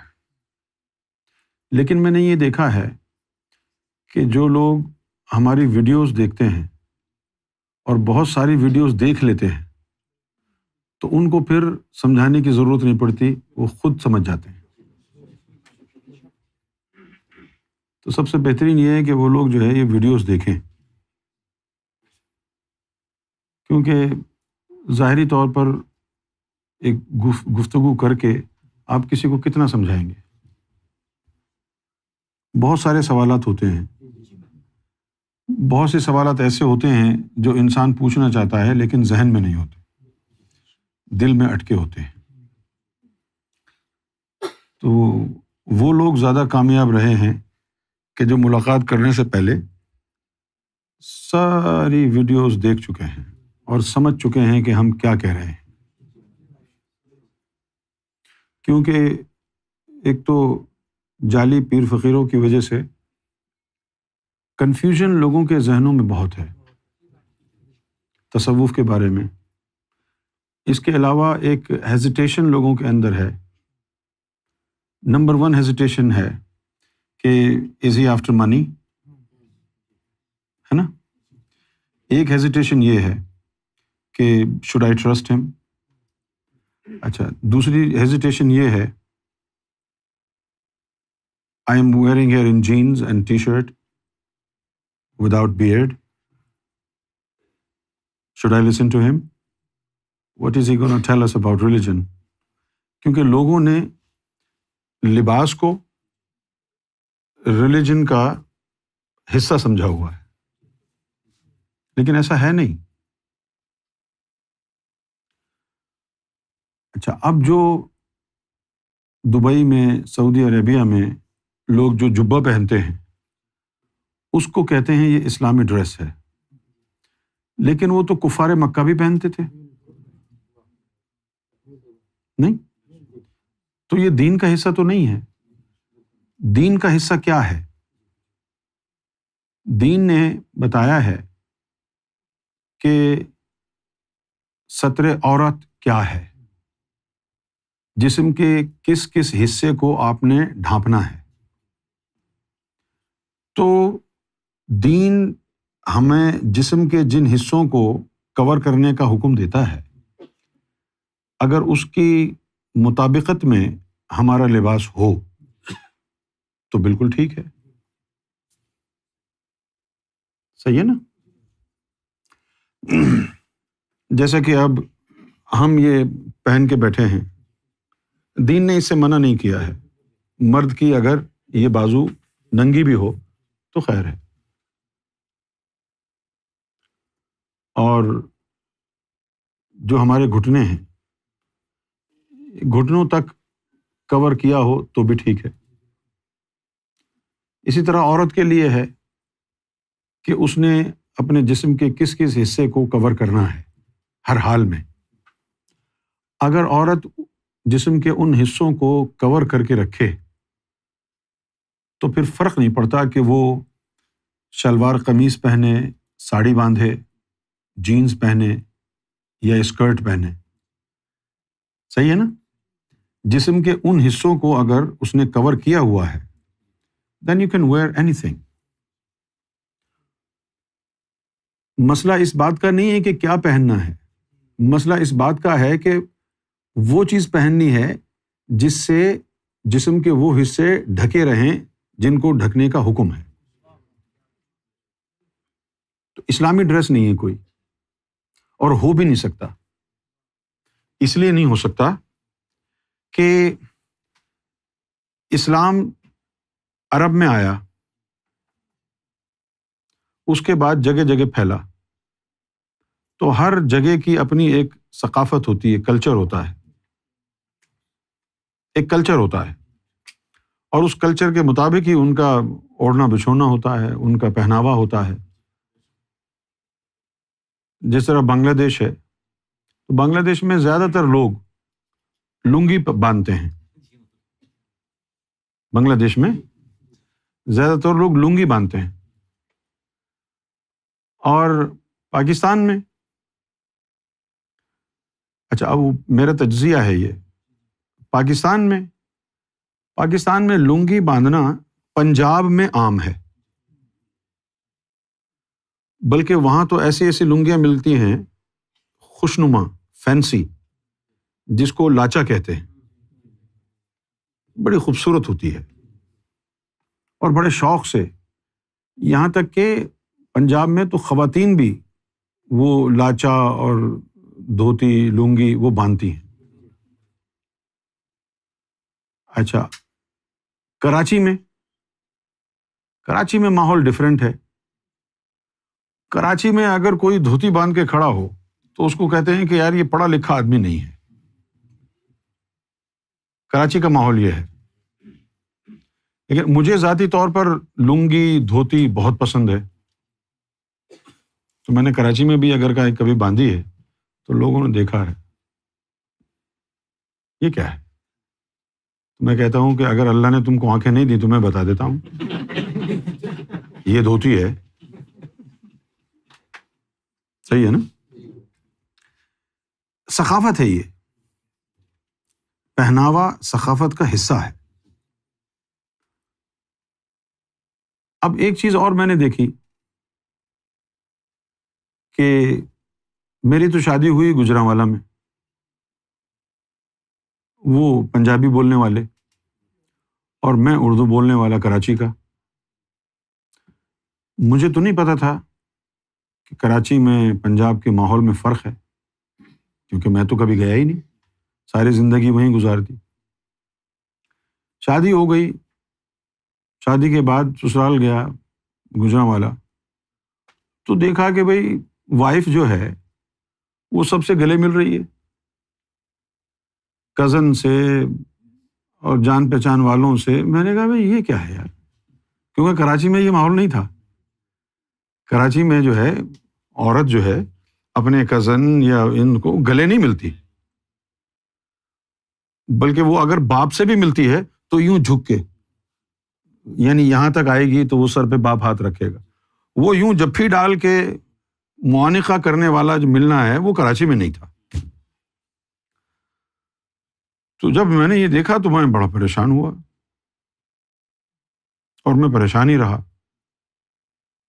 سرکار کے پاس بیٹھا تھا ایک دن، تو سرکار نے فرمایا کہ تم اس لیے پریشان ہو کہ یہ جا کے سب سے گلے مل رہی تھی، تو تم اپنا دل صاف کر لو، ایسی کوئی بات نہیں ہے، بلکہ یہ پنجاب کا ماحول ہے، وہاں کی ثقافت کا حصہ ہے.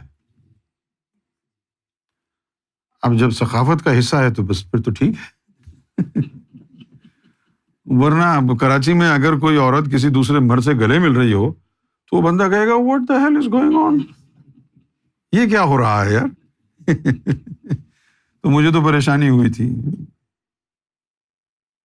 کھلے عام، لیکن مجھے تو پتہ ہی نہیں تھا نا. تو ہر علاقے کا ایک مزاج ہوتا ہے، اور ہمیں ان کی ثقافت کو عزت دینی چاہیے. پاکستان میں مختلف صوبے ہیں، سندھ کا الگ مزاج ہے، پٹھانوں کا الگ مزاج ہے. اب میں پٹھان کا واقعہ سناتا ہوں آپ کو. میں تو پریشان خود بھی ہو گیا تھا. میں 99 میں گیا جاپان. تو جاپان سے میں مشن کے لیے گیا تھا. تو جاپان سے میں واپس آنے لگا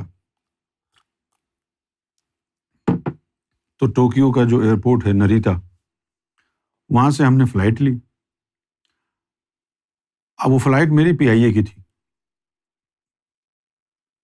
تو میری سیٹ کے برابر میں ایک پٹھان بیٹھا تھا.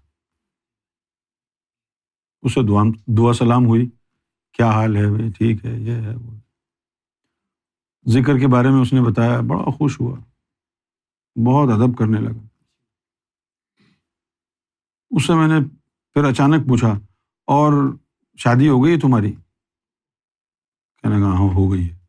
میں نے بولا بھابھی کا کیا حال ہے، بچے کیسے ہیں؟ وہ کھڑا ہو گیا، کہتا تم نے بھابھی کے بارے میں کیوں پوچھا؟ تم ہمارا بیوی کے بارے میں پوچھتا ہے؟ وہ خود ہے، تم کو شرم نہیں آتا ہے؟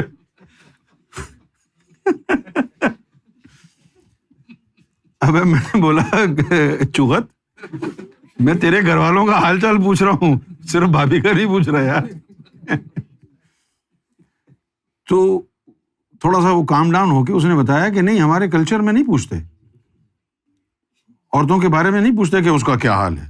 بھائی تم کیوں پوچھ رہے ہو اس کا حال، تمہارا کیا تعلق ہے اس سے؟ تو ان کی انڈرسٹینڈنگ ایسی ہے. اس کے علاوہ جو پٹھان ہیں، اچھا پنجابی، کراچی کے لوگ، سندھ کے لوگ، یہ عورتیں تھوڑی سی فیشن میں آ جائیں گی، فیشن میں آ جائیں گی، جیسے جی چاہے پہن لیں گی کپڑے، اور اتنی روک ٹوک نہیں ہے.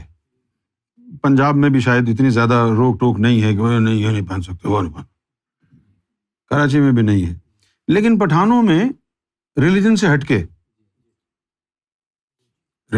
ہٹ کے پشتون قوم میں ان کے یہ ثقافت کا حصہ ہے کہ وہ عورت جو ہے پردہ کرے گی ہر حال میں. مذہب کی نہیں بات ہو رہی، یہ ان کی ثقافت کا حصہ ہے. یہ جو نہ جانے آپ معلوم ہے کہ نہیں، ایک برقع ہوتا ہے، کراچی میں میری امی پہنتی تھی. وہ برقع جو ہے شٹل کاک جیسے ہوتا ہے نا، تو اس طرح وہ ٹوپی ہوتی ہے اور پھر وہ چاروں طرف سے، یہ میری امی پہنتی تھی. تو میں ان کا مذاق اڑاتا تھا، یہ کیا ہے؟ یہ والا برقع جو ہے وہاں پٹھانوں سے آیا ہے، تو انہوں نے یہ پہننا ہے. دوسرا یہ پشتون قوم میں یہ ہے کہ وہ اپنے خواتین کو پڑھانا لکھانا نہیں چاہتے. وہ کہتے ہیں کہ اس نے گھر میں رہنا ہے، اس نے کچن میں کھانا بنانا ہے، یہ کوئی ہم کو سمجھاؤ کالج جا کے کیا کرے گی؟ کیوں جائے گا کالج؟ یہ ڈاکٹر بننا ہے، ہم ہے نا.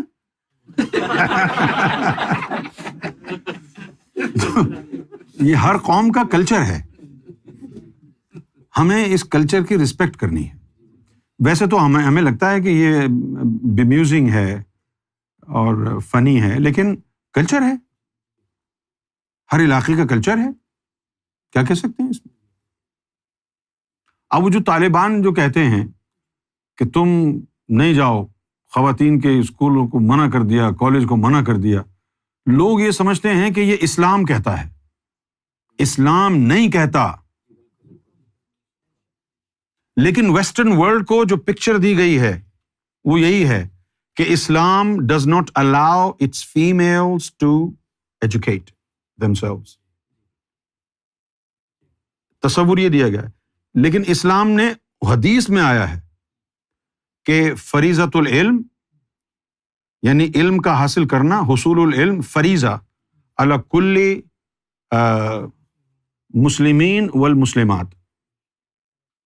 حدیث میں علم حاصل کرنا فرض قرار دیا گیا ہے، مرد پر بھی اور عورت پر بھی، ہر قسم کا علم. اسلام اجازت دیتا ہے آپ ڈاکٹر بن جائیں، انجینئر بن جائیں، پائلٹ بن جائیں، کچھ بھی بن جائیں، اسلام نے اجازت دی ہے. یہ حدیث ہے. یہ انس بن مالک سے روایت ہے کہ اطلب العلم ولو بالصین، کہ علم حاصل کرو بھلے ہی چائنا جانا پڑے. علم حاصل کرو بھلے ہی چائنا جانا پڑے. اور پھر کہا کہ فَإِنَّ طَلَبُ الْعِلْمِ فَرِيضَةٌ عَلَى كُلِّ مُسْلِمٍ وَالْمُسْلِمَاتِ، کہ ہر مسلمان مرد اور ہر مسلمان عورت پر حصول علم فرض ہے. تو اسلام کا تو اسٹیٹمنٹ یہ ہے. تو پھر اب طالبان کیوں روکتے ہیں؟ کیونکہ طالبان میں ایک بڑی تعداد پشتون کی ہے، اور یہ پشتون کی ثقافت ہے کہ وہ اپنی عورتوں کو پڑھانا نہیں چاہتے کسی بھی ریزن کی وجہ سے.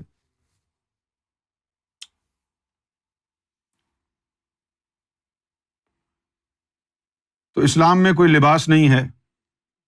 ایک سطر عورت کا بتایا گیا ہے، وہ جسم کے وہ حصے کور کر لیں آپ تو بات بن جاتی ہے.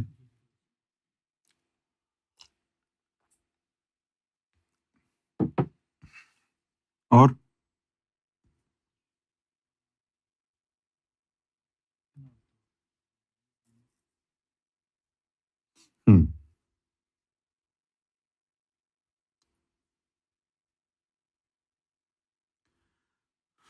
ساجد سرفراز، کیا محفل میں آن لائن آنا ضروری ہے؟ یہ پھر ریکارڈڈ ویڈیو سے بھی کام چلایا جائے. اگر روزگار کی تنگی کی وجہ سے حالات نازک ہوں اس بارے میں کچھ بتائیں. بھئی روزگار کی وجہ سے اگر مجبوری ہے تو آپ ریکارڈڈ ویڈیوز دیکھ لیں، کوئی ایسی پابندی تو نہیں ہے. لیکن اگر آپ کے پاس ٹائم ہے تو آن لائن آ جائیں. مجبوری کی وجہ سے ٹائم نہیں ہے تو آن لائن جو ویڈیوز ہوتی ہیں، ریکارڈڈ اسپیچ ہوتی ہے، وہ دیکھ لیں. کوئی مذائقہ نہیں ہے، کوئی مسئلہ نہیں ہے.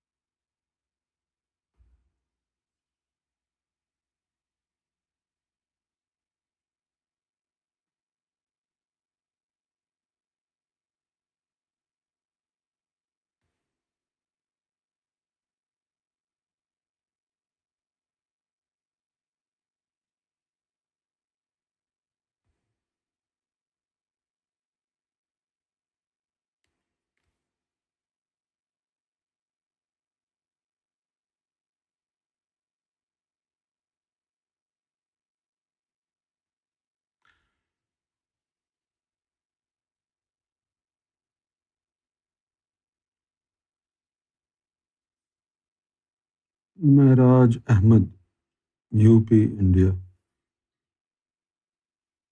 کبھی کبھی سرکار اور اس مشن کے لیے بڑے جذبات اور محبت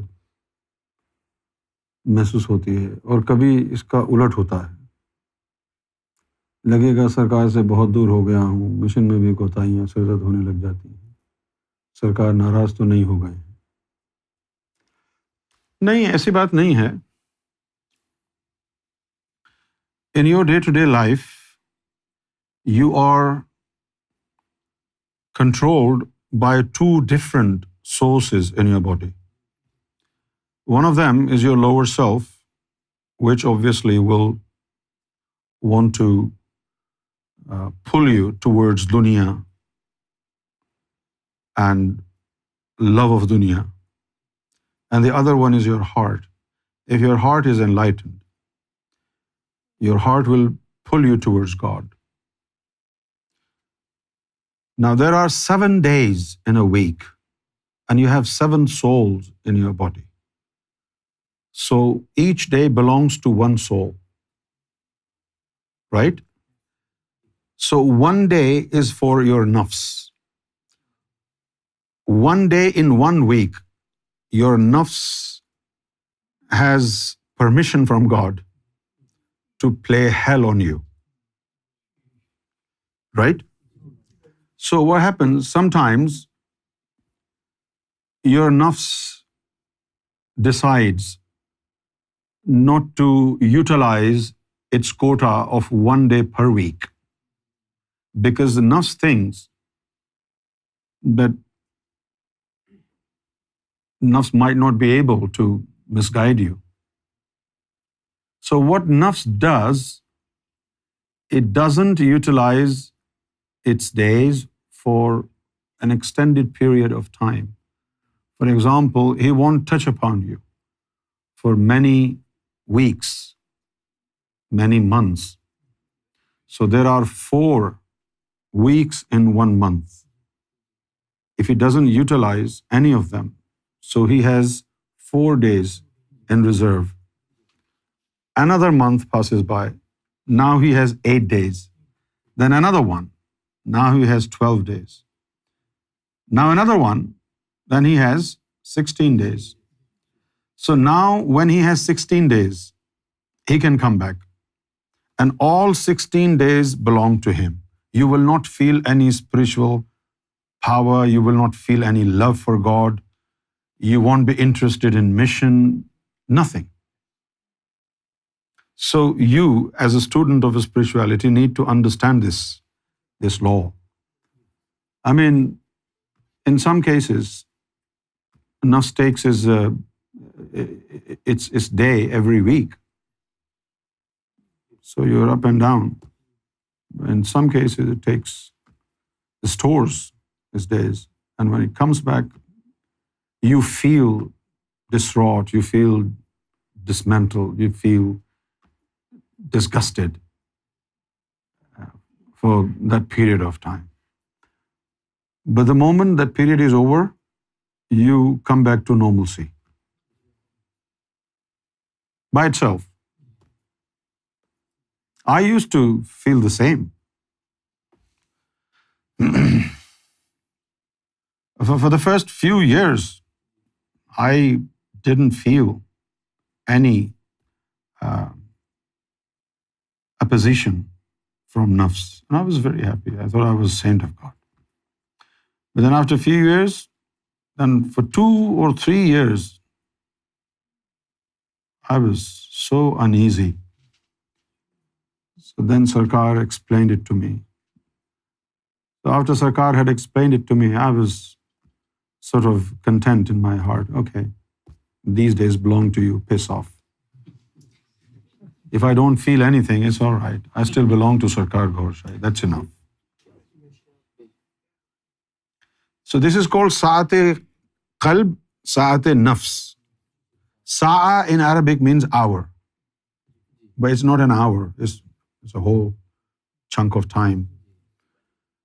Sa'at-e Nafs जब आती है तो इंसान का दिल नहीं लगता जिक्र फिक्र में, इधर उधर कहीं भी नहीं.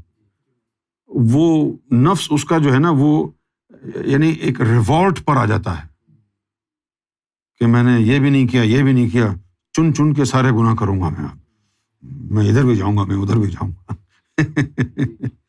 और फिर क्या होता है कि जब वो पीरियड गुजर जाता है, अब वो सर पकड़ के बैठ जाता है, अबे ये मैंने क्या किया. तो हमने एक दिन ऐसे ही बातिन में पूछा कि यार ये क्या सिस्टम बनाया है साथ क़ल्ब साथ नफ्स का, क्यों टॉर्चर कर रहे हो इंसानों को, मत करो. तो उसके जवाब में ये बताया गया कि ये साथ नफ्स और साथ क़ल्ब ये इसलिए रखा गया है ताकि जब साथ नफ्स में जाके तू गुनाह करे तो साथ क़ल्ब में जाने के बाद तुझ पर एक बहुत बड़ा गिल्ट का बोझ हो, मलामत हो. उस मलामत से फिर तेरे नफ्स में तहारत और पाकीज़गी आएगी, कमजोर होगा. तो देखो अल्लाह डबल ट्रिक चलता है इब्लीस के साथ. नहीं इब्लीस का ये ख्याल है कि जो मुझे एक दिन मिल गया है तो मैं तो फट्टे चुक देंगा.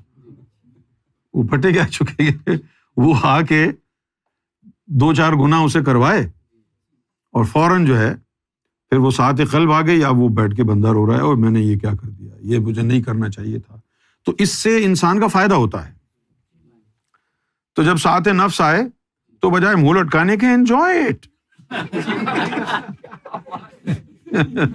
نہیں, انجوائے اٹ. جو جی چاہ رہا ہے کرو، بعد میں ملامت ہوگی، نفس کے لیے اچھا ہوگا.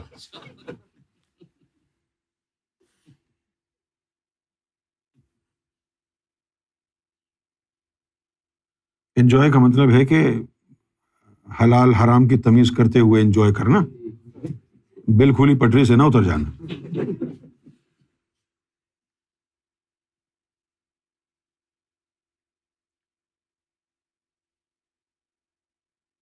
اور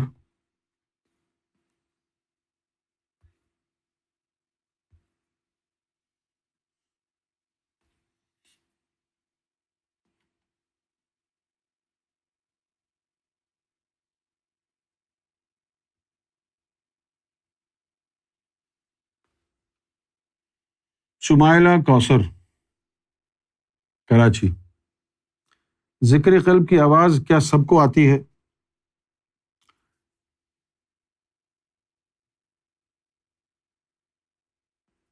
ذکر قلب کی آواز جو ہے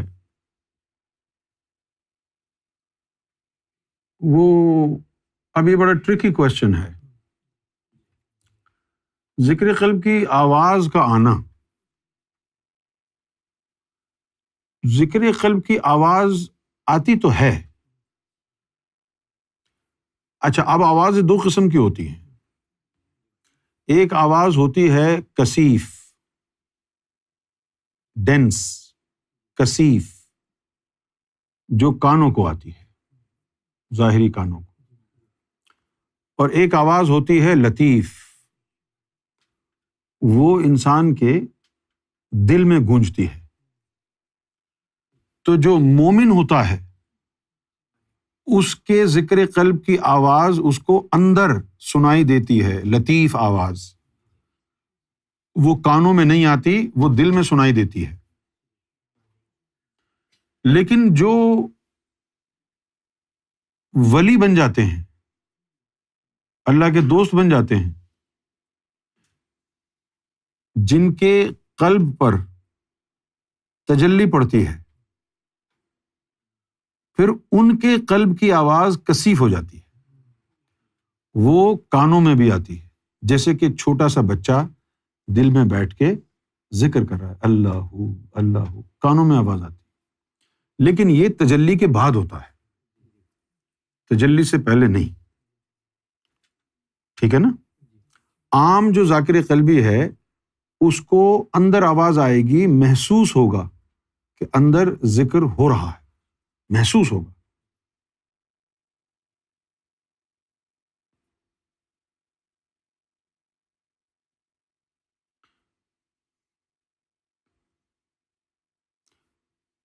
مجھے پتہ نہیں تھا کہ یہ مختلف ہوتا ہے. شروع میں جب میں نے شروع کی تو میں نے سب لوگوں کو یہی بتایا کہ ہاں آواز آتی ہے، کیونکہ مجھے تو آواز سنائی دیتی تھی تو میں یہی سمجھتا تھا کہ سب کو آتی ہوگی. بعد میں پھر پتہ چلا کہ نہیں، وہ صرف جو ہے چند لوگوں کو آتی ہے، باقی لوگوں کو جو عام مومنین ہوتے ہیں. اچھا، اب یہ بھی کیسے پتہ چلے گا کہ آپ عام مومن آگے جا کر بھی رہیں گے؟ تو انتظار کریں. ابھی آواز نہیں آ رہی ہے، ہو سکتا ہے کل اللہ کی رحمت کی تجلی پڑ جائے دل پہ، پھر آواز آنے لگ جائے گی. So don't hesitate it, be patient. کبھی کبھی جو ہے ہم تھوڑے سے لالچی ہو جاتے ہیں کہ یہ بھی ہو، یہ بھی ہو، یہ بھی ہو. لیو اٹ ٹو گاڈ، کیونکہ جو رب نے فیصلہ کیا ہے وہ اسی کے مطابق چلے گا. فرمائشی پروگرام تو نہیں کرتا ہے نا اللہ. جو آپ چاہیں گے ضروری نہیں ہے ویسا ہی ہو. ہاں، آپ دعا کر سکتے ہیں، اس کے بعد اللہ کی مرضی ہے، آپ کو نواز دے یا آپ کو وہیں تک رکھنا چاہے جہاں تک وہ رکھنا چاہتا ہے.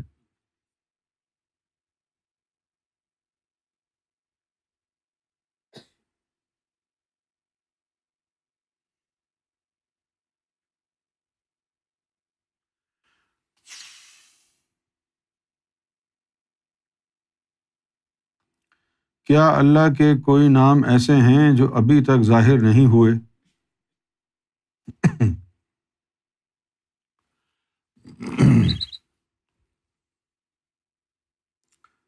دیکھیے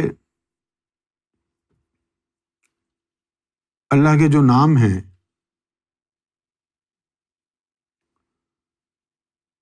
وہ نام رکھے ہوئے نہیں ہیں کہ کسی نے پیار سے اللہ کو یہ کہہ دیا تو یہ اللہ کا نام پڑ گیا، یا کسی نے پیار سے اللہ کو یہ کہہ دیا تو یہ اللہ کا نام پڑ گیا. ایسا نہیں. جس صفت کا اس نے اظہار کیا ہے اس صفت کا نام ہے. تو معلوم یہ ہوا کہ جتنی صفات کا اظہار ہوا ہے انہی صفات کے نام ظاہر ہوئے ہیں. صحیح ہے نا؟ اب نہ جانے کتنی صفات کا اظہار ہوا ہے.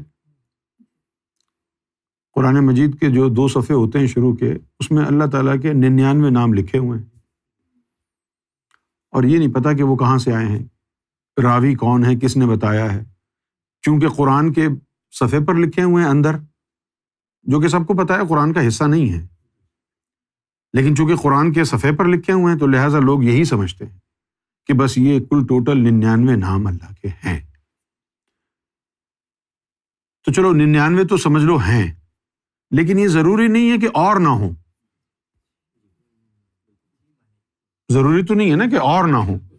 نہ جانے اللہ نے اپنی کتنی صفات کا اظہار فرمایا ہو، کتنی صفات کا اظہار فرمایا. اب جیسے قرآن مجید میں یہ ہے کہ وہ روز اپنی شان سے، نئی شان سے جلوہ گر ہوتا ہے. روز ایک نئی شان سے جلوہ گر اگر ہوتا ہے تو اگر ہم اپنے دن سے اگر اس کا مقابلہ کریں، روزانہ نئی شان سے جلوہ افروز ہوتا ہے تو سال میں 360 مرتبہ تو جلوہ افروز وہ نئی شان سے ہوتا ہے. اور یہ تو صرف 99 نام ہیں. 360 جلوے تو ایک سال میں چینج ہو جاتے ہوں گے، تو بہت سے نام ہوں گے.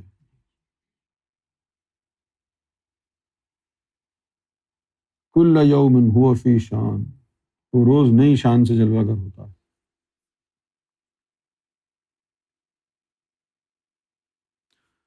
ہمارے مسلمانوں کا مسئلہ یہ ہے کہ وہ جو دیگر مذہبی کتابیں ہیں ان کو ایمان لانے کے باوجود بھی ان کو ٹرسٹ نہیں کرتے.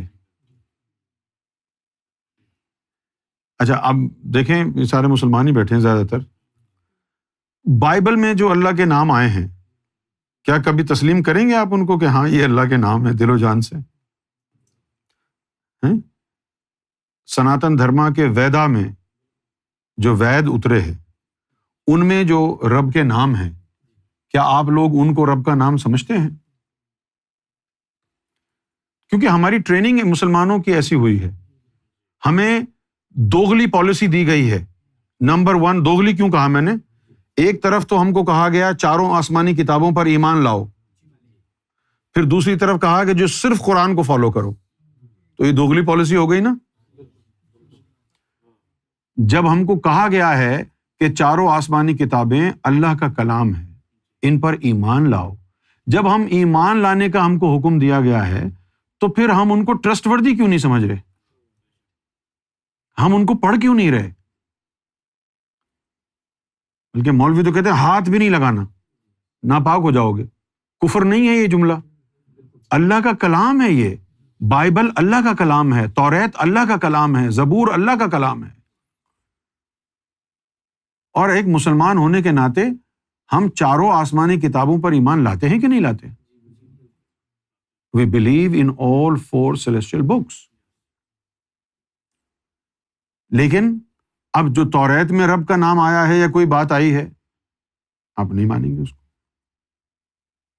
یا بائبل میں کوئی آئی ہے بات، ہم کیوں مانیں؟ یہ تو عیسائیوں کی کتاب ہے.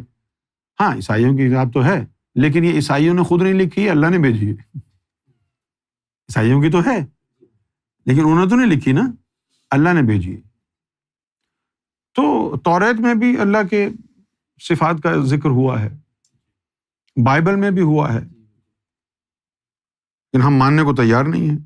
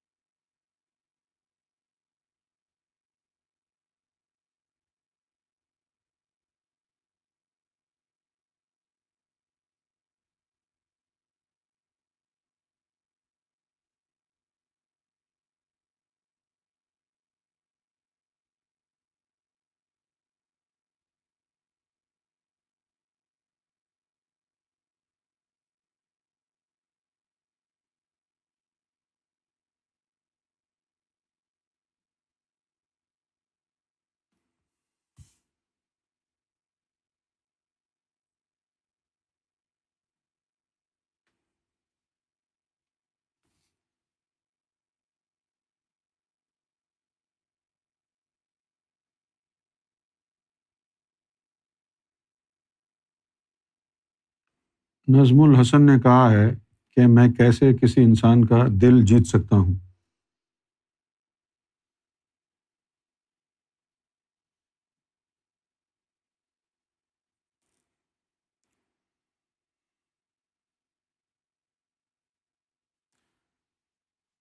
کسی انسان کا دل جیتنے کی کیا ضرورت ہے؟ انسان کبھی خوش نہیں ہوتا.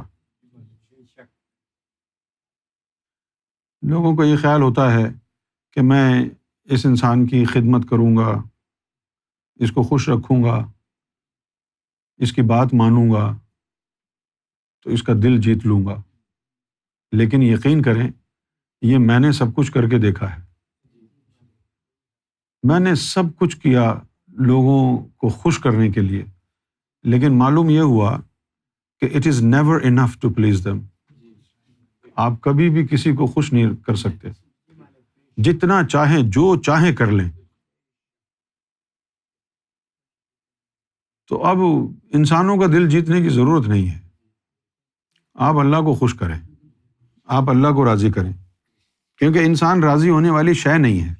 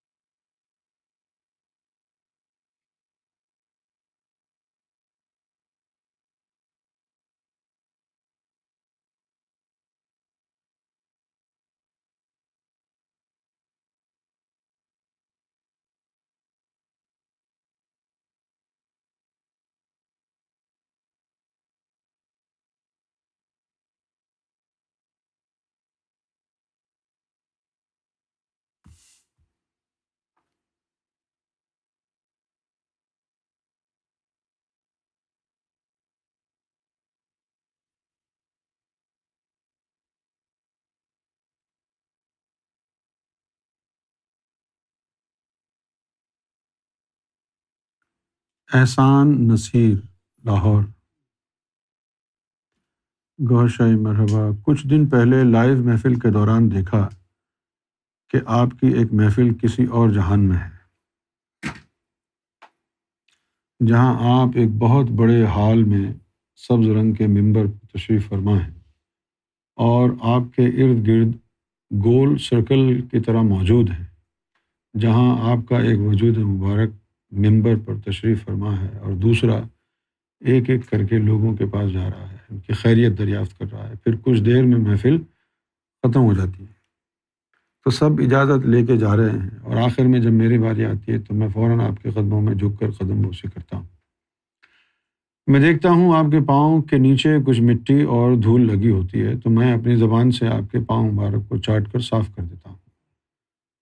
ساتھ مسلسل رو رہا ہوتا ہوں اور آپ سے عرض کرتا ہوں کہ آپ بہت تھک جاتے ہیں، کوئی بھی آپ کا خیال نہیں رکھتا. پھر آپ مجھے کاندھوں سے پکڑ کر اوپر اٹھاتے ہیں تو آپ کی آنکھوں میں بھی آنسو جاری ہوتے ہیں اور آپ فرماتے ہیں کہ یار تم پہلے بندے ہو جس نے یہ کہا ہے، اور آپ مجھے زور سے گلے لگا دیتے ہیں. پھر مجھے آپ ایک دوسری طرف جانے کا کہتے ہیں کہ آگے جاؤ، اپنا جوتا لے آؤ، جہاں پہ کچھ جوتے سفید رنگ کے ہیں اور کچھ بلیک، جو ندیم صاحب اور کچھ لوگ پہن رہے ہیں. وہاں صرف ایک جوتا ہوتا ہے جس کا رنگ سبز ہے جو میرے حصے میں آتا ہے، میں پہن لیتا ہوں. جو تم نے دیکھا ہے اس کی روشنی میں اس کا اشارہ ہے اس بات پہ کہ ذات کے علم کی طرف جا رہے ہو. سرکار قبول فرمائے.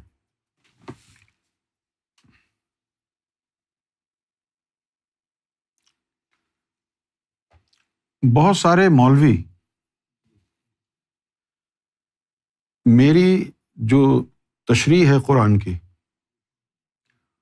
اس کو سن کر یہ کہتے ہیں کہ یہ تشریح غلط ہے، یہ تشریح غلط ہے اور یہ اپنی طرف سے بول رہا ہے، یہ کہتے ہیں. اور میرا معاملہ یہ ہے کہ مجھے مولویوں کی طرح عادت نہیں ہے کہ میں جب بات کروں تو اپنی بات میں وزن ڈالنے کے لیے، اپنی بات کو معتبر بنانے کے لیے تفسیروں کے حوالے دوں، ورنہ یہاں پر بیٹھ کر میں نے آج تک کوئی ایسی بات نہیں کہی جو قرآن اس کی تفسیر میں نہ ہو.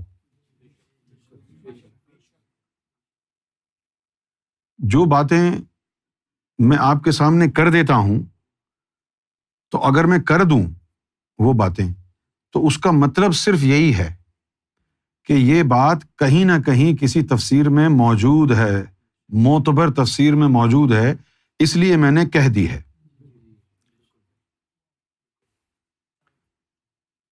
یہاں پر بھی اور گھر پر بھی میرے پاس متعدد تفاسیر موجود ہیں. عربی زبان میں تفاسیر بھی ہیں، فارسی زبان کی تفاسیر بھی ہیں، انگریزی زبان میں تفاسیر بھی ہیں. ہمارے ہندوستان پاکستان کے جو لوگ ہیں وہ ایک یا دو تفسیر کے اوپر اکتفا کر لیتے. اچھا، دوسری بات یہ ہے کہ عام مسلمان تفسیروں کے پیچھے جاتا ہی نہیں ہے، وہ صرف مولویوں کی بات سنتا ہے. اور مولویوں کا حال یہ ہے کہ جو تفسیر قرآن ان کو مدرسوں میں ٹیکسٹ بک کے طور پر پڑھائی گئی ہے وہ صرف اسی تفسیر تک محدود ہیں. جس طرح عرب ممالک میں زیادہ تر جو تفسیر مشہور ہے وہ ہے تفسیر ابن کثیر. ابن کثیر کی تفسیر جو ہے وہ زیادہ عام ہے. تفاسیر اور بھی بہت ساری ہیں، ٹھیک ہے نا. اچھا، اب میں ایک بات آپ کی گوشے گزار کرنا چاہتا ہوں، یہ بات اپنے دل پر لکھ لیں. دو لفظ استعمال ہوتے ہیں جب قرآن مجید کی بات آتی ہے، اس کو سمجھنے کی بات آتی ہے، اس کے فہم کی بات آتی ہے، انڈرسٹینڈنگ آف قرآن، تو پھر دو لفظ سامنے آتے ہیں آپ کے. ایک ہے تفسیر اور دوسری ہے تاویل. کیا ہے؟ تفسیر اور تاویل. تفسیر کا معنی ہے شریعت کا مفہوم، تفسیر کا معنی ہے شریعت کا مفہوم، اور تاویل کا معنی ہے باطنی تفسیر. کیا ہے؟ تو اب جو جاہل ہیں ان کو یہ فرق معلوم نہیں. جس طرح جلال الدین سیوطی رحمۃ اللہ علیہ اور ان کے جو مرشد تھے وہ بھی عالم دین تھے، تو دونوں نے مل کر قرآن مجید کی تفسیر بھی لکھی اور قرآن مجید کی تاویل بھی لکھی. اس کو کہا جاتا ہے جلالین.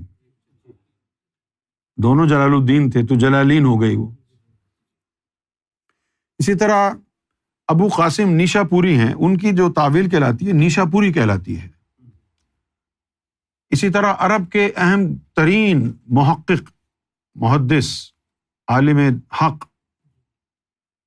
امام حق ملا علی قاری گزرے ہیں. ملا علی قاری نے تفسیر بھی لکھی ہے اور تاویل بھی لکھی ہے. تفسیر جو لکھی ہے وہ شریعت کے پیراہے میں ہے، لفظی معنی میں ہے۔ آپ یوں سمجھ لیں کہ شریعت اور جو طریقت ہے یہ مختلف لینسز ہیں۔ آپ لینس سمجھتے ہیں نا؟ یہ مختلف لینس، جس طرح یہ ایک چشمہ ہے، اب فرض کرتے ہیں کہ اس کا جو لینس ہے وہ یلو ہے۔ اچھا، اب ایک فرض کیا کہ ایک اور چشمہ ہے، یہ رہا، یہ ایک چشمہ ہے، تو اس کا جو لینس ہے یہ اس کا یلو ہے، اس کا فرض کیجئے کہ بلو ہے، اور پھر ایک اور چشمہ ہے،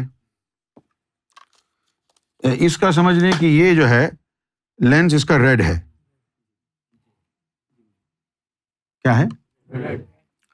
اب میں ریڈ چشمہ لگا کے دیکھوں گا تو ہر چیز ریڈ ہے، یہ ریڈ ہٹ گئی۔ اب میں نے پہن لیا بلو، ارے اب تو سب کچھ بلو ہے، یہ بھی اتار دیا۔ اب یہ پہن لیا، یہ تو سب یلو ہو گیا، ہے نا؟ تو تعویل اور تفسیر یہ چشمے ہیں، یہ اینک ہیں، اس بات کو سمجھ لیں۔ تعویل اور تفسیر جو ہیں چشمے۔ قرآن مجید کی وہی بات آپ تفسیر بیان کریں گے تو پوچھیں گے یہ تفسیر ہے یا تعویل ہے؟ نہیں، تفسیر ہے۔ تفسیر ہے یہ تو مطلب شریعت کی بات ہے۔ پھر آپ اسی چیز کا تعویل اگر تلاش کریں وہ بالکل مختلف ہوگی۔ سوال یہ ہے، ہمارے جو لوگ ہیں ان کو علم نہیں دین کا، ان کی ساری جو تعلیمات ہے وہ ہماری گفتگو کے اوپر قائم ہے۔ ان کو یہ سمجھنے کی ضرورت ہے کہ جب میری بات قرآن کی تشریح کسی کے پاس لے کر کے جائیں اور وہ منع کرے تو اس سے پوچھیں کہ آپ اس کو تفسیر کے رنگ میں دیکھ رہے ہیں یا تعویل کے رنگ میں دیکھ رہے ہیں، پھر پتہ چلے گا یہ صحیح ہے یا غلط ہے۔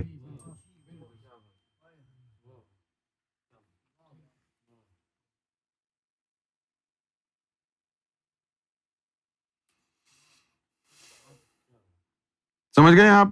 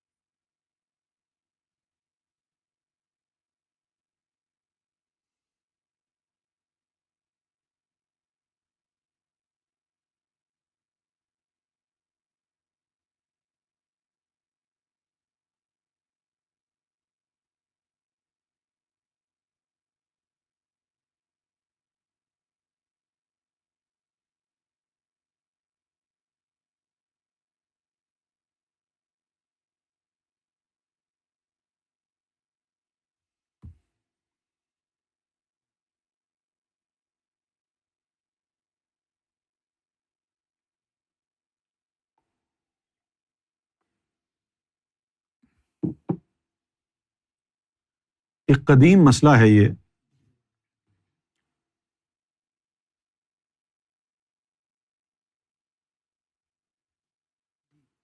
ایک قدیم مسئلہ ہے، آپ لوگ بھی توجہ کریں اس بات پر۔ یہ ایک قدیم مسئلہ ہے کہ حضور نے صحابہ اکرام کو یہ بات سمجھائی تھی۔ توجہ سے سننا حافظ صاحب، حضور نے صحابہ اکرام کو یہ بات سمجھائی تھی کہ قرآن مجید میں کچھ آیتیں تو ایسی ہیں جو محکمات ہیں، محسنات ہیں، وہ آیتیں تو کسی سے بھی سن لینا جا کے، لیکن قرآن مجید میں کچھ آیتیں ہیں جن کو آیات متشابہات کہا جاتا ہے، اس کی تشریح، تفسیر اور تعویل سوائے علی کے کسی سے نہ پوچھنا، ورنہ مجھے ڈر ہے، مجھے خدشہ ہے کہ اس امت کے جو علماء ہیں وہ اس امت کو آیات متشابہات کے آڑ میں گمراہ کر دیں گے۔ اور وہی ہوا. میں عمدن اور قصدن دین کے ان معاملات پر گفتگو نہیں کرتا. اس کی وجہ کیا ہے کہ میں I want to dedicate my energies to a spiritual aspect of the religion. لیکن اب مجھے لگتا ہے کہ ضروری ہو گیا ہے کہ آپ لوگوں کو علم حدیث بھی ہو. صحیح ہے نا؟ علم حدیث ہو. آپ کو پتا ہونا چاہیے کہ موضوع حدیث کسے کہتے ہیں, مرفوع حدیث کسے کہتے ہیں. ٹھیک ہے نا؟ تو یہ جو چین آف اتھارٹی ہے یہ کہاں سے آ رہی ہے, اس کی جو سند ہے, اس کی جو اوتھینٹسٹی ہے, اس کا قانون کلیہ کیا ہے. اچھا, جس دن آپ نے یہ تمام چیزیں سمجھ لیں, پھر اس کے بعد آپ کو یہ ایکسائٹمنٹ نہیں ہوگی کہ یہ بخاری کی حدیث ہے تو یہ صحیح ہی صحیح ہے. جس دن آپ کو سند سمجھ میں آ گئی, پھر آپ سند دیکھیں گے, اس کے راوی دیکھیں گے. صحیح ہے نا؟ اس کے راوی دیکھیں گے. جیسے سند کیا ہے کہ کسی حدیث کے معتبر ہونے کے لیے ضروری ہے کہ وہ حدیث 7 اصحاب کبار سے روایت شدہ ہو. 7 اصحاب کبار. 7 اصحاب کبار وہ جنہوں نے جہالت سے لے کر اسلام قبول کرنے کے بعد اپنی موت تک کبھی جھوٹ نہ بولا ہو. وہ 7 اصحاب کبار وہ سند کہلاتے ہیں. کیا کہلاتے ہیں؟ سند وہ ہے.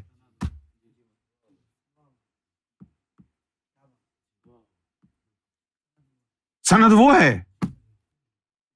اب امام بخاری صاحب جو تھے, ان کو پتا چلا کہ بھئی کسی کے پاس حدیث کا کوئی پرانا نسخہ ہے, تو یہ جو محدثین تھے, یہ جو ائمہ حدیث گزرے ہیں جنہوں نے احادیث کو کلیکٹ کیا ہے, جس طرح میں آپ کو یہ مثال دیتا ہوں, اس کو یہیں گرہ لگا دیتے ہیں کہ اب تم میں سے کوئی یہ سوچے کہ یار سرکار کے فرمودات جمع کرتا ہوں میں, سرکار نے کس موقع پر کس کو کیا کہا, اور پھر آپ نکل جاتے ہیں پاکستان کے دورے پہ, حیدرآباد جاتے ہیں, یہاں لوگوں سے ملتے ہیں. ہاں بھائی تم نے سرکار سے کچھ سنا ہے تو بتاؤ, اور لکھ لیا آپ. پھر دوسرے بندے سے سنا, وہ لکھ لیا آپ. پھر کوٹری چلے گئے, لوگوں سے پوچھا, لکھ لیا آپ. پھر کراچی چلے گئے, لوگوں سے پوچھا, لاہور چلے گئے, پنڈی چلے گئے, ادھر چلے گئے, ادھر چلے گئے. لکھوانے تو بہت سے لوگوں نے لکھوا دیا. اب وہ لکھوانے کے بعد اب کرنا کیا ہے؟ اب اس شخص کے کردار اور گفتار کی تحقیق کرنی ہے. اب اس شخص کے کردار اور گفتار کی تحقیق کرنی ہے تاکہ پتہ چلے کہ اس بندے کی بات کو میں حدیث بن کر کے محفوظ کروں گا, پہلے میں یہ تو دیکھ لوں کہ اس نے کبھی جھوٹ تو نہیں بولا ہے. اگر اس نے کئی مواقع پر جھوٹ بولا ہوگا تو اب یہ بات مشکوک ہو جائے گی کہ ہو سکتا ہے یہاں پر بھی اگر یہ جھوٹ بول رہا ہو تو گمراہی پھیلا دے گا اس کا قول. صحیح ہے نا؟ تو امام بخاری اسی طرح ایک حدیث کا نسخہ کسی کے پاس ان کو پتہ چلا کہ ہے, رسول اللہ کا کوئی فرمان کسی کو معلوم ہے, تو وہ کئی دنوں کی مصافحت کر کے اس کے پاس پہنچے. جب اس کے قریب پہنچے گھر کے تو اس نے دور سے دیکھا کہ جانوروں کو چارہ ڈالتے ہیں نا, تو وہ کوئی برتن ہوتا ہے اس میں رکھ کے چارہ ڈالتے ہیں. تو امام بخاری نے دور سے دیکھا کہ ایک بندہ جو ہے, وہ جو بندہ ہے جس سے حدیث لینے جا رہے ہیں, اس نے وہ برتن جو ہے یوں کر کے آگے گھوڑے کے کیا, تو گھوڑا بھاگا بھاگا آیا کہ اس میں چارہ ہوگا. لیکن جب وہ قریب آیا گھوڑا تو اس نے گھوڑے کو پکڑ لیا, اس میں چارہ نہیں تھا. تو اب یہ جب امام بخاری نے دیکھا تو واپس لوٹ گئے, نہیں اس بندے نے گھوڑے کو دھوکہ دیا ہے، میں اس سے حدیث نہیں لوں گا. دس واز دی اسٹینڈرڈ، ہے نا. اس کو کہتے ہیں سند. یہ ضروری ہے، یہ ضروری ہے. اچھا، اب بہت ساری چیزیں ایسی ہیں کہ جس پر 7 اصحاب کبار کی سند موجود نہیں ہے، لہذا ان احادیث کو ضعیف قرار دے دیا جاتا ہے. مستند حدیث کسے کہتے ہیں؟ جس کی سند پوری ہو گئی. مستند کا مطلب آتھینٹک نہیں ہے، مستند کا مطلب آتھینٹک نہیں ہے. مستند کا مطلب ہے اس کی سند پوری ہو گئی ہے، 7 سے روایت شدہ ہے. ان 7 نے زندگی میں زمانہ جاہلیت میں اور اسلام قبول کرنے کے بعد بھی مرتے دم تک کبھی جھوٹ نہیں بولا تھا. یہ سند ہوتی ہے.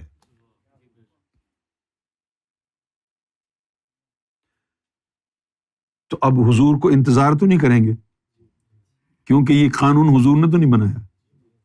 اب حضور انتظار تو نہیں کریں گے کہ بھئی 7 اصحاب کبار آ جائیں پھر میں بولوں. وہ تو بادشاہ ہیں. اچھا، اب آ جائیے، ایک نئی کہانی ہے میرے پاس.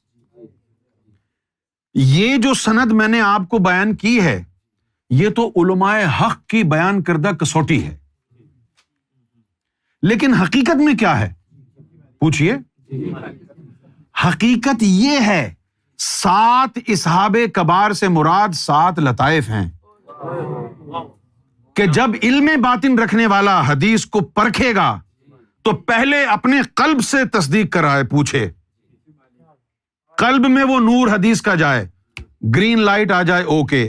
اب روح میں ڈالے، وہاں سے گرین لائٹ آئے، اوکے.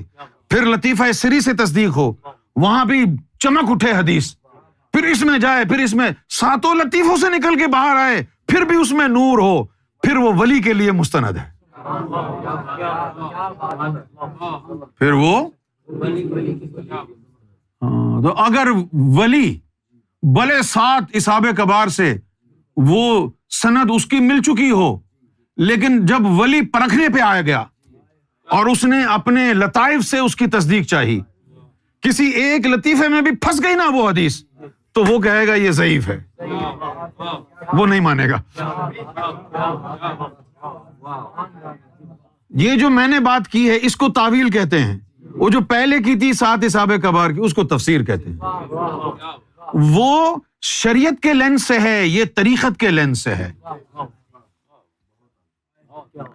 آپ کو سمجھ میں آ گئی یہ بات؟ اچھا، اب آ جائیے حدیث مرفوعہ کیا ہے. حدیث مرفوعہ اسے کہتے ہیں جس کو رفعت ملی، سب نے کہا سچ ہے، سچ ہے، سچ ہے، سچ ہے، جس سے پوچھا اس نے کہا سچ ہے، سچ ہے، سچ ہے. یہ حدیث مرفوعہ ہے. ایک ہے حدیث موضوع. حدیث موضوع کیا ہے؟ کہ کسی سے پوچھا کہ بھائی ایسا سنا تھا، ہاں سنا تو تھا لیکن حضور نے کچھ زیادہ بولا نہیں اس کے بارے میں. پھر دوسرے سے پوچھا، ہاں بھائی ایسا سنا تھا، ہاں ایسا کیسے ہو سکتا ہے، نہیں میں نے نہیں سنا. پھر تیسرے سے پوچھا، ہاں بھائی ایسا سنا تم نے، ہو سکتا ہے کہا ہو. یعنی کمزوری آ گئی، کمزوری آ گئی. اچھا، پھر دوسری بات سنو، اب یہ بات اس سے زیادہ اہم ہے. 7 اصحاب کبار ایک طرف کسی حدیث کی سند ہونے کے لیے، وہ ایک طرف. اگر کوئی بات مولا علی کی زبان سے نکل گئی، اب 7 اصحاب کبار کی ضرورت نہیں ہے. مولا علی سند ہیں، کل سند کل ہیں، کیونکہ وہ حبل اللہ ہیں، وہ صراط مستقیم ہیں.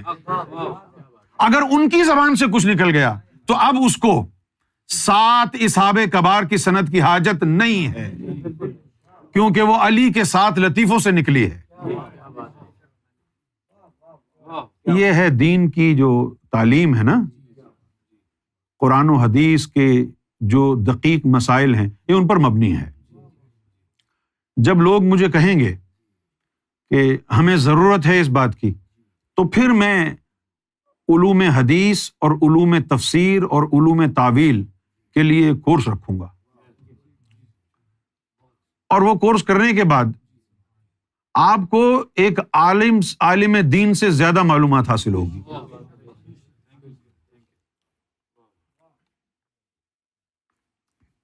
لیکن مانیں گے پھر بھی نہیں مولوی،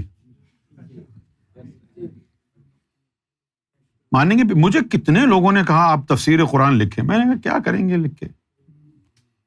پوچھو کیوں نہیں لکھی؟ وہ تفسیر قرآن لکھنا بیکار ہے۔ کیوں بیکار ہے؟ وہ لکھ کے ہم نے وہ سپرد کر دی کاغذ کے، اس لکھے گئے علم میں نور نہیں ہے نا، اس لیے تفسیر ہم لکھتے نہیں، اتارتے ہیں سامنے بٹھا کے، لکھتے نہیں ہیں۔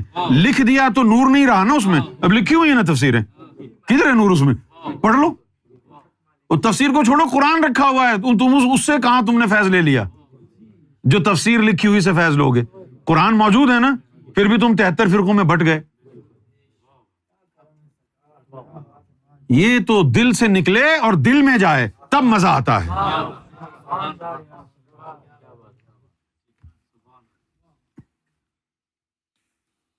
تو حافظ جی یہ یاد رکھنا، ایک ہوتی ہے تفسیر اور ایک ہوتی ہے تعویل۔ ابھی گوگل کر کے دیکھیں کہ مجھے قرآن کی تعویل چاہیے، وہ تعویل جب نکالیں گے، اچھا تفسیر جب نکالیں گے تو ہزاروں نام آ جائیں گے، کلن کی تفسیر، منگل کی تفسیر، کالے کی تفسیر، پیلے کی تفسیر، سارے نام آ جائیں گے۔ اور جب تعویل کی بات کریں گے تو کوئی اکا دکا، تعویل کہاں پتہ تھی لوگوں کو۔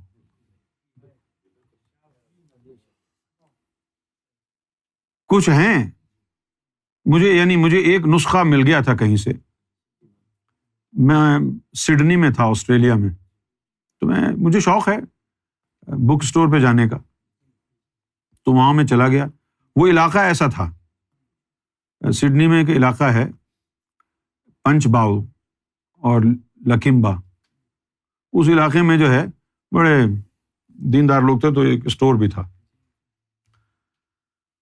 تو میں بور ہو رہا تھا تو میں گھس گیا دکان میں اور دیکھنے لگا کتابیں ادھر ادھر۔ تو مجھے وہاں سے ایک موٹی قرآن مجید کا ایک نسخہ مل گیا۔ میں چونکا اس لیے کہ اس پہ لکھا تھا تعویل لکھا۔ میں اس سے بڑا انٹریگ ہوا، تو میں جا کے دیکھا اس کو، تو اس کے اندر پہلے عربی کا متن، اس کے بعد اردو کا ترجمہ، پھر اس کے بعد تفسیر، پھر اس کے بعد تعویل، یہ سب موجود۔ تو پھر میں نے اس کو بڑے غور سے، فری تھا میں اس کو 1.5-2 دن میں کھینچ لیا پوری کتاب، بڑا مزہ آیا۔ تب مجھے پتا چلا کتنے صحابہ اکرام کے حوالے ہیں، تب مجھے پتا چلا کہ مسلمانوں نے قرآن حدیث کے ساتھ کتنا بڑا کھلواڑ کیا ہے، بہت بڑا کھلواڑ کیا ہے، بہت بڑا کھلواڑ کیا ہے۔ جو قرآن مجید کی تفاسیر تھیں، جو وہ تفاسیر تھیں جو رسول اللہ کے سینے سے نکل کر اولیاء کے سینے میں آئیں اور انہوں نے بیان کیا، ان سب کو جو ہے یہ مولویوں نے، بنو امیہ کے مولویوں نے ان سب کتابوں کو جلوا دیا کہ نہیں یہ سب شرک ہے، یہ سب بدعت ہے۔ ورنہ پرانے نسخے ایسے رکھے ہوئے ہیں کہ جن میں آیتوں کے ساتھ ساتھ نیچے بریکٹ میں لکھا ہوتا تھا کہ یہ والی آیت مولا علی کے لیے اتری تھی، نیچے لکھا ہوتا تھا۔ میرے پاس ایک نسخہ ہے جس میں لکھا ہوتا تھا کہ رسول اللہ نے فرمایا کہ یہ جو آیت ہے صرف علی کے لیے اتری ہے، اس سے کوئی اور مراد نہیں ہے۔ حالانکہ نام نہیں لکھا اس میں۔ نام کیوں لکھا ہوگا؟ کیونکہ تو بات کہی تھی نا۔ اب جیسے میں کہوں صرف تمہیں اجازت ہے یہاں آنے کی، میں انگلی کر کے کہوں، تنویر کو کہوں انگلی کر کے صرف تمہیں یہاں آنے کی اجازت ہے بلا روک ٹوک، اب سب سمجھ گئے؟ کیا سمجھے ہیں سب؟ کہ میں تنویر سے مخاطب ہوں کہ تمہیں یہاں آنے کے لیے اجازت کی ضرورت نہیں. میں تنویر کی طرف انگلی کر کے کہہ رہا ہوں. سب جانتے ہیں کہ یہ اجازت صرف اس کے لیے. جب یہی بات لکھی جائے گی تو کیا لکھا جائے گا؟ یونس نے کہا کہ صرف تم کو اجازت ہے. کس کو کہا تھا یہ نہیں لکھا. یہ ہو گئی نا گڑبڑ. کس کو کہا تھا یہ نہیں لکھا.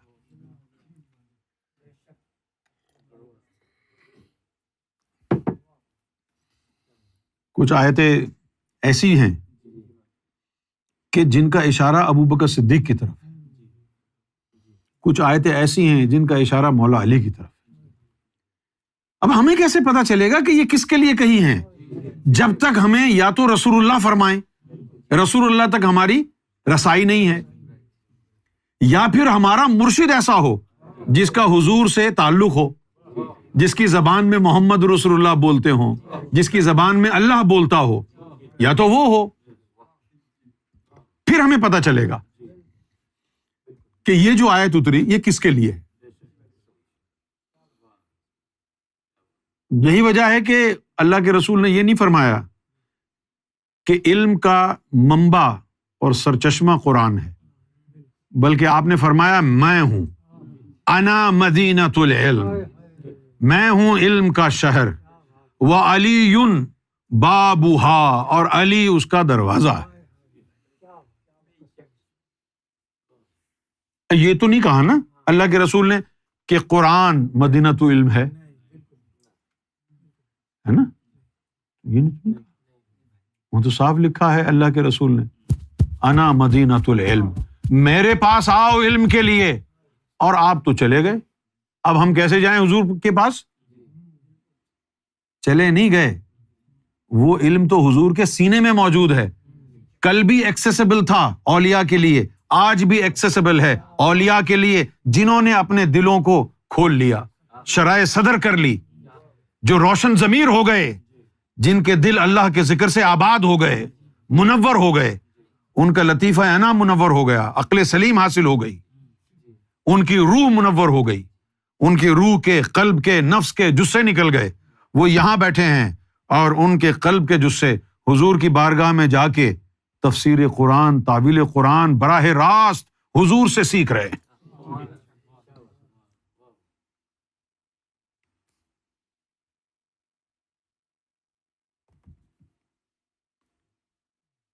اور بھی کوئی سوال ہے تو بتاؤ.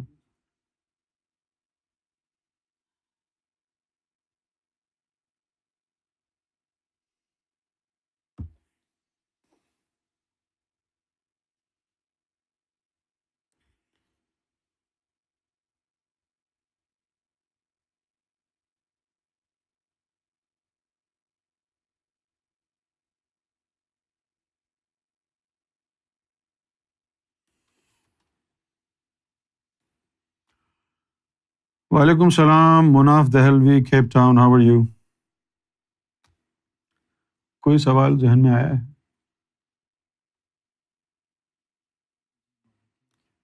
تنویر یہ مٹھائی تو بانٹ دو لوگوں کو. جی حضور.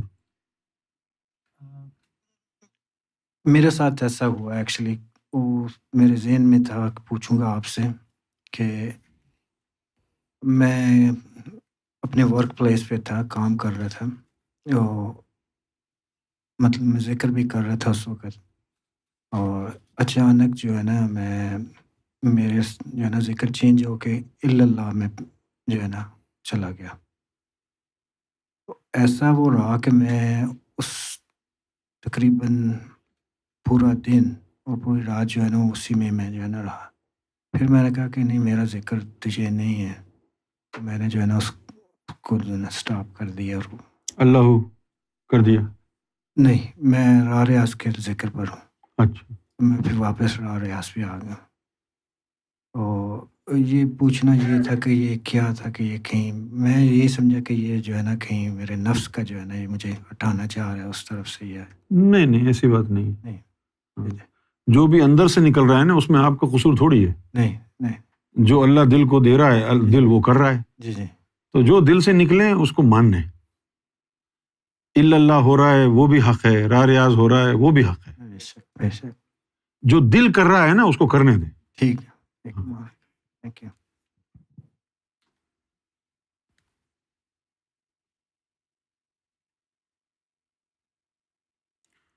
عمیر سید, ایسا کیا ہے جس وجہ سے اللہ نے پوری کائنات بنا دی؟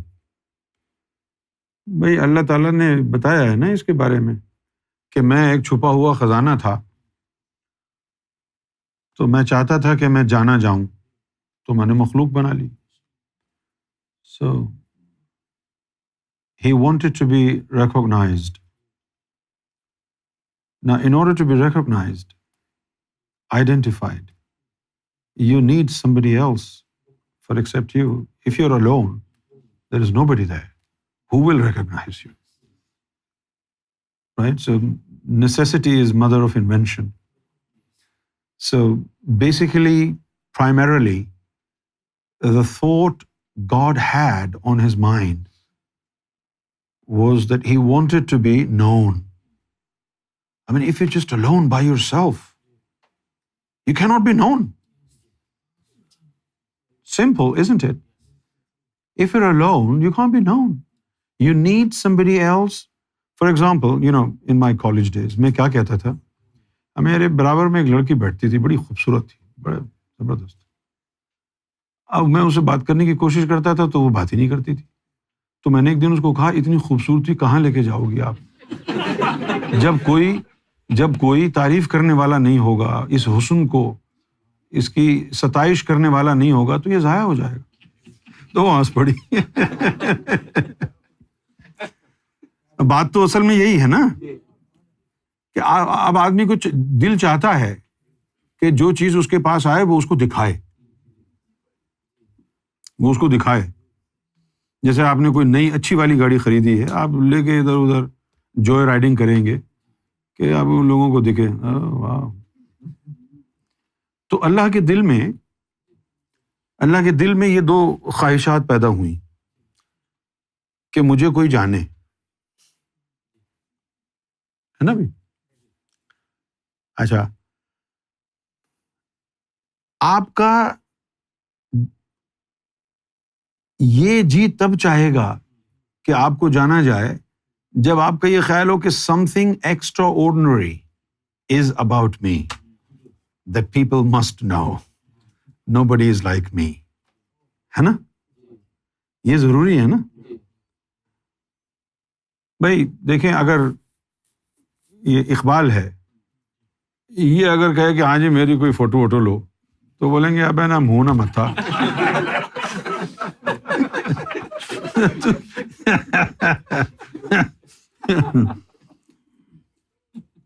یار میں مثال دے رہا ہوں, چلو میں جگہ کا کہہ دیتا ہوں.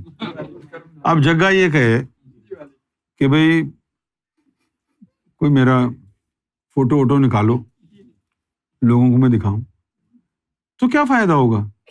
لوگ اٹھا کے پھینک دیں گے. تو یقیناً خدا کے ذہن میں یہ بات آئی ہوگی کہ what I have is fabulous. What I have is marvelous, magnificent. Such a thing must be known. Such a thing must be appreciated. And the question is, there is nobody to appreciate it. No? Now I'm going to say something dangerous. Fasten your seat belts. Something dangerous. اللہ کہتا ہے کہ وہ کسی کا محتاج نہیں, کہتا ہے نا. لیکن it boggles my mind. On this point, he needed us, didn't he? Without us, اتنے حسن کا کیا کرتا، اتنی طاقت کا کیا کرتا ہے بھائی؟ اتنی طاقت کا کیا کرتا؟ اگر آپ کو یہ کہا جائے ابھی آپ پیسے کے لیے ترس رہے ہیں، اگر آپ کو یہ کہا جائے تنویر ہم تم کو لاتعداد پیسہ دیں گے، بس تمہیں جنگل میں رہنا ہے جہاں ہزاروں میل دور تک کوئی انسان نہیں ہوگا، بولیں گا بھائی یہ 500 پاؤنڈ کی ویکلی تنخواہ صحیح ہے، کیونکہ پیسہ ہماری صرف ضرورت نہیں ہوتی، پیسہ ہمارے نفس کو تسکین پہنچانے کا ذریعہ بھی ہوتا ہے۔ لوگوں سے ہم عیش اور داد وصول کریں، اس کا چسکا بھی ہمارے نفس کو پڑ جاتا ہے نا بھائی؟ تو اب اللہ تعالیٰ نے بھی ایک لگژری کا یعنی انتخاب کیا۔ He wanted to enjoy the luxury of his being. He wanted to be known. He wanted to be appreciated. He wanted to be praised. ہمارے اندر یہ جو عادت آئی ہے، جب بھی عورت سج بن کر میک اپ ویک اپ کر کے اچھے کپڑے پہن کے نکلتی ہے، شوہر سے پوچھتی ہے، بوائے فرینڈ پوچھتی ہے میں کیسی لگ رہی ہوں، یہ وہیں سے آئی ہے، وہ اللہ کی طرف سے آئی ہے نا۔ آپ نے دیکھا نہیں قرآن میں جگہ جگہ لکھا ہوا ہے صبح شام ہماری تعریف کرو، صبح شام ہماری تعریف کرو، صبح شام ہماری تعریف کرو۔ اب اگر ایک آدمی آپ سے ہر 10 منٹ بعد کہ مجھے بھوک لگی ہے مجھے بھوک لگی ہے، تو آپ کہیں گے بھائی بڑا ہی بھوکا ہے تو، ہر 10 منٹ بعد بھوک لگ رہی ہے تجھے، ہنس دے یار۔ Now look at the divine appetite for praiseworthiness. وہ کہتا ہے کہ اللہ کی تسبیح بولو صبح بھی اور شام کو بھی، اور اگر کوئی خاص بننا چاہتا ہے الذین یذکرون اللہ قیاما وقعودا وعلی جنوبکم، تو پھر اٹھتے بیٹھتے کروٹوں کے بل سوتے وقت بھی ہمارے ذکر میں رہو۔ تو یہ اسی کی خواہشات پوری ہو رہی ہیں۔ عام نمازی عام روزے دار اس کی خواہش پر عمل پیرا نہیں ہو پا رہا، وہ ساری نمازیں اس کی ادھر ہی جمع ہو رہی ہیں، یوم محشر میں کام آئیں گی۔ ذاکر قلبی کا اس کی ذات سے تعلق جڑ جاتا ہے، یہاں اس کا دل اللہ کہتا ہے، وہاں اس کے جسم سے ٹکراتا ہے، اس لیے اس کو مزہ آتا ہے، اس لیے ذاکر قلبی کا مرتبہ زیادہ ہے۔ تو اب وہ چاہتا تھا کہ وہ جانا جائے، he wanted to be known, so he needs somebody, he created. اور یہ میرے الفاظ نہیں ہیں، یہ حدیث قدسی کے ہیں، کنت کنزا مخفیہ، لکھ دینا پوری حدیث، یہ حدیث کے الفاظ ہیں۔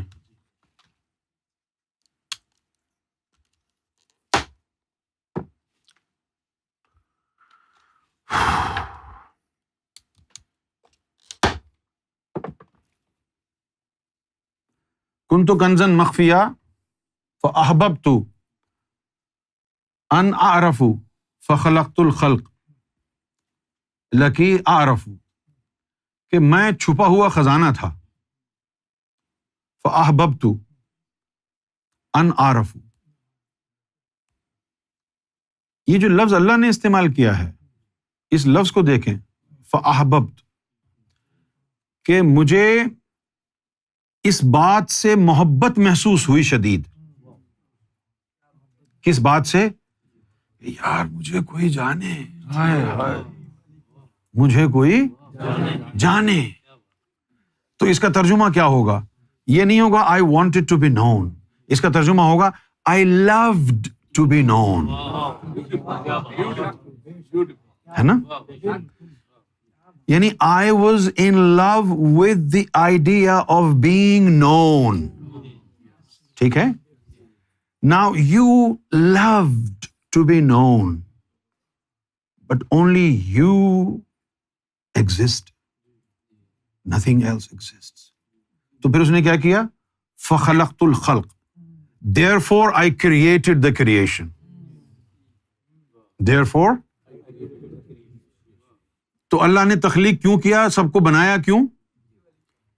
اس لیے کہ وہ بنائے مخلوق اور پھر مخلوق کے سامنے اپنے جلوے دکھائے.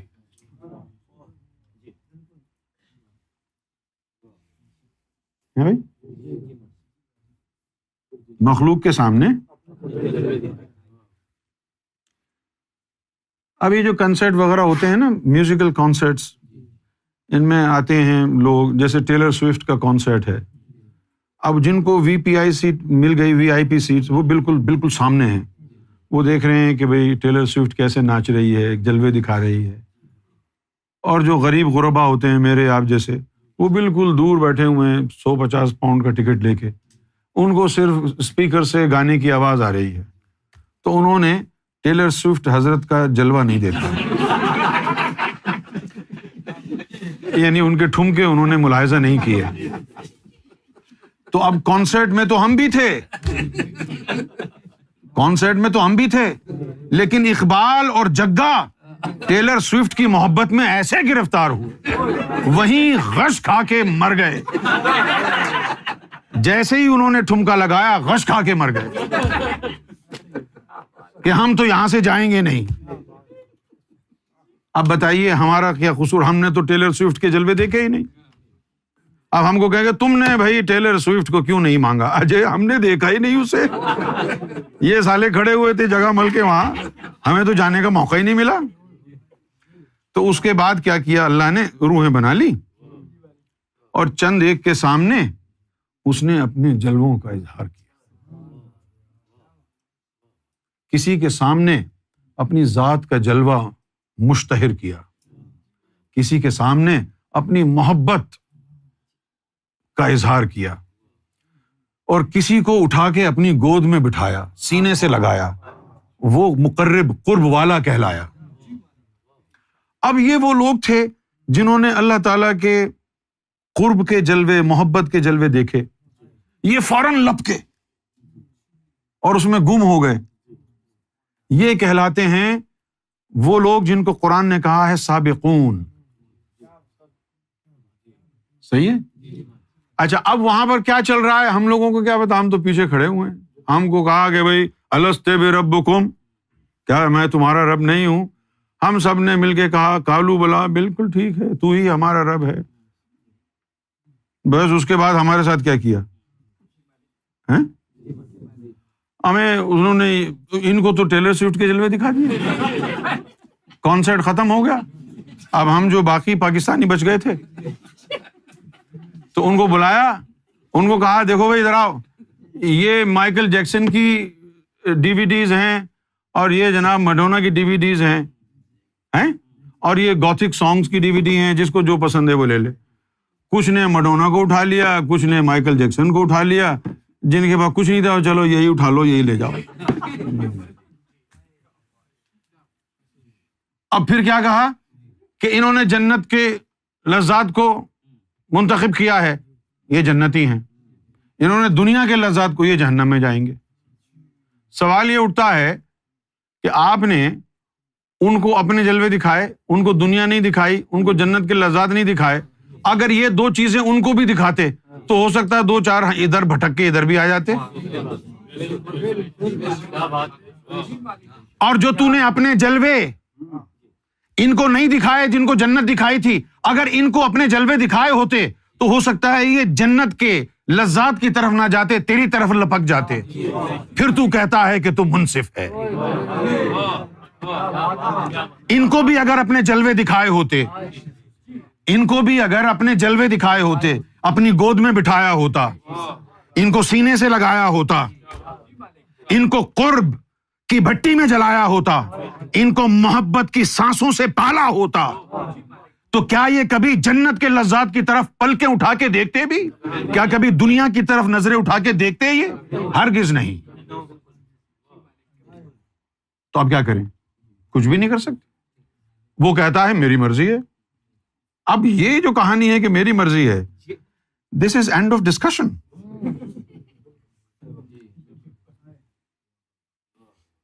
لاپرواہ نہیں ہے. He is a narcissist God.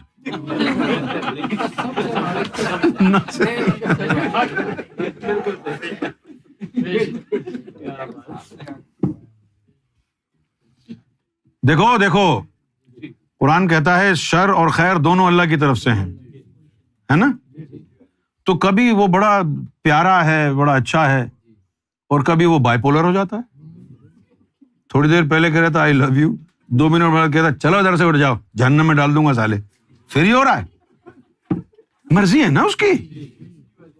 ناراض ہو گئے کیا؟ نہیں، میں سمجھا آپ اللہ کے رشتے دار ہیں.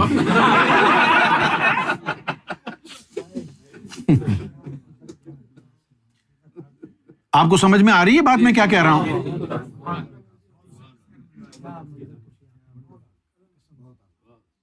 تو یہ جو ولی بنا ہے اس کا اس میں کیا دخل ہے؟ یہ جو مقرب بنا ہے اس میں اس کی کیا کوشش ہے؟ اس کا کیا کمال ہے؟ کمال تو تب ہو کہ انسان اپنے بلبوتے پر اپنی کوشش سے مقرب بنے اور وہ روکے بھی نہ کہ تو مقرب نہیں بن سکتا. کوشش کرنے دے. سیڑھی لگائی ہے معرفت کی تو لوگوں کو چڑھنے بھی دے. آپ سمجھ رہے ہیں میں کیا کہہ رہا ہوں؟ سیڑھی لگائی ہے معرفت کی تو چڑھنے بھی دے. کون مقرب بنے گا آپ نے فیصلہ کیا. کون محب بنے گا آپ نے فیصلہ کیا. کون صالحین میں سے ہوگا آپ نے فیصلہ کیا. کون دنیا دار بنے گا، گناہ کرے گا، کون جہنم میں جائے گا آپ نے فیصلہ کیا. کون جنت میں جائے گا آپ نے فیصلہ کیا. قصور کس کا ہے؟ بابا بلے شاہ کا. قصور شہر انہی کا ہے نا.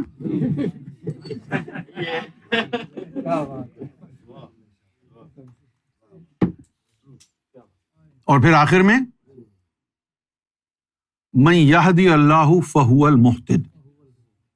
یہ قرآن کہتا ہے من یہدی اللہ، کہ اللہ جسے ہدایت دے، فہو المہتد، وہ ہے ہدایت والا. تو ہم یہاں کیا کرنے آئے ہیں بھائی؟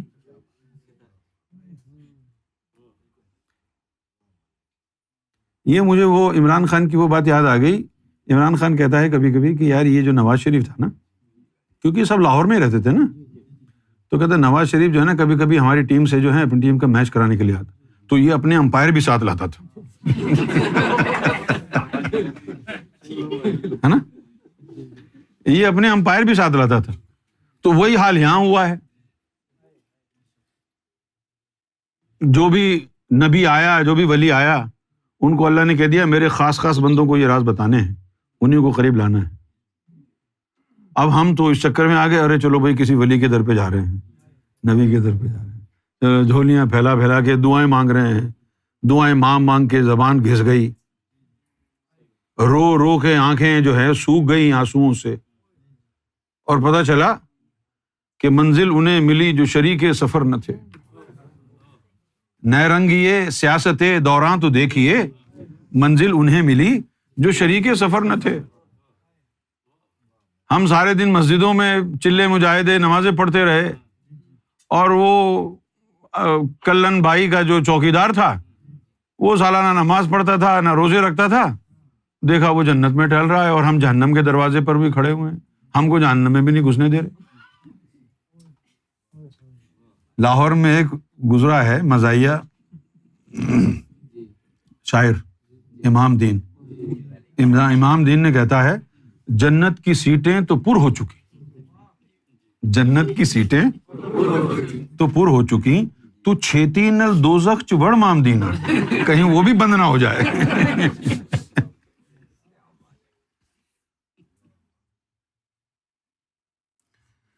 شکیل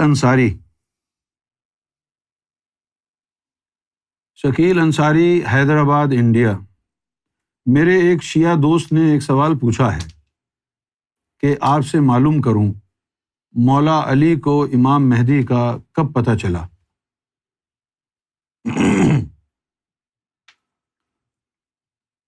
میں اپنے بھائیوں کو، اپنے دوستوں کو ایک بات پہلے بتا دینا چاہتا ہوں مولا علی کے حوالے سے، تاکہ آپ لوگوں کا جو ذہن ہے وہ مولا علی کے حوالے سے کلیئر ہو جائے کہ مولا علی ایک انسان ہوتے ہوئے کتنے با اختیار ہیں اور کتنے محتاج ہیں، کتنی ان کی طاقت ہے اور کہاں تک ان کی رسائی ہے. صحیح ہے؟ عالم احدیت یہ وہ مقام ہے. یہ بورڈ لے کے آنا ذرا.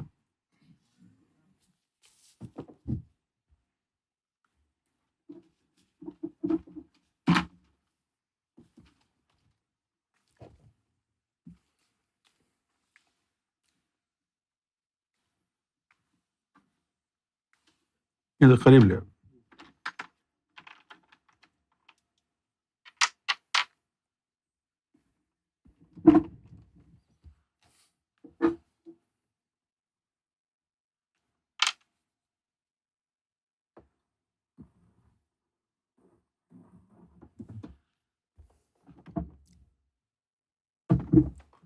اب فرض کریں کہ یہ جو ہے عالم احدیت کی لائن ہے، یہاں پر جو ہے اللہ کی کرسی رکھی ہوئی ہے.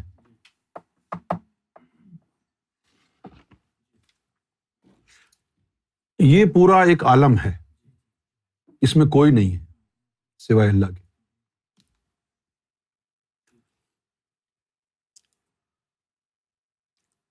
یہ جو ہمارے سر میں لطیفہ انا ہے، یہ جو ہمارے سر میں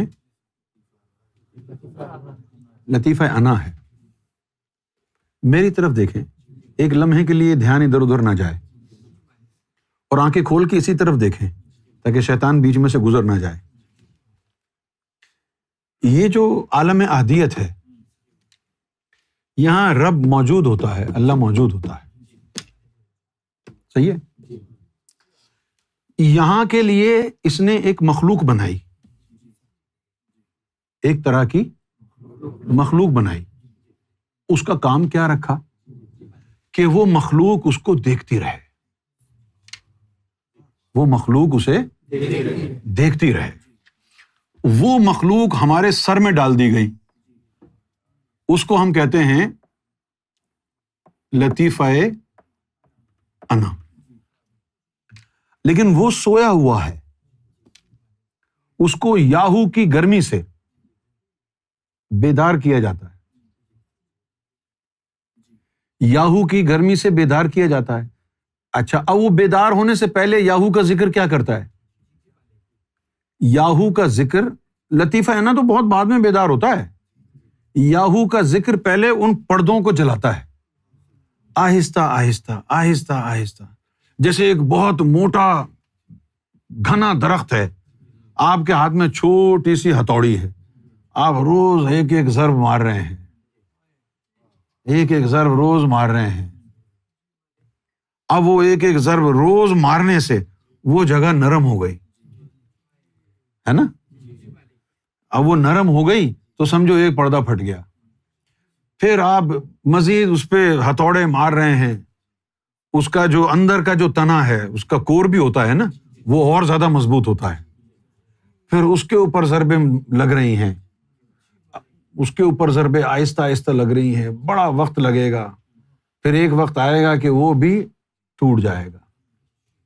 پھر اور آگے جائیں گے آپ، پھر ایک اس کے بیچ میں ایک اور کور ہے، پھر اس کو توڑیں گے آہستہ آہستہ توڑ کے.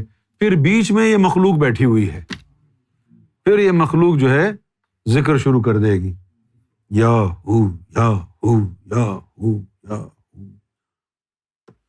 اب وہ جب یا ہو کے ذکر سے یہ مخلوق بیدار ہو جائے گی تو یہ مخلوق کہے گی میں نے جس کو دیکھا ہے مجھے وہیں لے کے چلو. اتنا تنگ کرے گی دماغ میں یہ مخلوق کہ آپ سے بیٹھا نہیں جائے گا. جب دین الہی کی کتاب سرکار لکھ رہے تھے تو سرکار نے مجھے بلایا کہ تم بھی امریکہ آ جاؤ. تو سرکار لکھ لکھ کے مجھے دیتے تو میں پھر ان کی ٹائپ سیٹنگ کرتا تھا ان پیج میں. جیسے ہی میں لے کے بیٹھتا, وہ جو سرکار کی ہینڈ رائٹنگ تھی اس سے نور نکلتا اور وہ اندر ادھر ادھر جاتا. میری آنکھیں جو ہیں سرخ بلڈ ریڈ ہو جاتی, سرخ, یہ نسیں پھول جاتی. وہ ہوا کیا؟ وہ سرکار کی جو تحریر ہے, وہ جو لفظ ہیں, وہ دیکھ کے ان کا نور دماغ میں گھس گیا. وہ جو لطیفہ انا تھا نا, وہ بیدار اور بے چین اور بے قرار اور نہ جانے کیا کیا گھامڑ اس کو ہو گیا. اور اس کے بعد درد, بیٹھا نہ جائے, اٹھا نہ جائے. تو سرکار نے ایک دن مجھے اس حال میں دیکھا تو چیک کیا, تو پھر فرمایا کہ یہ غذا مانگ رہا ہے, یہ کہتا ہے مجھے وہاں لے کے جاؤ, مجھے وہاں لے کے جاؤ, مجھے وہاں لے کے جاؤ. کیونکہ یہ مخلوق یہاں کی ہے, یہ اس کے چاروں طرف یوں سمجھ لیں, یوں یوں یوں یوں یوں یوں, یہاں پر یہ انہوں نے جھمگٹا لگایا ہوا ہے. ان کا کام ہی یہی ہے, صرف اس کے دیکھتے رہتے ہیں, صرف اسی کو دیکھتے رہتے ہیں. تو اس کو دیکھتے رہنے کی وجہ سے ان کی جو لائف انرجی ہے وہ رب کو دیکھنا ہے. سمجھ گئے آپ؟ اللہ نے منع کیا ہے کہ انسان اپنی آنکھ سے رب کو نہیں دیکھ سکتا. لا تدرک الابصار, اپنی آنکھ سے تو دیکھ ہی نہیں سکتا, لیکن یہ روح تو اللہ کی آنکھ ہے جو تیرے دماغ میں ہے. اس کو جب بیدار کرتے ہیں, یہ اس کو دیکھنے کے لیے جاتی ہے نا ادھر. صحیح ہے نا؟ اچھا, اب طفل نوری اور جثہ توفیق الہی, یہ مخلوقیں بھی یہاں کی ہیں. یہ جو طفل نوری ہے, یہ کرسی ہے اللہ کی, یہاں اللہ بیٹھا ہوا ہے. اس طفل نوری کا تعلق اس کرسی سے ہے, اور جثہ توفیق الہی کا تعلق اس کرسی پہ بیٹھے اللہ سے ہے. جثہ توفیق الہی کا تعلق کرسی پر بیٹھے ہوئے اللہ سے ہے. طفل نوری کا تعلق اس کرسی سے ہے, اور جثہ توفیق الہی کا تعلق کرسی پر بیٹھے ہوئے اللہ سے ہے. تو جس انسان میں, جس ولی فقیر میں جثہ توفیق الہی ہو, اس کا بولنا اللہ کا بولنا ہے, کیونکہ اس کے اندر وہ چیز موجود ہے جو کرسی پر بیٹھے ہوئے اللہ کے وجود سے آئی ہے. تو مولا علی کے اندر جثہ توفیق الہی تھا. جو علی نے کہا تو سمجھو اللہ نے کہا تھا, جو علی نے کہا تو وہ اللہ نے کہا. اب جب علی بولے تو اللہ بولے, اللہ بولے تو علی بولے. اب ہم کیا بتائیں آپ کو کہ علی کو کب پتہ چلا امام مہدی کا؟ جب سننے والا بھی علی, بولنے والا بھی علی ہے, تو پتہ کب چلا؟ ہے نا؟ بولنا اور سننے کے بیچ میں کہیں پتہ چلا ہوگا, کیونکہ جو بول رہا ہے علی کی زبان میں وہ جثہ توفیق الہی ہے جو اس کرسی پر بیٹھا ہے.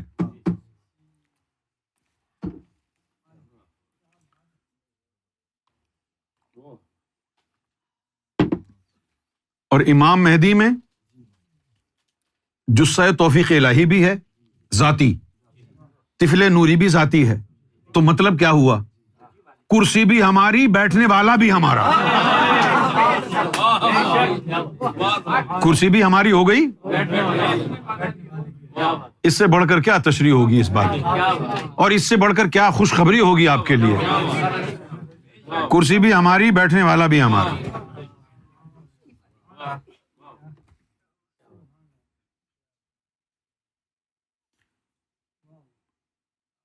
ابھی ذہن میں کوئی سوال ہے تو پوچھیے.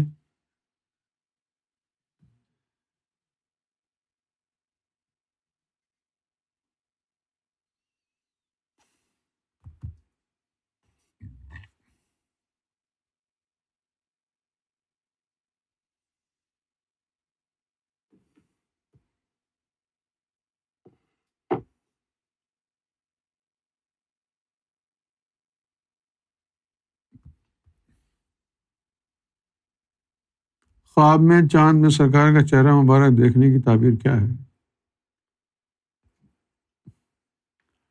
اچھی بات ہے. خواب میں چاند میں سرکار کا چہرہ دیکھنے کی تعبیر یہ ہے کہ تمہیں کوئی پریشانی ہو یا دم کرانا ہو تو چاند میں سرکار کی تصویر دیکھ کے دم کرا لیا کرو. کوئی پوچھنا ہو تو یہ تو ہو گیا تھا کل. اگر ممکن ہو تو قرآن مکنون کا پروگرام دوبارہ شروع کریں. وہ قرآن مکنون کا پروگرام ہم نے چلایا کیوں نہیں زیادہ؟ وہ اس لیے کہ مولوی کیا کرتے کہ اس کی ریکارڈنگ رکھ لیتے اور اس میں جو علم بیان ہوا ہے وہ لکھ کے چھپا کے رکھ لیتے. اور کئی مقامات پر انہوں نے لوگوں کو کہا کہ جی وہاں جانے کی کیا ضرورت ہے، وہ سننے کی کیا ضرورت ہے، تمہیں باطنی تعلیم ہی چاہیے، دیکھو ہم تمہیں بتاتے ہیں. اور اس میں تھوڑا سا رد و بدل کر کے ان لوگوں کو بتایا کہ یہ یوں ہے، یہ یوں ہے، یہ یوں ہے. اس لیے ہم نے پھر وہ گفتگو کرنا بند کر دی کہ ناجائز لوگ اس سے جو ہے ناجائز مقاصد کے لیے استعمال کریں گے. اگر ایمان کی زیادتی کے لیے کوئی استعمال کرتا ہے تو ہمیں خوشی ہوگی، لیکن لوگوں کو گمراہ کرنے کے لیے اگر کوئی اس کا استعمال کرے گا تو پھر تو باعث خوشی نہیں ہے یہ بات.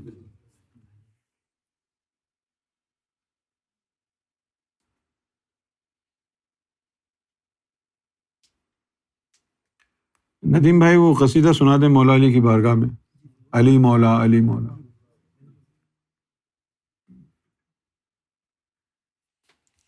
لگتا ہے کہ یہ مقبول بارگاہ ہو گیا ہے قصیدہ، ہے نا؟ رنگ آ جاتا ہے نا، رنگ ہے نا اس میں، مزہ آتا ہے نا.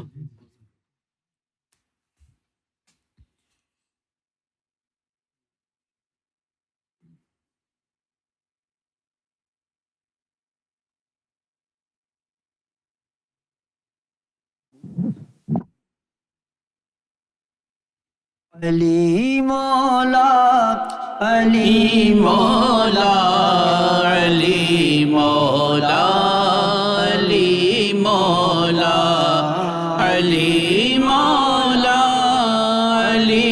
مولا علی مولا علی مولا علی مولا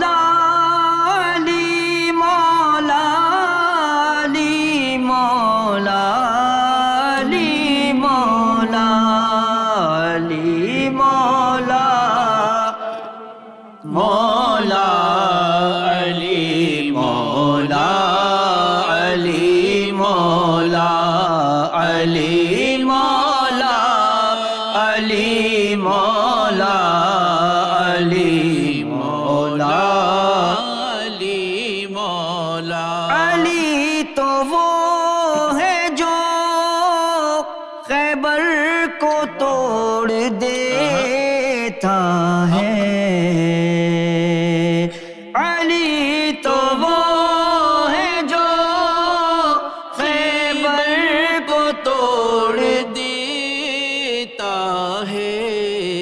جہان کفر کی گردن مروڑ دیتا ہے، جہان کفر کی گردن مروڑ دیتا ہے. علی مولا علی مولا علی مولا علی مولا علی مولا علی مولا علی مولا علی مولا.